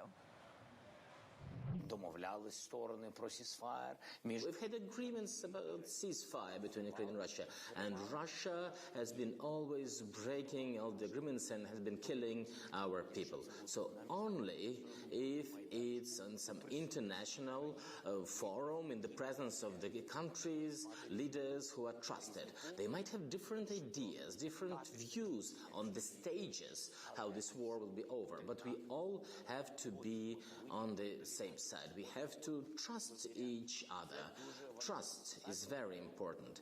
The Peace Summit, by the way, has shown that we can follow this plan. Over 100 countries were there, and today we're talking about their nuclear security and energy security, and there will be a clear plan. So the ceasefire also needs a clear plan. We must understand that Russia would not be using ceasefire to simply accumulate equipment on the territory, our territory that they've occupied, because we will not be striking them. I mean, they can use that to create a strong fist here and then accuse us of breaking the ceasefire and start another invasion. So it's really complicated for us. It would take a significant loss for us if they invade again, as in the beginning of 2022, when they have almost reached the capital city, and they accumulated a lot of equipment on the territory of Belarus. And Belarus kept saying that, no, it's just the exercise. No occupation is in mind. It's just the training. It's just military games. It's very important. I really don't want to have this big trouble for my country, because we are at war already. Giving the advantage to Russia now, it's just impossible. We need to be smart. And it's important also who will be responsible for this, besides the Ukrainians who are paying with their lives. Which country will be responsible? It's easy to just talk about ceasefire, but it's very difficult to enforce it, to keep it. It's very difficult to find those who will respond why the ceasefire But we're going to see broken. more calls for a ceasefire, especially as the world politically is moving to the right and potentially moving to the right in the United States. You have said this war is dependent on U.S. aid. I want to ask you, did you watch the presidential debate between Joe Biden and former President Donald Trump? So, first and foremost, the ceasefire is an important element in any plan to finish the war. So, a ceasefire is not finishing the war. We've been there. It would be just a frozen conflict. And it would be frozen for the aggressor, because it would be frozen on our territory, and our people would be under the occupation. This gives a clear advantage to one side. That's why it's easy to offer different proposals of ceasefires. But what's important? It's important to find answer what would come after. It's the matter of not just the victory. There are many people talking about ceasefire, and it's fine that people are talking, but what would happen next? That is the question. For example, what's the next step? What's the third step? What would be the step when Putin breaks the ceasefire? After the ceasefire, a month after the ceasefire, will he pull out the troops out of Ukraine? Who guarantees that he will pull the troops out of the occupied territories? And there's silence. Nobody has answer. I'm not accusing. I just want to explain that we are at war and we understand this. So, the debates. Well, because the answer of how this might all unravel will depend on also who's at the table from the United States. Amongst other things, it might depend on who is the president of the US. Yes, that's a fact. Because the US, the United States of America, today are probably the most powerful player. So the matter whether the United States would be the major international player, whether they want that or they want to focus more on their internal politics. I cannot say, it doesn't depend on me. So did you watch the debate? Yes, I watched the debates. So first and foremost, I want to say, I don't know, maybe it would be out of tune to what we see in the US media, but I watched. And we are not electing the president of the US, so I didn't look at the incumbent president and the former president. I looked at them in terms of Ukraine. President Trump said he'll end the war before he's elected. Yeah, I heard. What do you make of that? Я скажу честно. Let me be frank. Давайте, наприклад, це вирішує. For example. Well, the decision is on US public. But let me just have some reasoning. Так, але для вас це важливо. Yes. So let us imagine that the winner might be Trump in November. And he knows how to end the war. He has a plan. Me, as the president of a country at war, not a theoretical person, but a real-life person, I would like to be prepared. We are 40 millions. We're a big country, and we really depend on the aid from the world. And we depend on the aid and the position and the stance of the US. So I would like to understand, what would it mean to finish war fast? Tomorrow, do we want the war to be over tomorrow? The war didn't to start. It was Putin who started it. But I hope you agree that it would be fair. If Trump knows how to end this war, he should tell us today. Because if there are risks to Ukraine's independence, if there are risks that we will lose the statehood, we want to be prepared for this. We want to understand whether in November we will have the powerful support of the US or we'll be all alone. That was Ukraine President Volodymyr Zelensky speaking exclusively with Bloomberg's Anne-Marie Hordern, who joins us now live from Kiev. And Anne-Marie, Ukraine will be on the top of the agenda next week at the NATO summit. Luckily for President Biden, it will be held in Washington, D.C., so he won't have to deal with international travel and time difference as he tries to convince the Democrats as well as the public that he should not drop out from this presidential race. Yeah, that's right. And we did speak about NATO as well. It seems that Volodymyr Zelensky is excited about a potential invitation to join NATO. He says that will really set the tone in terms of their security.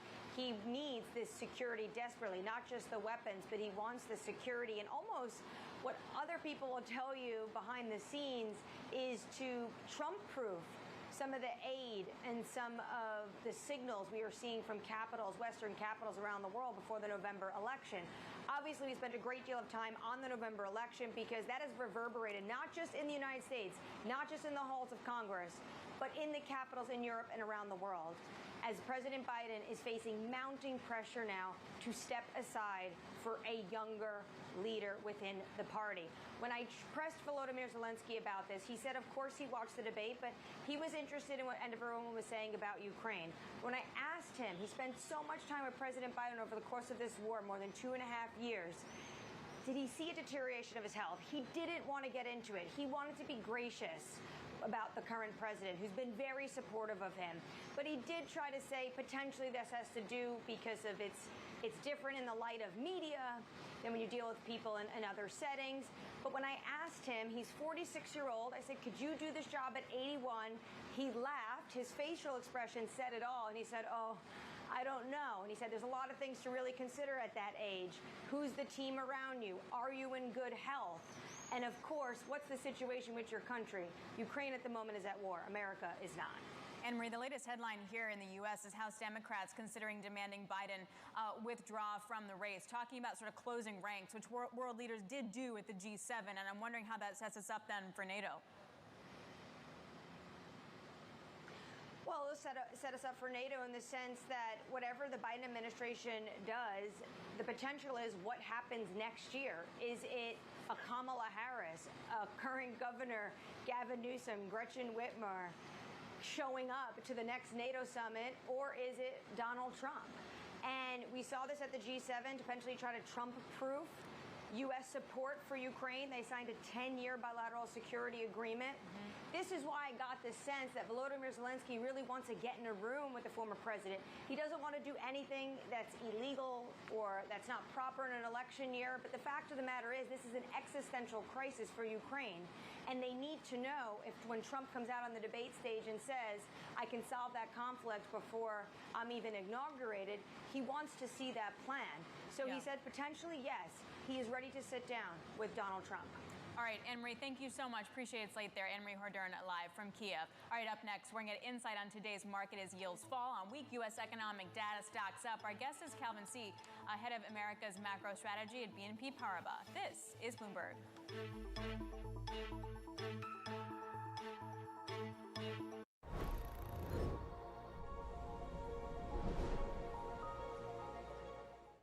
Going off-grid with the friends who turn off-roading on.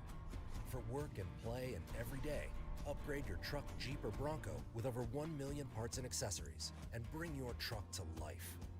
Real truck.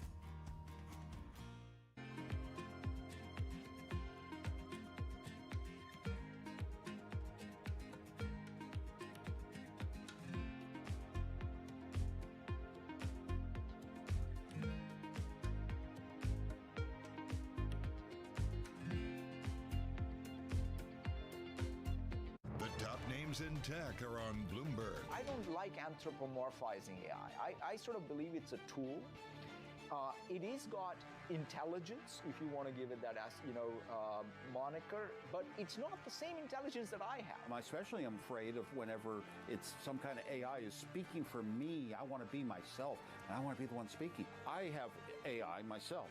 Actual intelligence. This industry of producing intelligence is one of the greatest opportunities I've ever seen. Instead of instruction-driven computing, it's now intention-driven computing. There's been a lot of us who've been working in AI for a long time. It's great now to see other people using it and seeing what some of the challenges are. To stay ahead in tech, it has to be much more than just software. So you need long-term investments in science and research. You have an ecosystem of companies coming together. It's causing a new industrial revolution. Nobody covers technology like Bloomberg. Context changes everything. Today's CFOs are reshaping the C-suite. Bloomberg's chief future officer shines a spotlight on these dynamic leaders. From breakfast cereals to pet foods, General Mills has an iconic array of brands. But future success depends on efficiency, innovation, and insight. CFO Kofi Bruce does much more than crunch numbers. Our first job is to intimately understand and anticipate the consumer's needs. Watch Chief Future Officer. New season starts July 10th on Bloomberg Television.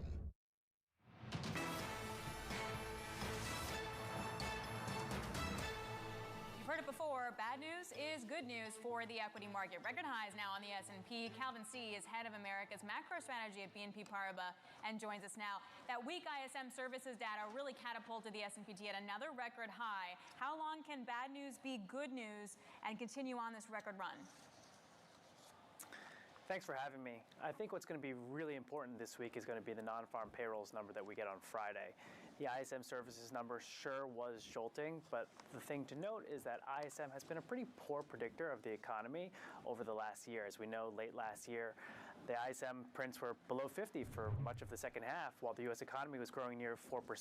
So I think the market's focus really is on the NFP number, and if the NFP number is also weak, I think it's going to wake the market up and be a pretty bad shock for the market, although, again, that's not our base case expectation at the moment. Okay, you say it could wake the market up, but it could wake the bond market up a lot more than the equity market. Why is that, Calvin? At present, our forecast for payrolls on Friday is to see some moderation from the really hot prints that we've seen. We expect 175,000 jobs to be added to the U.S. economy in June. and we expect the unemployment rate to hold steady at 4%.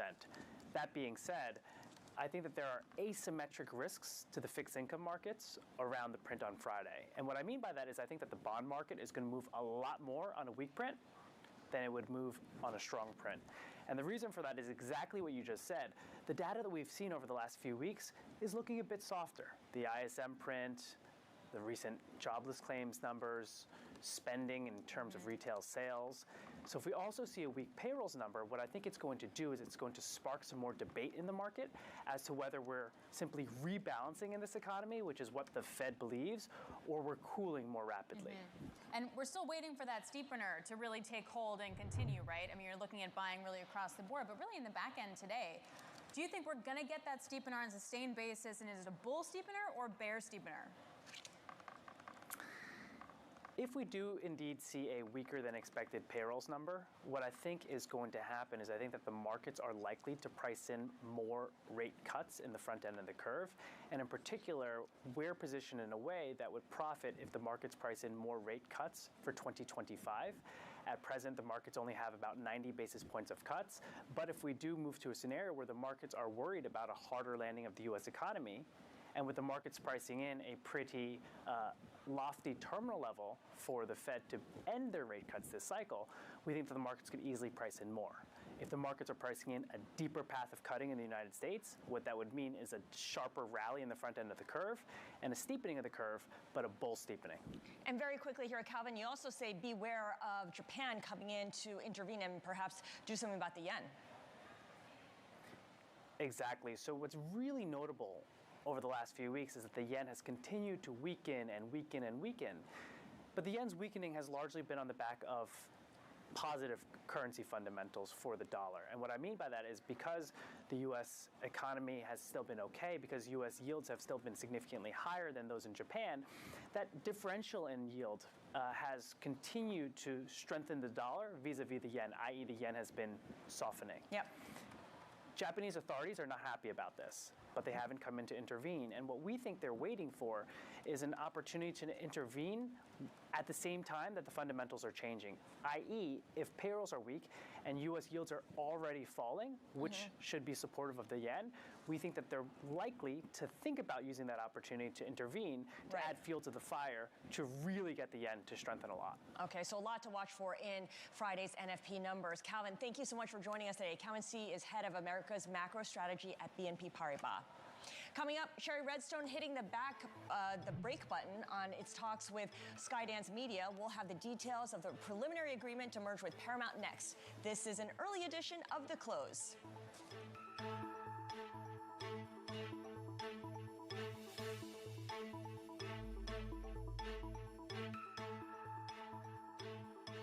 Feeling cramped and cluttered? Looking for storage solutions? Mini U Storage has you covered. With over 45 locations, free truck rentals, a variety of unit sizes, and moving and storage supplies, Mini U Storage tailors solutions to fit your unique needs. Mini U Storage is now offering free rent for your first month. That's right, your first month with Mini U Storage is free. Find a location near you at miniustorage.com or scan the QR code to unlock your free month now. miniustorage.com.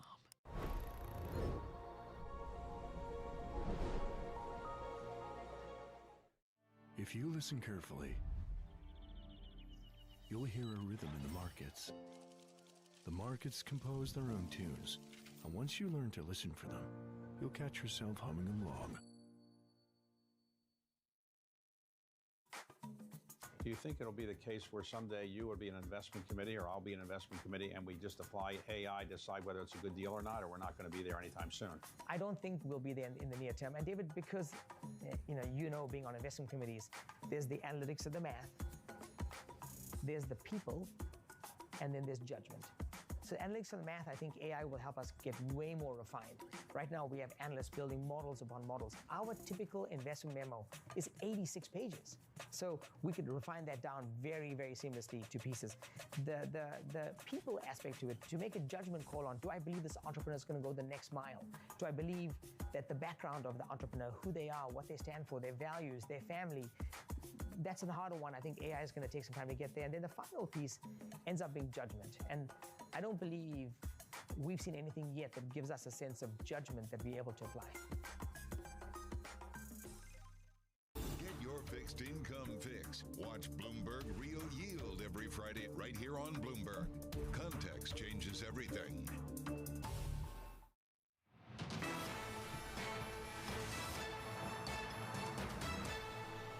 Time now for our top calls to look at some of the big movers on the back of analyst recommendations. And we start with Tesla. Price target raised to $300 at Wedbush, which keeps its outperform rating after the EV maker posted better than expected quarterly deliveries. Analyst Dan Ives calls it a major turning point for Tesla after a very choppy start to the year. Shares up 5.5%. Next up, Permian Resources, an upgrade to outperform after the oil and natural gas company from BMO Capital Markets. Increased scale in the Delaware Basin and the company's acquisition of Earthstone Energy has led to an improved multiple and strong operational performance. Shares up about 2%. And finally, Charter Communications, Citi downgrading the telecoms company to sell following the FCC ending the Affordable Connectivity Program on June 1st. The analyst says the move is likely to exacerbate broadband subscriber revenue headwinds over the next year. Shares marginally lower right now. And those are some of our top calls. All right, let's stick with media and go to Paramount. Skydance Media reaching a preliminary agreement to buy Sherry Redstone's National Amusements and merge with Paramount. I feel like I've heard this before, as according to sources. Joining us now for more is Bloomberg's Felix Gillette. Okay. Is this the same bid as before? Is it a different bid? It's a different bid, although exactly what's different, we're not sure yet. But, you know, this deal has been on again, off again for 7 months. It's now on again for now. And the question is, what changed in Sherry Redstone's mind from a couple weeks ago when she walked away from the deal with Skydance? So she could walk away again. This is entirely dependent upon her, right? What are the other shareholders saying? Well, now I think the next step is it's going to go back to Paramount and the committee on the board to decide, are they going to approve this again under the new terms, if there are new terms. And then, the question is, there's always been concerns about potential litigation from other shareholders who were initially upset about some of the previous terms that were, came public.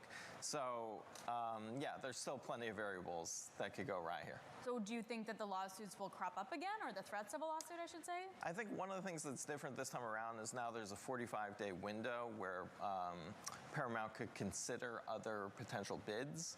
And I think the inclusion of that 45-day window is maybe included to lessen some of those concerns from other shareholders. But will other bids materialize? This is, again, there's basically been a for sale sign on this company for 6-7 months now, and people have been kicking the tires, looking at it potentially, but no other really serious bids have come forward. Okay, no other real serious bids have come through, but very quickly here, who are some of the ones who might come through just playing along here? Edgar Bronfman Jr. and Bain Capital have been interested. Previously Apollo and Sony were looking at it. Byron Allen has, been looking at the deal. So there's potential people out there. Barry Diller has been now rumored that he's interested with IAC. Felix probably has like a massive whiteboard with arrows and stuff. There's no other way you can do it. It's one of those crime scene boards. Yeah, super real. It's a very ugly crime scene board. All right, Felix Gillette, thank you so much, covering the latest in the world of media and what's going on with Paramount. Coming up, Hurricane Beryl takes aim at Jamaica as the country's prime minister declares the entire island a disaster area. We're going to have the latest on the storm's destructive path in the Caribbean.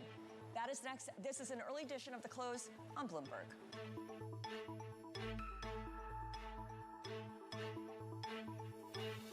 Sometimes investing can feel like you're going at it alone, especially when it comes to adding crypto to your portfolio.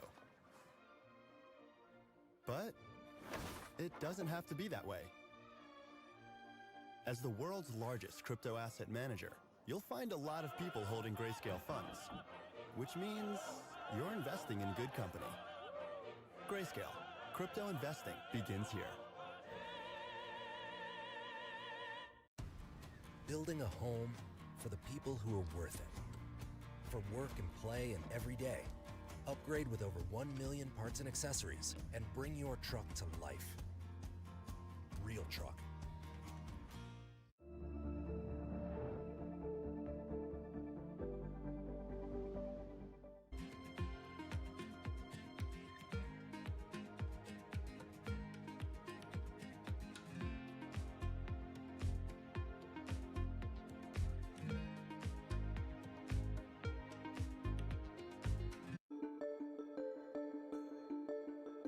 So what's it like moving from the East Coast, where everything is finance and money, to the West Coast, where everything is technology? Did you fit in right away? And did you really know how to use all the computer things that they give you to use?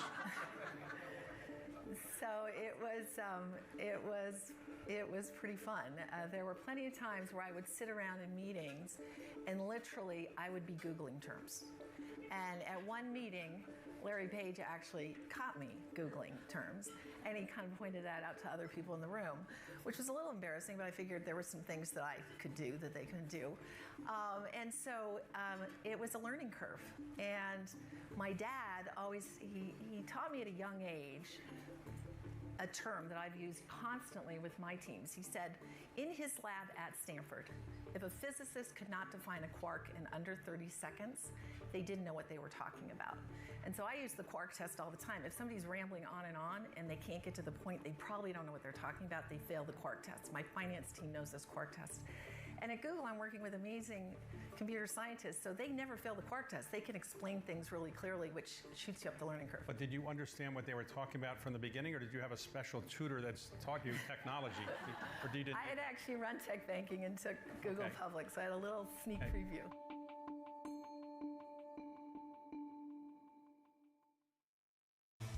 Bloomberg Surveillance covers the latest in global markets and the political events that influence your world. Join Jonathan Farrell, Lisa Abramowitz, and Anne-Marie Hordern only on Bloomberg. Context changes everything.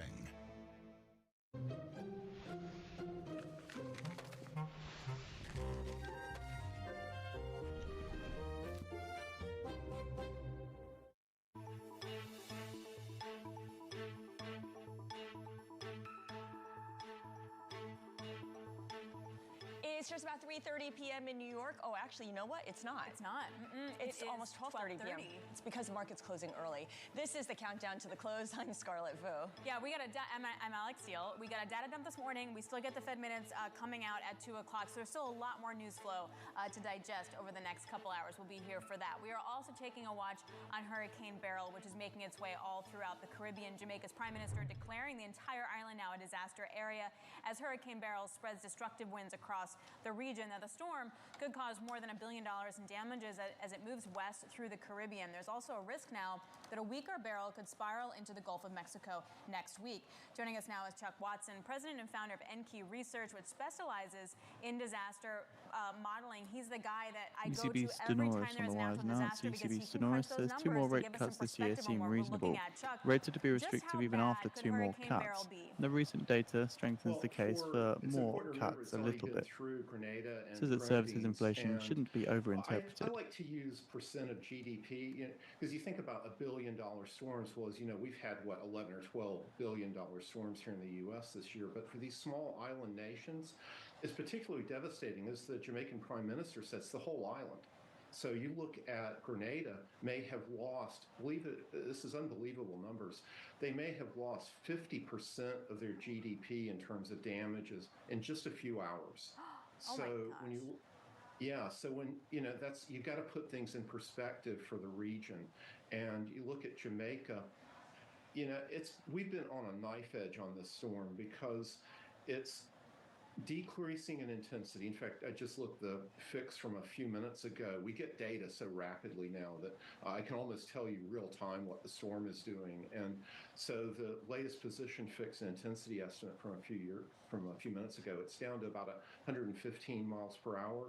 The problem is it's wobbled a little bit to the north, which means it's closer to particularly Kingston, Spanish Town, Negril. Do you want to stay area. up to date with the latest right and now, be on we the are bleeding still edge of looking at news around for $1 billion non-farm payrolls? worth of damage. Then And sign again, up put today that in and get our perspective, special offer that's of Financial 6% News Pro for a of year's worth of our Jamaica's service GDP. The for the worst storm price the of U.S. 1 has month. ever had. You look at things like Katrina or the really bad 1886 storm that hit the U.S. East Coast. It's less than 1% of our GDP. So just put those in, and your chart there with Katrina, Harvey, those are all less than 1% of our GDP. So we're a big nation. It doesn't affect the whole country at once, and as catastrophic as it is, we've got the resources to deal with the aftermath. These small island nations, it affects the whole country and is a huge hit out of their economy. Thank you for putting that into context. It's easy to forget when you're looking at the actual dollar amount because it's not in as a proportion of the overall economy. Storms like these, compact storms that hit small island nations, you say they can cause social and political instability that takes years to recover from. Can you elaborate on that? Yeah, because you look at Jamaica as a great example because in 1988, Jamaica was hit by Hurricane Gilbert, and unfortunately, Beryl has some similarities. Gilbert was a stronger storm and a direct hit, but it also ran lengthwise and affected the whole island. And it caused at least a decade, if not two, of political instability from, these islands are in a bit of a bind because if you have a bad storm, and I mentioned Negril, the resort areas, Ocho Rios, Montego Bay, people are familiar with those. People hear, oh, bad storm, there's cancellations, they don't go back for a couple of years. It's devastating to these economies. So what tends to happen then is you lose jobs. You do have external support coming in, but then, how does that get distributed through the economy? Very complex questions, and it does cause social problems because people are out of work, they have no hope, they've lost their homes, they're waiting to get aid, and it can very easily create a volatile situation. So again, with Jamaica, it was a good 10, 15 years after Gilbert before they got back on their feet. Right now, they're politically pretty stable, and so hopefully that'll get them through. Chuck, what we did know is we were very alert and aware of where the hurricane was going, how strong it was, where it was coming from. Like, the data was really fast and ready, as you mentioned. What's the preparedness and the prevention like on the ground in a place like Jamaica or Grenada? It's actually better than you might think. During the late 1990s and early 2000s, one of my first projects was with the Organization of American States and CARICOM, the Caribbean Community. We did advanced disaster plans for Jamaica, Grenada, for all the islands. In fact, it was part of something called the Caribbean Catastrophe Insurance Project. And so the basics are there. They've got evacuation maps. The problem tends to be communications, and they have a similar problem that we have here is trust in government emergency officials. I heard an interview yesterday with some folks in Jamaica. They're like, yeah, we get these warnings, we'll see what happens, and we just wait till the last minute. I can walk down the street here in Savannah, Georgia, and if we had a storm coming in, you do that exact same interview and the exact same response. So they face similar problems, but the plans are in place. The emergency response is in place. The problem is, again, I think we tend to forget here in the U.S. when we're thinking about disaster aid that it's not like a state here that gets hit. It's the whole economy, the whole society that gets whacked by these things. Absolutely. So going forward, Chuck, given that this is a fairly early hurricane of a storm this size to hit during this hurricane season, how would you advise governments, emergency responders to prepare for what will likely be a very active hurricane season? Yeah, and actually I would start by saying that the big thing is what individuals can do as people, as companies. The first thing you can do is obviously make sure your insurance is in place, your insurance is up to date. Have a plan. Know what you're going to do. Understand your house, your business, how good is the structure. Have a plan also, not just for a weak storm, but also if it's going to be a Cat 3, Cat 4, well, you may come back and there's nothing left but the foundation of your business. I mean, literally just a bare concrete slab. So what are you going to do in that circumstance? How are you going to take care of yourself for the first days to weeks after the event? Because it takes time, even as well as we try to plan as emergency managers, it takes time to mobilize resources. So you are your own first responder. So, hey, Chuck. Yeah. To that point, though, what happens if your state or you're not offered insurance? It feels like California and Florida are getting so weary of that. It's very hard to come by or quite expensive. Yeah, and that's a great point, Alex, because that's exactly what we're facing here on the Georgia coast. Almost all the places along the coast, and state governments are scrambling. For example, Florida has their catastrophe fund, and they have a semi-public-private insurance entity to try to provide coverage in these areas. So states like Florida, I believe Texas has a similar plan. They're trying to pick up the slack from the traditional insurers, but other states, and again, Georgia's an example, South Carolina, don't have these backup plans. And so, again, you have to do what you can, and with inflation and the economy being, you obviously get into arguments over that, but you really do have to try as best you can to plan around that environment. Now, for flooding, the federal flood insurance program, FEMA, the flood insurance program, if you're anywhere near a flood zone, you need to have that insurance. It's relatively inexpensive, and it will protect you against flooding, which of course isn't covered by commercial insurance in the U.S. So that's a no-brainer. If you're in a hurricane-prone area, or if you're even inland where you get regular river and street flooding, you got to have the FEMA insurance. Very well said. Chuck, really appreciate your joining us. Chuck Watson of Enkey Research. And I know that every time someone's home insurance premium goes up, Alex, you call the broker and see what you can do, what adjustments you can make to bring down that premium. And one thing they always say is, oh, well, you can increase the deductible in case of a hurricane. It'll be 2%. But I mean, that's a huge, big number. And this is so interesting, too, is that as climates do change, the disasters that you may be used to also change. Yes. So maybe you have wildfires in different places that wouldn't have normally happened, or now you're dealing with floods in places that wouldn't have normally happened. Floods in California, for instance. Yeah, and that makes it really difficult then for your home insurance to actually reflect the crises that you're facing. Yeah, so if you're an insurance company, raise the premium. That kind of covers you on all bases, right? Okay, coming up, we're going to talk about Southwest Airlines because it's trying to guide activist investors to the nearest exit. We're going to have the details of its poison pill plan to defend its leadership in today's Stock of the Hour. This is an early edition of The Close on Bloomberg.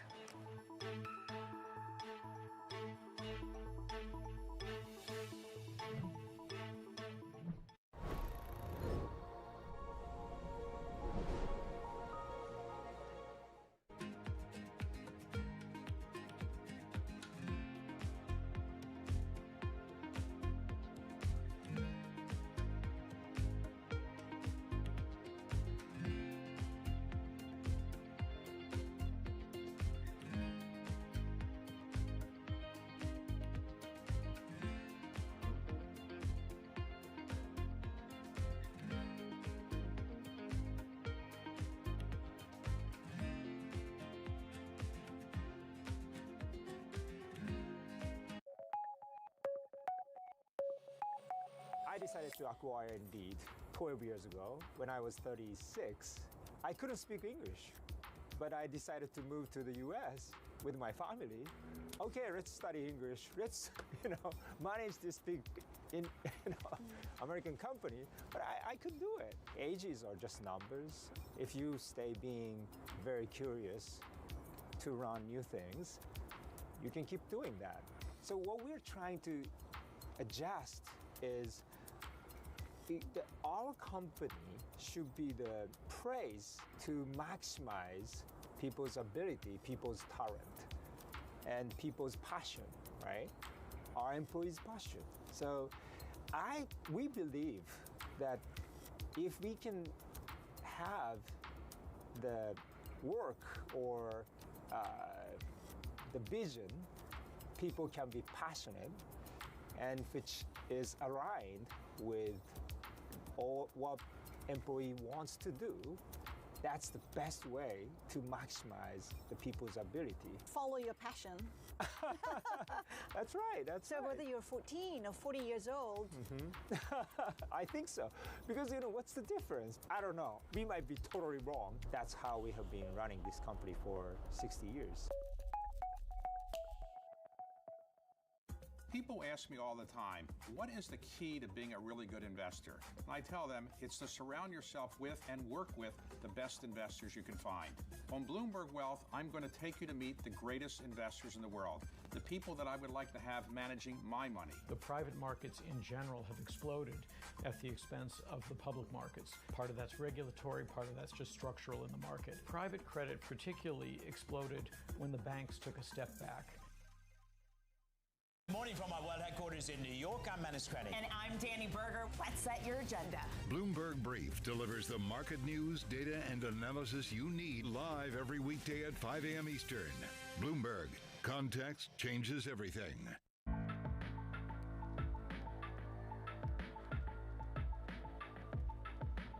This is Bloomberg.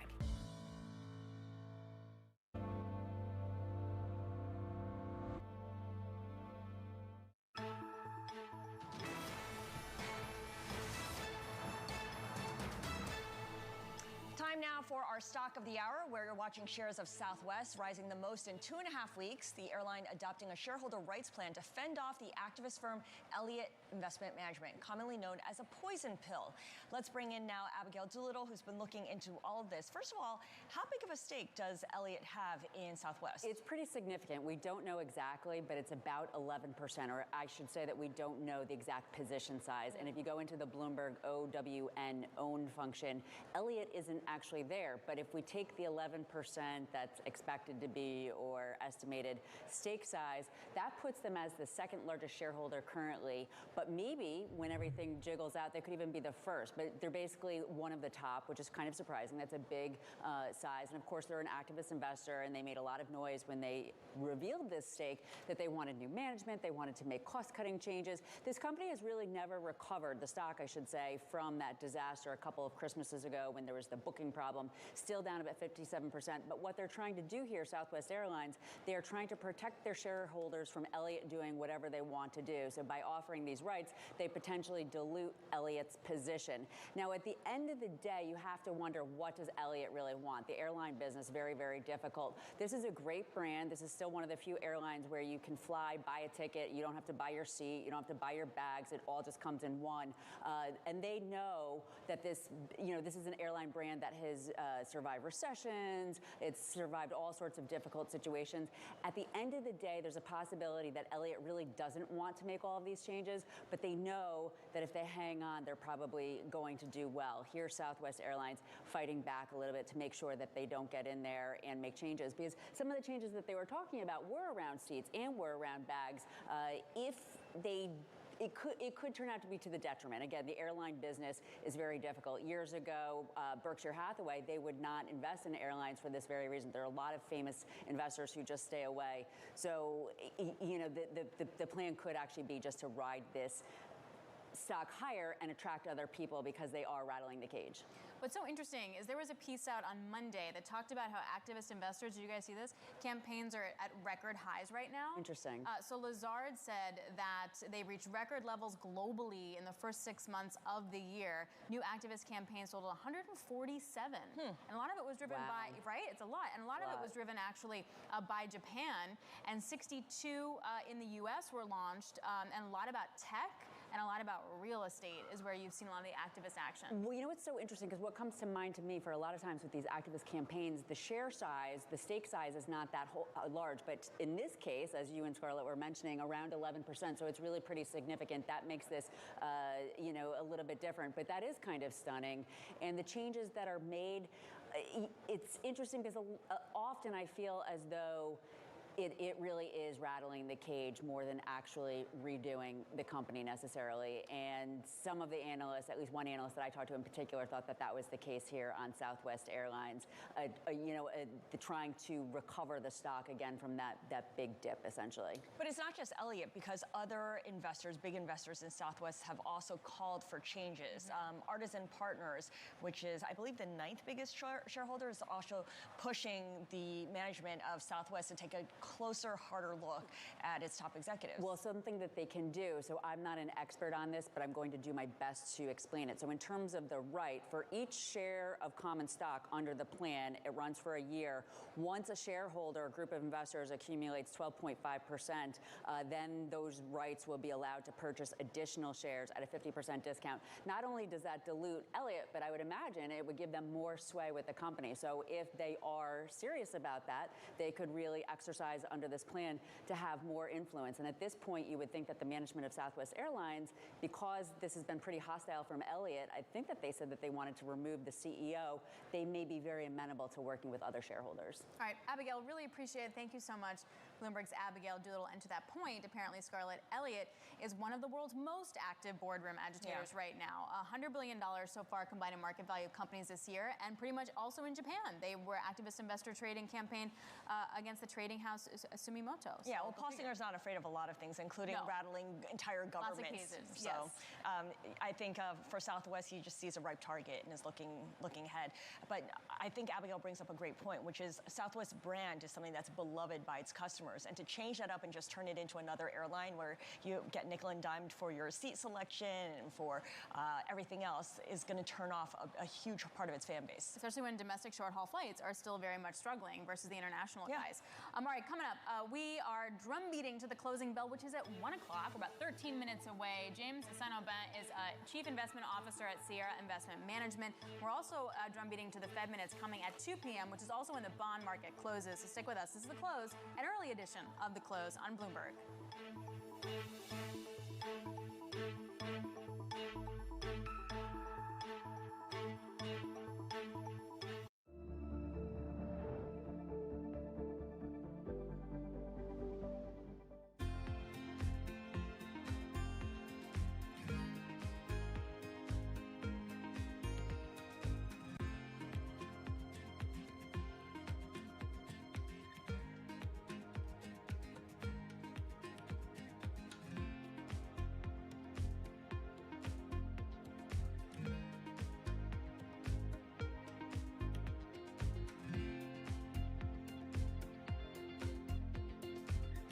I'm Alex Rodriguez. I'm a former New York Yankee and played professional baseball for over 20 years.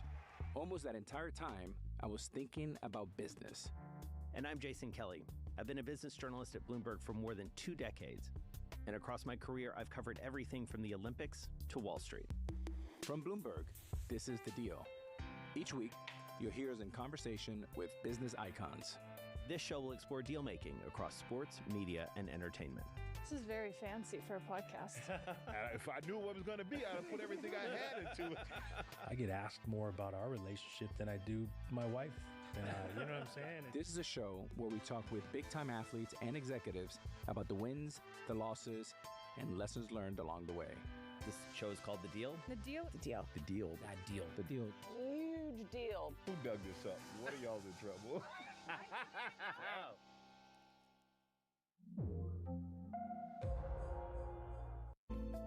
Bloomberg covers the world with unmatched reach and resources. From more than 120 countries, the moment news breaks, 24 hours a day. Bloomberg, context changes everything.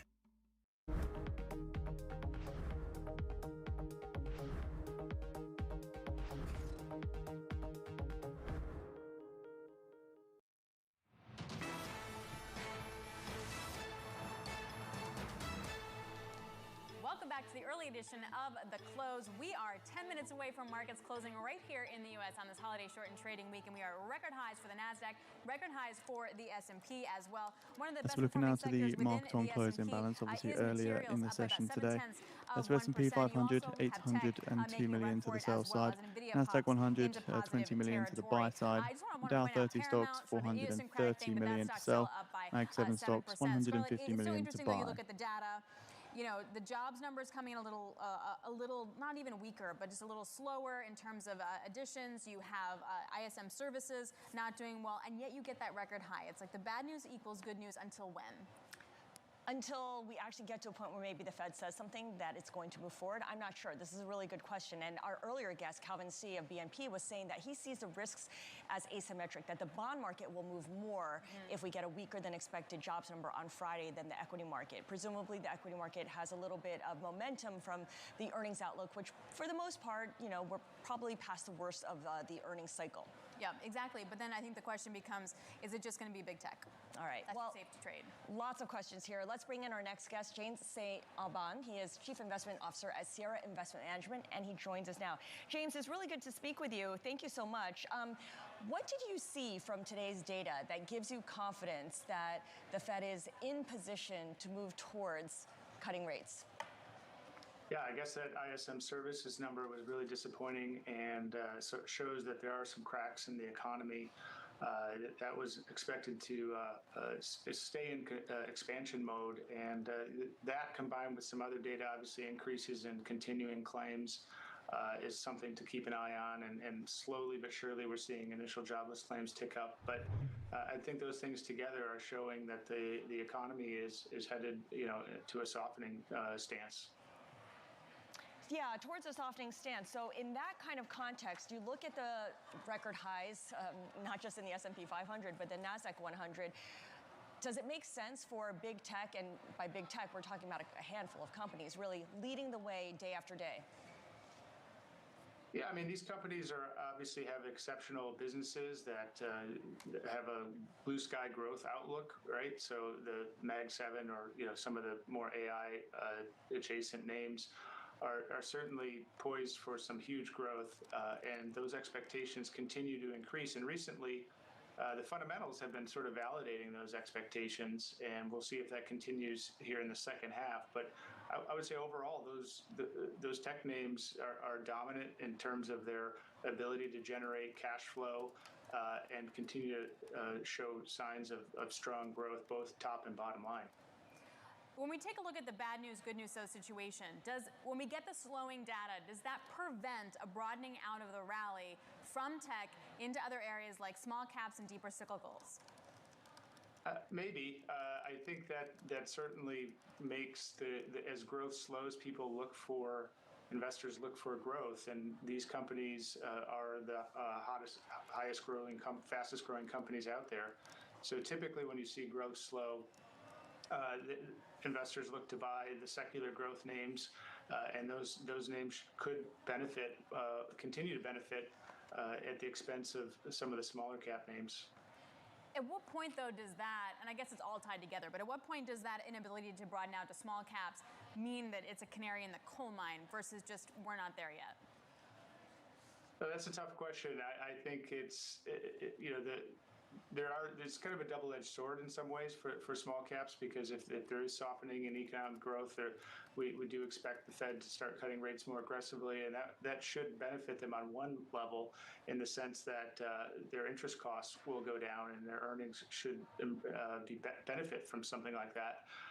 But as far as there are generally more economically sensitive companies, though, so I think it's hard to say. I think company data in itself is probably not the best indicator of the direction of the economy.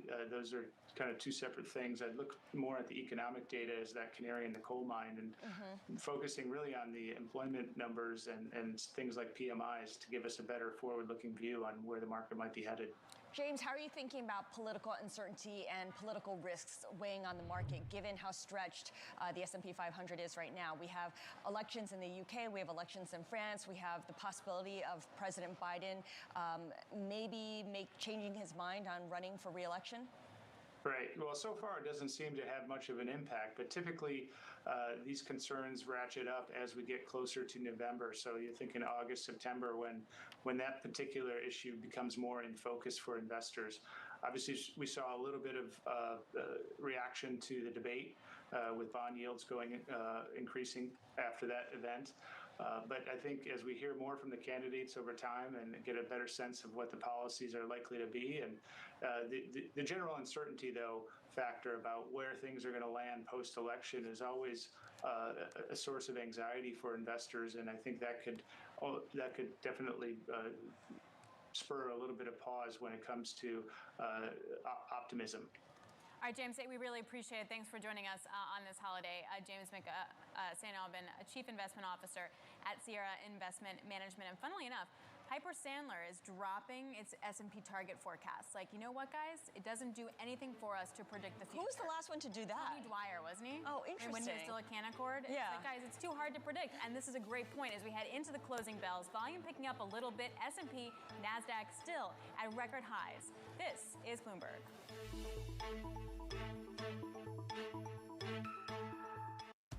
To taking off on your next adventure and taking the toughest trails.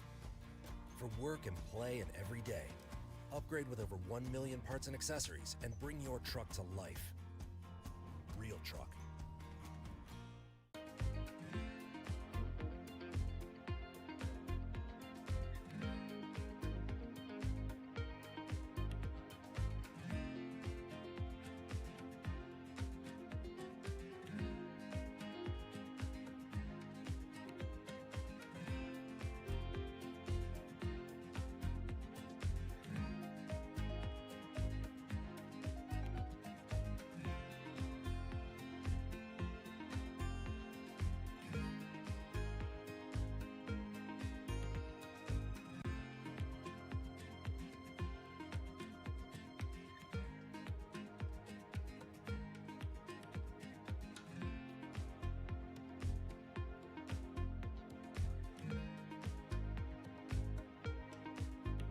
Jobs Day, and Bloomberg has the report under surveillance. The job market is quite strong. There's no major job losses. The economy is still chugging along. This Friday, Bloomberg will bring you crucial data and expert analysis at terminal speed. We have a labor market that is not inflationary. Perhaps some cooling is in front of us. We're now starting to move into the more normal stage. There's a lot of things under the hood here. The June Jobs Report, Friday on Bloomberg.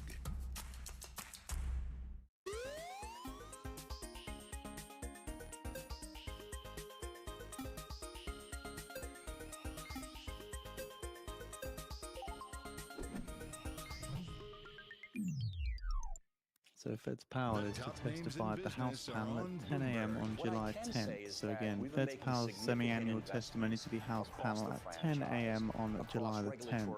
The Senate Banking previously announced the Powell testimony on July the 9th. And recovery planning. These are areas we've been investing in because we know the areas that, frankly, the industry likely needs to further enhance, and we certainly want to enhance them for ourselves. Nobody covers business like Bloomberg. Context changes everything.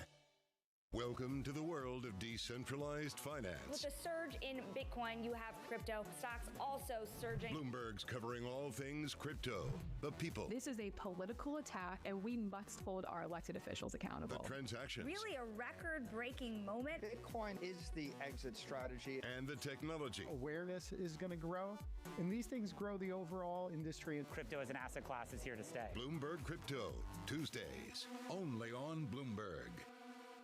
It's a multi-trillion-dollar industry. We'll show you what's happening in ETFs like no one else. Bloomberg ETF IQ, Monday on Bloomberg.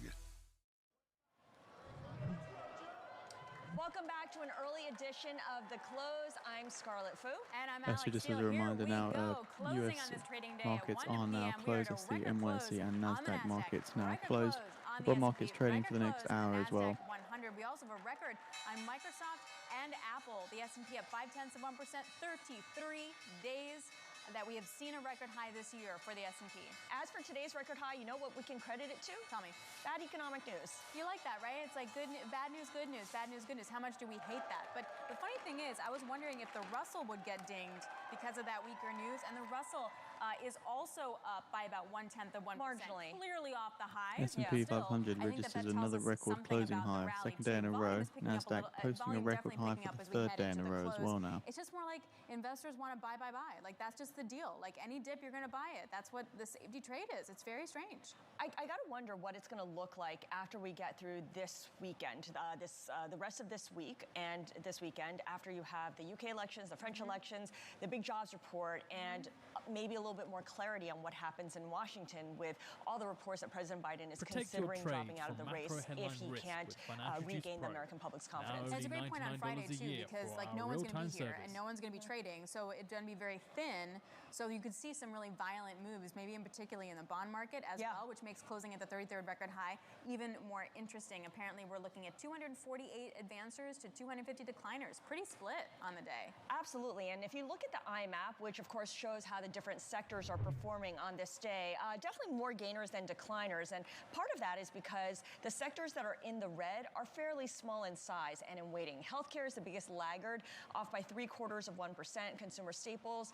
and financials also marginally lower, declines of 0.1%. But you look at the advancers, Alex, the biggest sector, the most influential sector is technology, up 1.5%. Materials and utilities also gaining ground by 0.8% and 0.6%, respectively. Yeah, you got copper was up. That was a material play, which there was no real true headline as to why. But NVDA turned positive, up about 4%. Tesla at the highest since January, and like I mentioned earlier, Microsoft and Apple at record highs. All right, let's get to the bond market. That's where you saw the action when you got that weaker ISM services data that came out. You have buying all across the curve. Yield just dropping lower here, particularly in the back end. 10-year yield down 8 basis points. It should be pointed out that earlier this week and last week, we did see a sell-off in the bond market, so no surprise that we've seen buying today and yesterday as we kind of reverse that trend. All right, let's bring in Bloomberg's Jess Menton and Nora Melinda, because normally around this time of the day, we go through the best performers and the worst performers. I know you guys are looking at some individual names, and I don't know if Tesla's on your list, but it's up for a 7th straight day. That's right. So if you do look at Tesla's stock right now, TSLA is the ticker symbol on this. It's actually up about 6.5%. It's best day since July 2nd of obviously looking at this. But that wasn't that long ago, earlier this week. But to your point, because Tesla just came off actually its worst performance relative to the S&P 500 in 4 of the past 5 quarters. So actually, now that we are in a new quarter, you've seen this stock, even over the last 2 weeks, it's actually been the week-to-date gains over 20%. So you're seeing a big bounce after obviously an underperformance there. And the first half of this year, that stock had been down about 20%.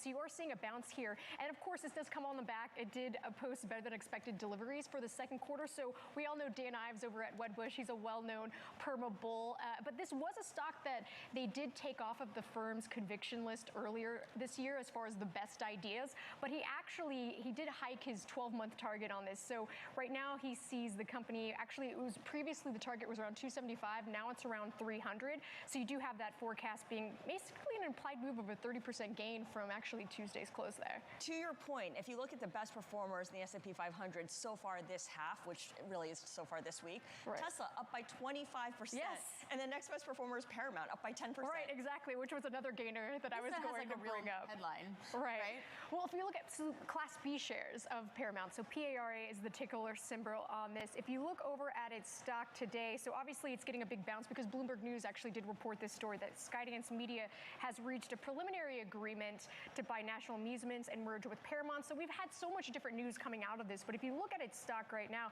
up about close to 7%, so its best day since actually Monday, so not that long ago. But when you are looking at this, actually the Wall Street Journal reported earlier this week that the agreement, but potentially if you're looking at the terms of the deal, still weren't known.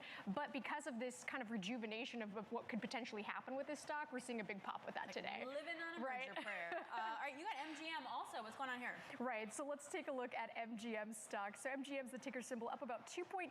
Its best day since June 28th. So when you're looking at this, obviously, you're seeing a big bounce here, and especially because what's been happening on the back of that, and especially when you're looking at some of the industry moves here as well. So that's something that in that particular sub-industry group in the S&P 500 that had been underperforming for a while, but in particular, BTIG actually ended up rating it as a buy, basically because of what the trends are seeing when it comes to Vegas as well as China. And of course, when you think about MGM and some of its competitors during the depths of the pandemic, but then coming out of that, you are starting to see some of those travel-related stocks, even though they had a surge at a particular point in late 2022 and in early 2023, you're starting to see that too. So really being driven by that BTIG rates as far as a buy right now. All right, so those are the advancers. Nora, I was looking for some decliners. What did you come up with? Because it was kind of hard to find some notable ones, some big ones. Right, exactly. I mean, I've been watching Constellation Brands all day. I know Alex knows this. Of course, as we're heading into the holiday, tomorrow being July 4th,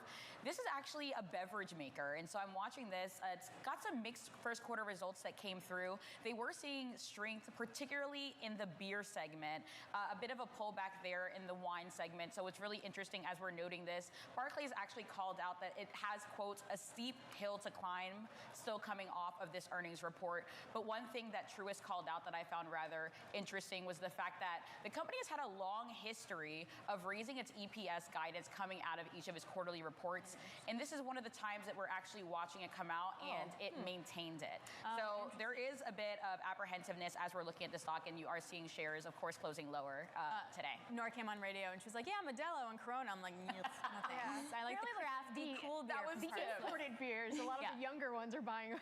Oh, you young kids. Okay, fine. What else are you looking at? Well, I'm watching Novo Nordisk, and of course we know that this is really known for being one of the having the best-selling diabetes and weight loss drugs, especially as we think about Ozempic as well as Wegovy.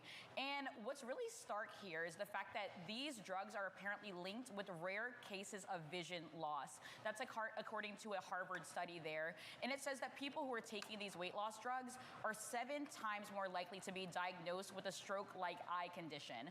But in looking at analysts and seeing what they have to say, people do not think that this will actually alarm those who are taking the drug too much. So I think we're just going to have to watch and see how the stock reacts to this. But we are seeing shares of Novo Nordisk down here in trading. Yeah, I believe this is a second day of declines too as well. So exactly how much people want to lose weight, and like, because then you get the butt lift, the arm lift, and the face lift, and the boob lift, and you get all the lifts and stuff. Like blindness, it's like whatever. It's secondary. Not a big deal. We'll figure that part out later. Yeah.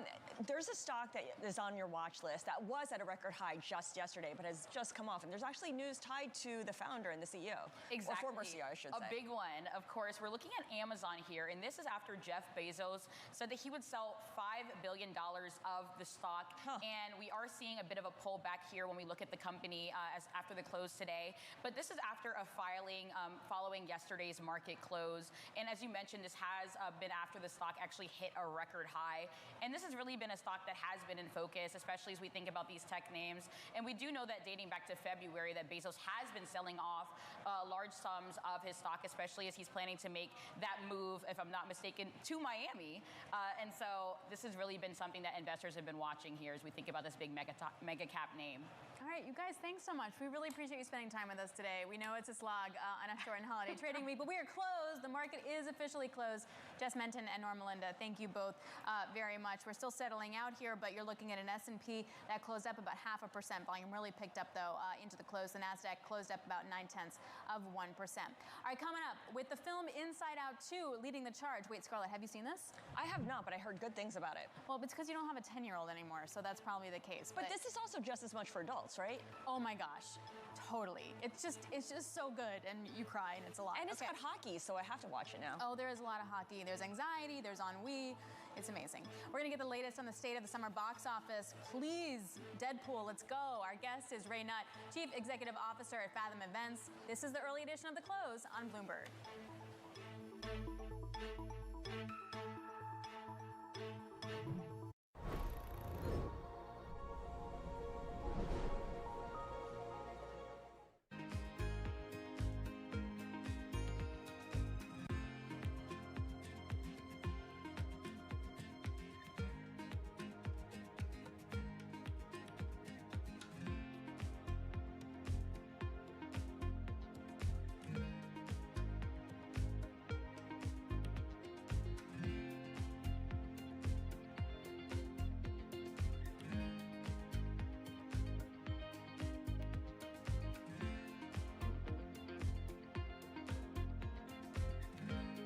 Kelly, and this season on Power Players, we're taking you behind the scenes to see how the business of sports has gone global.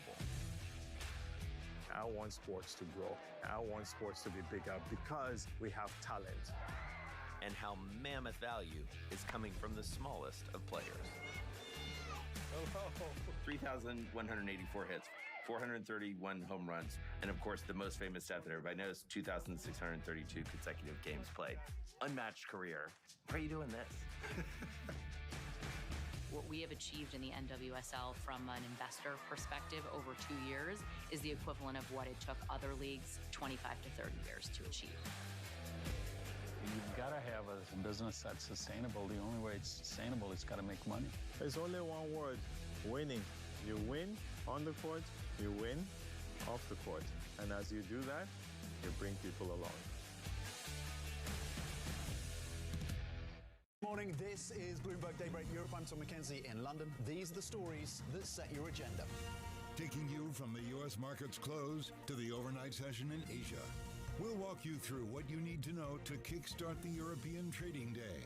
Live from our European headquarters, we bring you the day's top market-moving stories, unmatched expert analysis, and on-the-ground reporting from across the continent.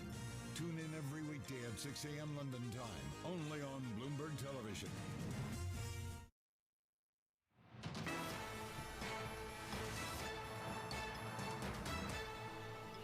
I think the worst of Hollywood's impact from last year's strike is over. We're going to start seeing a bigger slate of films starting in the second half of the year. We're getting a really good start right now with Inside Out 2, but we'll start next third quarter with Despicable Me 4, then go to Twisters, then go to Deadpool and Wolverine. And then we look into the fourth quarter, and fourth quarter is loaded.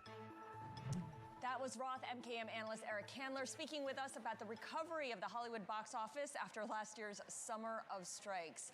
For more on the summer box office this holiday weekend, let's bring in Ray Nutt. He is CEO of Fathom Events, which is among the top distributors of content to movie theaters across the country. Ray, you and I were just talking, and you said that you're going to be watching Inside Out 2 this weekend, and you're looking at some early numbers, and Despicable Me 4 is tracking pretty well, which is kind of surprising given that both these movie titles have numbers after them.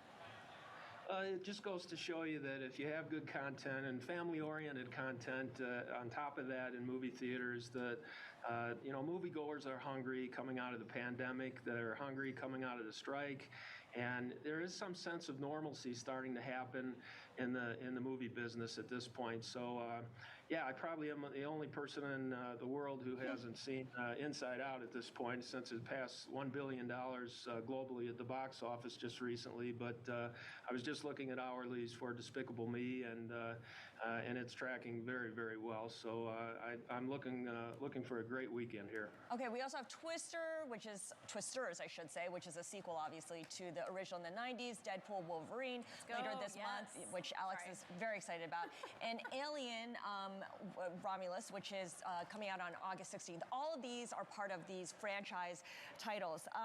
Talk a little bit about the comparison to last year, though, because last year was kind of an anomaly. You talk about how things are normalizing. Last year was not normal, right? And some interesting statistics that we're actually seeing. 2 weeks ago, going into the box office, it was trailing 26%, I believe, behind 2023. And just with the opening of Inside Out, it gained 6 points, and the industry right now is only 20% behind 2023. So it's trending in the right direction, and we think with some of the films that you just highlighted there and are highlighting, I think they're going to do very, very well, and you're going to see a great recovery in our industry. Last summer, it was Barbie Oppenheimer, and that was just the thing. It just blew away the box office. Are we going to have that experience again? I think with some of the films that you just highlighted, especially Deadpool, and another film that probably should be highlighted in September, that's way out there, but Beetlejuice is coming out with, through Warner Brothers, and I think that's going to be a huge film as well. So holidays are coming too, and you've got Wicked coming. So there's some great film, and you're going to see like I said, a nice recovery at the box office. How long until a film hits theaters versus when it goes on streaming? I feel like it's a hit or miss depending on what title you're looking at, and I'm just wondering how that affects the consistency of the box office. You're typical, that I spent the better part of my career on the exhibition side of the business, and it's very sensitive, obviously, to the exhibitors. So they have been working closely, as we have, as the 8th largest distributor of content in North America to movie theaters. So, you look at anywhere, 45 days, I think, is something that's probably on average before it hits some kind of downstream once it, first hits the theaters. Okay, so you have the big releases like Inside Out 2 or Kung Fu Panda 4, which obviously hits all the different big screens. But you also distribute things like the Studio Ghibli Fest, which caters to a more specialized audience, but a very devoted fan base as well. Can you talk a little bit about the thinking behind how you roll out something like those kinds of events? Yeah, Fathom is about 20 years old right 70 now. counterparties take $425, spot $898 billion at the Fediverse Corporation. Ago, we pivoted as a company, and that's how we've become the 8th largest distributor. And what we did, we became a specialty distributor. One of the first films that we rolled out was last year was a film called The Blind. It was a biopic on Phil Robertson, if you're familiar with him from Duck Dynasty, and so. We are transitioning into that area. It's a very huge growth area at this point in theaters. 2023 versus 2024, we were up 45%. We just came off the best first quarter in the history of the company with The Chosen, if you're familiar with that series, faith-based series. And we have the highest documentary right now on the market, Jesus Thirst, The Miracle of the Eucharist. And, you know, you can even bring back some old films, which is great. We brought back, in conjunction with Warner Brothers, Lord of the Rings trilogy. We did that over 3 weekends, including 4DX format, which is very important to our exhibitor partners, and did $8.3 million over just 3 weekends with that picture. So this particular sector of the industry is a high growth sector, and we've got some great films coming out later this year as well. I would love to see Lord of the Rings in the theater again. I saw the second one 9 times. Anyway, Ray, before I know. That was pre-children? Yeah, of course. Yeah. You don't spend that much time in the movie theater when you have kids. Hey, Ray, last question for you. This might be out there, but, you know, AI and making these kind of movies, like, come on, Twisters, like, it's the same movie as Twister, just with different people. Like, why can't AI just write that script? Yeah, well, we just came out of a writer's strike, and I think that was settled that way. But that being said, you know, people still like creative writing. People still like to, you know, there's a number of people in this industry that work in Hollywood and work on movies, and AI is not gonna replace that. There's a ton of people out there with a high degree of talent, and we run into filmmakers. We look at about 3,000 films a year here, and only about 90 of them actually make the screen through Fathom. So there's a lot of talented people that I run into personally, and you know, those folks are here to stay. It's a fair point. Just for disclosure, my husband's a playwright, so like I want those playwrights and those writers to stay. Okay, Ray, thanks a lot. Ray Nutt, Chief Executive Officer of Fathom Events. All right, still ahead, red, white, and rosé. We're going to speak with the CEO of Lafette Wine Company about what consumers will be drinking this July 4th weekend and all summer long. This is an early edition of The Close on Bloomberg.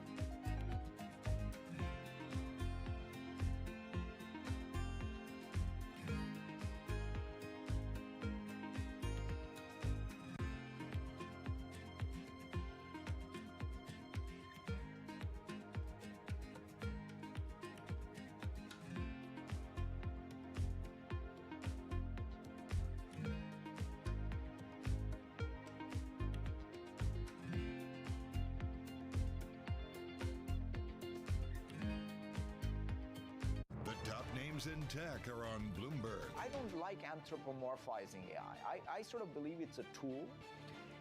It is got intelligence, if you want to give it that as, you know, moniker, but it's not the same intelligence that I have. I especially am afraid of whenever it's some kind of AI is speaking for me. I want to be myself, and I want to be the one speaking. I have AI myself. Yeah. Actual intelligence. This industry of producing intelligence is one of the greatest opportunities I've ever seen.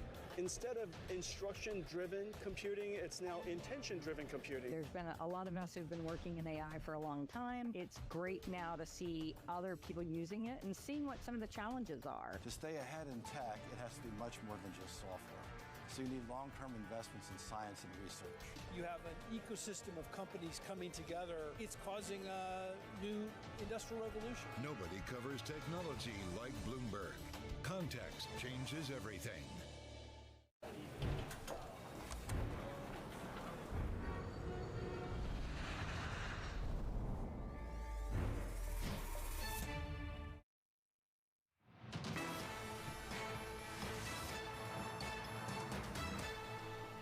Like, I just wanted to learn about the industry. I wanted to learn about what it takes to actually grow wine and what happens in the process.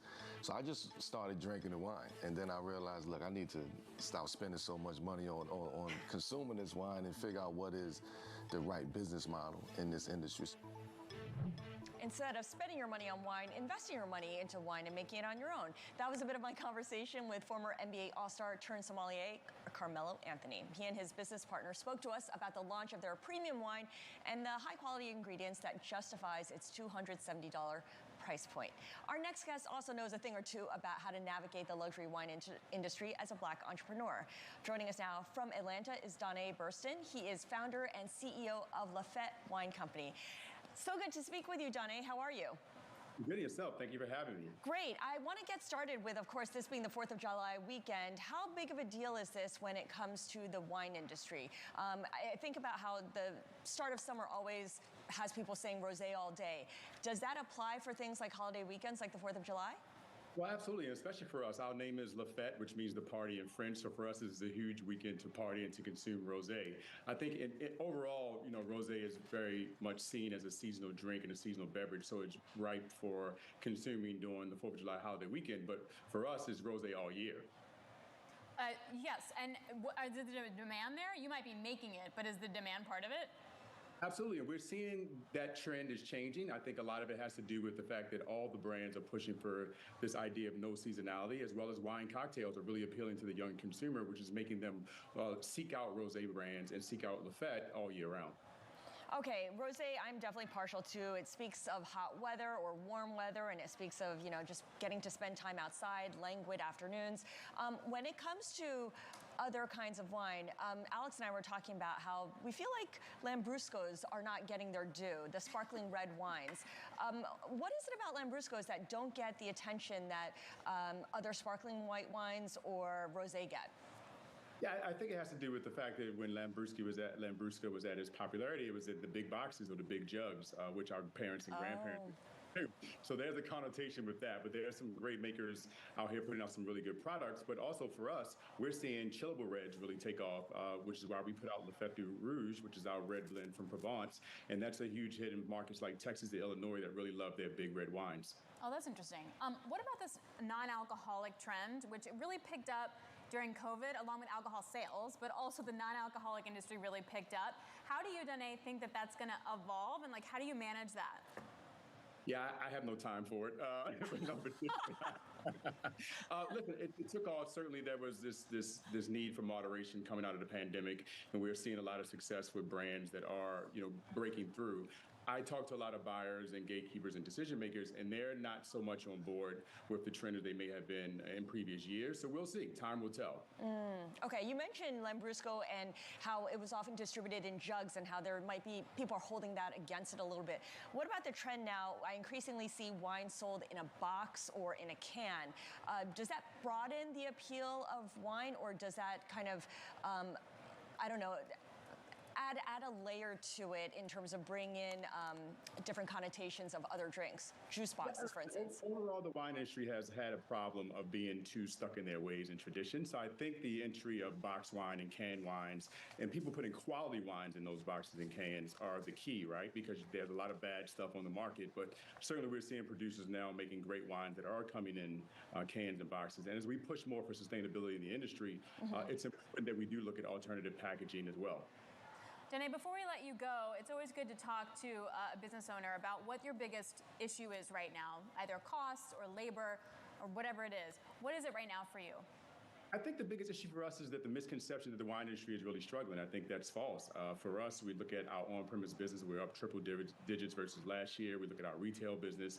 We're up 100% versus last year. So it's just this constant berating of the messaging of the wine industry is in a slump is false. I think the brands that are connecting with consumers in a meaningful way are the ones that are making its way through. So I think if we can all just stop the doomsday, gloomday scenarios and messaging around the wine industry, we'll see things certainly pick up across the board. The numbers tell the story, as they say.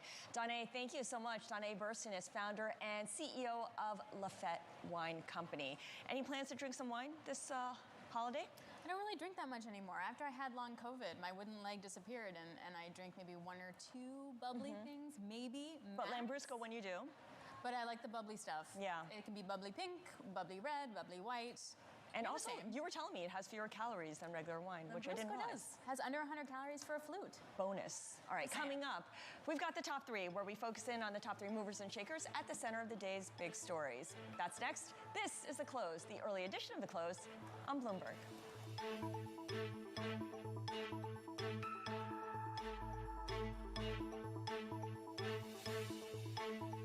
It's 104 years.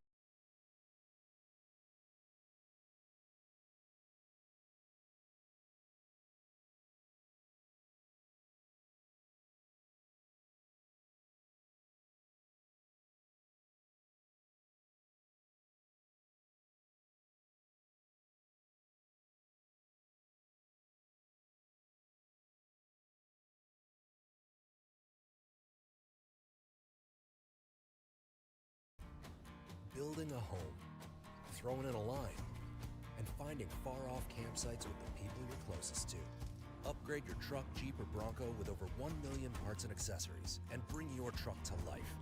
Real truck. Trains. Trains that sense what isn't on the schedule. Trains that use the power of Dell AI and Intel to see hundreds of miles of tracks, clearing the way so you arrive exactly where you belong. If you listen carefully, you'll hear a rhythm in the markets. The markets compose their own tunes, and once you learn to listen for them, you'll catch yourself humming along. Of the future, it's women. Obviously, we have our car business and we need to have games here and all that sort of thing. But what else can we do? How do we grow the platform? The whole ticket pricing process. It used to be very yellow sheet of paper, maybe some numbers around it. There was not a lot of science behind it. We're now in the world and have been for many years, as most other similar businesses are, to dynamic pricing. So our pricing for a seat may change hourly if we see demand for that, all driven to maximize revenues. The balance sheet is so important to the success of the team. And a big part of my role is to make sure that the balance sheet stays strong and that we are prudent stewards of capital. There are things that we can do that are irrespective of winning or losing. Take a look at the first budget that comes from one of the teams and ask questions about, do you really need to spend that much? Are you really shooting high enough when it comes to partnership revenue?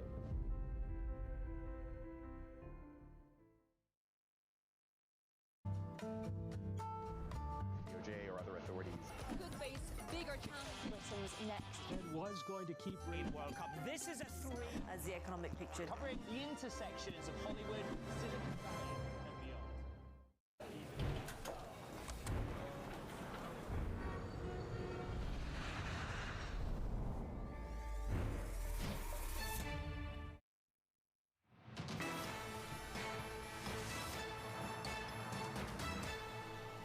It's a critical next few days for President Biden. He meets with Democratic governors, campaigns in swing states, and sits down for a major media one-on-one interview. This is the White House denies a report he is considering whether he should keep running for re-election. Joining us now is Wall Street Week host David Weston, who probably had to rejigger his whole show to accompany all the news that we're seeing. What do you think the most important thing is going to be over the next 72 hours? I think definitely the interview with George Stephanopoulos. Now, I'm biased. I came from ABC News. I hired George. He's a friend of mine. But I think that they are trying to decide what can they do to turn this around. They understand. They're not stupid. They understand they have to turn this around somehow in the eyes of the American people. What can he do? And appearing at a rally with a script and a teleprompter is not going to get that job done. And I think that they're thinking we need to sit down with somebody who's really going to push us, and we're going to be able to show that that was actually just one bad night. That's not actually who President Biden is today. Okay, he also is meeting with Democratic governors this evening, and I'm curious to get your take on what you think is going to happen, whether he's reassuring them or they're pressuring him to make a decision to step down. You know, I think that a lot of those governors have to be careful because their names are coming up as possible successors, right? So they have to be a little careful about that. He definitely has to reassure them. I don't know how hard they'll be pressing. They certainly will be pressing the way a lot of other Democrats were and saying, look, at least take this seriously. Don't just say, oh, it's no problem, it's one bad night. Right. That was part of their problem, is they just said, oh, no big deal. Nobody thinks it was no big deal. You got to take it seriously. I think the bigger issue is what's happening in the House of Representatives, because most people thought it was quite possible that the Republicans would take the Senate, but the Democrats would take the House. After that debate performance, there was a lot of talk about maybe the Republicans running a table. And boy, people are really concerned, particularly in the House of Representatives, if that's true. So, Trump going leads to that, Biden interview with 49 to Joey 43% I'm in wondering the then national what would New York be Times looked Siena at as poll. a win, because those interviews are hard enough as they are, right? I get tired. I say the wrong thing all the time, as both of you are well aware. Like, you know, so it's like, what would be a win? He's not going to be perfect. He's not going to say every word correctly. So what's that narrow line? Perfect. I mean, we shouldn't expect perfect of anybody except you, Alex. We shouldn't expect. No, we know that is definitely not true. But I mean, it's not perfect. It's can he do the job? I mean, after that debate performance the other night, I think a lot of people came away. I'm not sure he can do the job. That he really is on it enough to do that. You also have to think about it, if I can, from George's point of view. He's got to be tough. It cannot look like he's giving him a pass. Yeah. I mean, George, of course, served under President Clinton. He was a Democrat in a prior life. And he cannot come across as softballing with President Biden. So if you're preparing, if you're President Biden and his people, you got to be saying, George is really going to come after us. We got to be ready for that. Has the Biden White House or the Biden campaign, more accurately, been able to push this narrative that they've been able to still raise money even after the fairly disastrous debate performance? Well, they certainly raised money, without a doubt, a fair amount of money. But I think their issue right now is, I think many people think they underreacted at the beginning, which got more and more Democrats upset. And also, at least the way I've been consuming the news, it's like they've had 2 or 3 different narratives. He had a cold, you know, he just had a bad night. Oh, but he was traveling a lot. I mean, we knew he was traveling for quite some time. And you did have, I think it was 6 days, you know, before this that they set aside. But they keep changing the narrative. By the way, when you're on the defense, one of the things you have to do is figure out the narrative you got, get to it as fast as you can, and stick with it. As soon as you start changing your narrative, the press just kills you. It's like sharks with blood in the water. And don't call them bedwetters. Probably not. At the end of the day. To go to the Democratic point that you were making in the House, is there anything that's going to relieve the pressure for House Democrats to call on President Biden to do something different if the House polling numbers are changing? Well, I think it goes back to the same thing. The House has to start seeing that, in fact, he's performing better, and perhaps even that there's some polling that's coming up. I mean, their main problem is they don't want him to drag them down. They want to hurt down the ticket. They don't want to get taken down with him. Whether he wins or loses, I'm sure they want him to win. But most of those representatives tend to be focused on their own job. And are they going to get reelected? And so they need to see, A, yes, he is performing a lot better. We think this might turn around. And B, we're starting to see it in some numbers, I would expect. All right, David Weston, thank you as always. Bloomberg's David Weston, host of Wall Street Week, which airs every Friday. And Alex, you think about what the Democrats have already done to get themselves in a better position for November. That includes, of course, Kathy Hochul, the governor of New York, turning tail on the congestion pricing plan because it was seen as being bad for the suburbs and the Democratic seats that the suburbs do hold in the House of Representatives. Yeah, but apparently we all paid more in taxes, so it's fine. So, I mean, there's a budget surplus now, so go figure. On that front. And remember that all of this, by the way, is happening before NATO, before you have 32 NATO members descending on Washington for an annual summit. And talk about, you know, your appearance being that important as well, considering all the rhetoric that happened during the G7. Absolutely. All good things to keep in mind here. All right, let's move on now to the top 3, where we name drop the people driving some of the day's most talked about stories. We've convinced Matt Miller to join us today. He is, of course, part of his own top 3 when he kicks off his new show with Chonali Bassick. I thought I was one of the names. I thought I was one of the top 3. You belong in your own category. Sure. You belong in your own category. You're the top 4. You're like the 4th and the top 1. But we're going to each introduce the top person that we're watching today and why we are. My top person is Elizabeth Warren, the Massachusetts senator, accusing Jay Powell of giving bank CEOs too much sway over policy. She wrote a letter to Jay Powell criticizing him for having multiple private meetings and talks with top executives. She counted 19 alone with Jamie Dimon since February of 2018, and she's convinced, or I should say she's concerned, not convinced. She's concerned that these executives now have too much opportunity to influence policies like executive compensation or, more recently, bank capital proposals, which, by all accounts, regulators... She's always concerned about that. Yes, it's not just now. She's concerned that bank CEOs have too much sway over policy since she began her career, right? But she sent a letter now. Isn't this called lobbying? Like, isn't this always what happens? Like, the industry groups go and they lobby for things that try and They make don't their lobby lives better. the Fed chief, though, I think might be what her answer would be. It's interesting that she is taking it out on Powell, right? Because the devil you know is better than the devil you don't. So if Trump wins the White House and then decides to kick him out and replace him with somebody else, she's probably going to like the new guy a lot less. Or gal. But the idea is that then that Fed chair could be much more dovish, in which case she would, in theory, like. Oh, then that's a very good point, Alex. So then she and Trump could be on the same page in that case. Which would be odd and that would confusing be a bizarre world. And wonderful. And then things would all be weird. Okay, let's go to the second one. I'm watching Panera founder Ron Shaich. So he is now a billionaire, and this is after his stake in Cava skyrocketed. So I've never eaten it at the Mediterranean fast food casual chain. Have you guys, the Cava group? No, I haven't either. Well, this is great. Okay. Well, their shares have skyrocketed 330% since its IPO in June of 2023. It's now worth about $970 million, and that gives Ron Shaich a total fortune of about $1.6 billion. That's according to the Bloomberg Billionaires Index. Yeah, it's pretty remarkable. He's the biggest non-institutional shareholder of Cava. He created Panera in the 90s, so clearly he knows a thing or two about fast casual restaurants. He sold that company to PE in 2017, and he used the proceeds from that to form this investment firm in which he invested in hospitality and entertainment companies, including Cava. I would like to eat at Cava. I just want to point out, the only reason that I haven't eaten there is that I haven't really seen one around. So if they put one here in, what is now kind of the dead area of Midtown East, I would definitely go there, because otherwise my only choices are like Chipotle, Chick-fil-A, and Sweetgreens. There's nothing else around here, right? Well, there's a McDonald's. But the rent is just so expensive. Exactly. There. I go to the Gourmet Deli on 3rd Avenue. They have the best salads.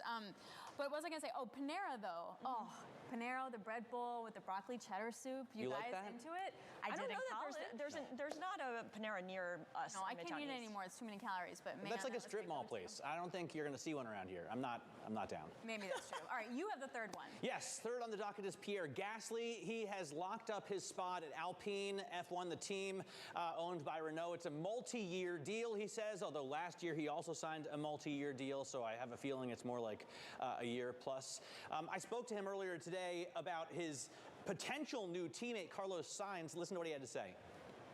I want the fastest guy available on the market, and and there is no surprise that Carlos Sainz is the most competitive guy available out there. I think we got a strong team, a strong package. We've seen that we're able to develop. There is obviously still a long way to go. So this is the F1 driver. He wears a helmet all the time, yeah? Yes. So like it's rare that we see him. There you go. See? Yeah. Look at those piercing blue eyes.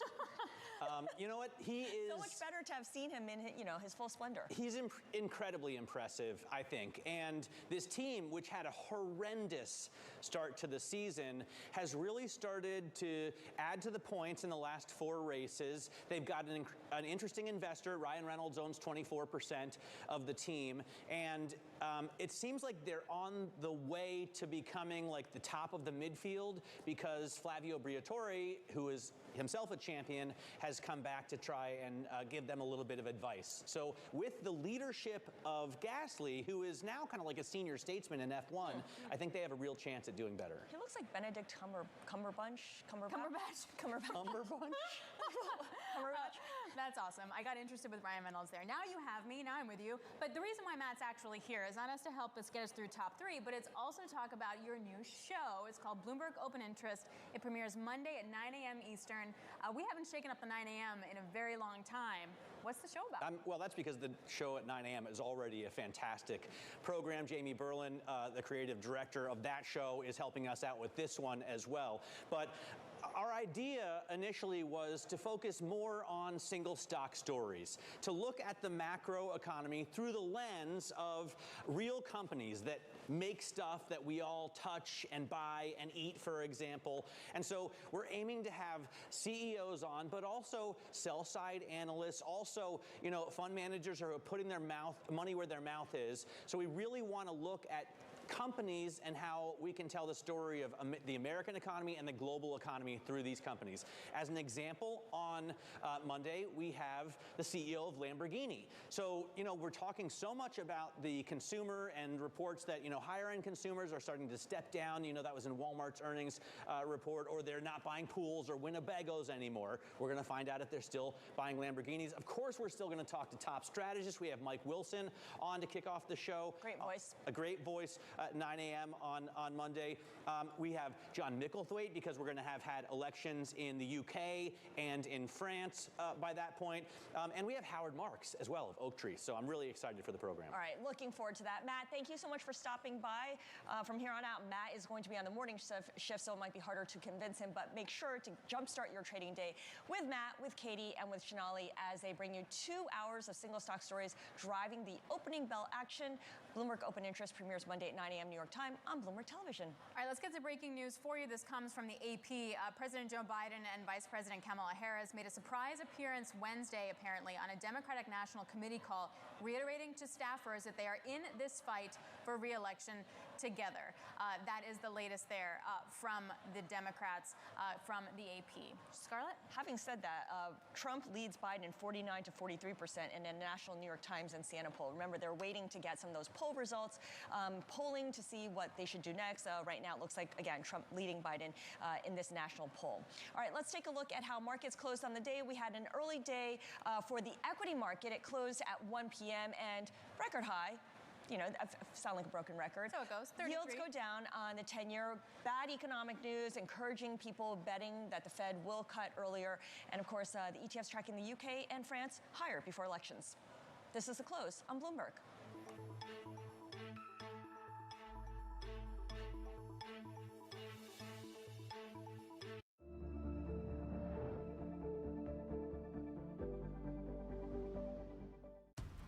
Building a home for the people who are worth it.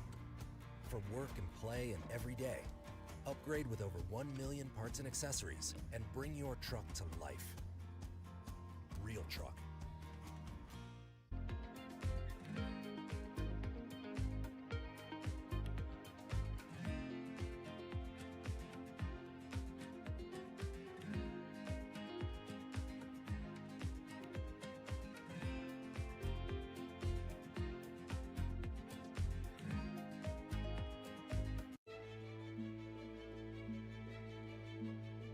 You have to distill down what is the purpose of what you do, what is the purpose of your company, and make that very clear, and repeat it and repeat it and repeat it.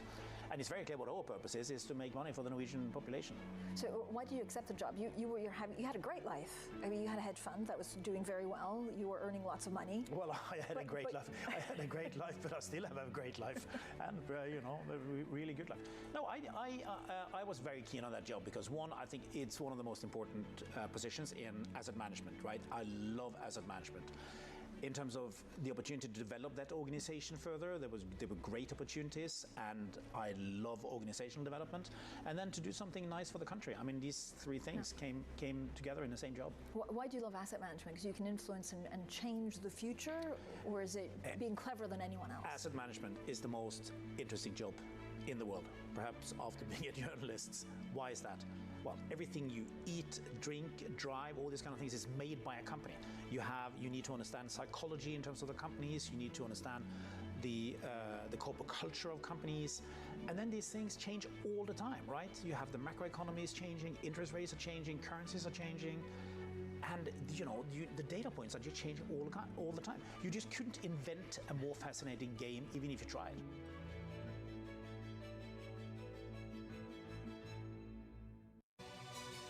This is Bloomberg News Now. News when you want it at the touch of a button. Another volatile day on Wall Street. We're seeing big moves. All eyes on Capitol Hill as Democrats and Republicans. Today's job numbers casting doubt on the Fed's next move. Inflation remains front and center. And that's news when you want it with Bloomberg News Now. Get it 24/7 on the Bloomberg Business app, Bloomberg.com, and anywhere you get your podcasts. Bloomberg News Now. Context changes everything.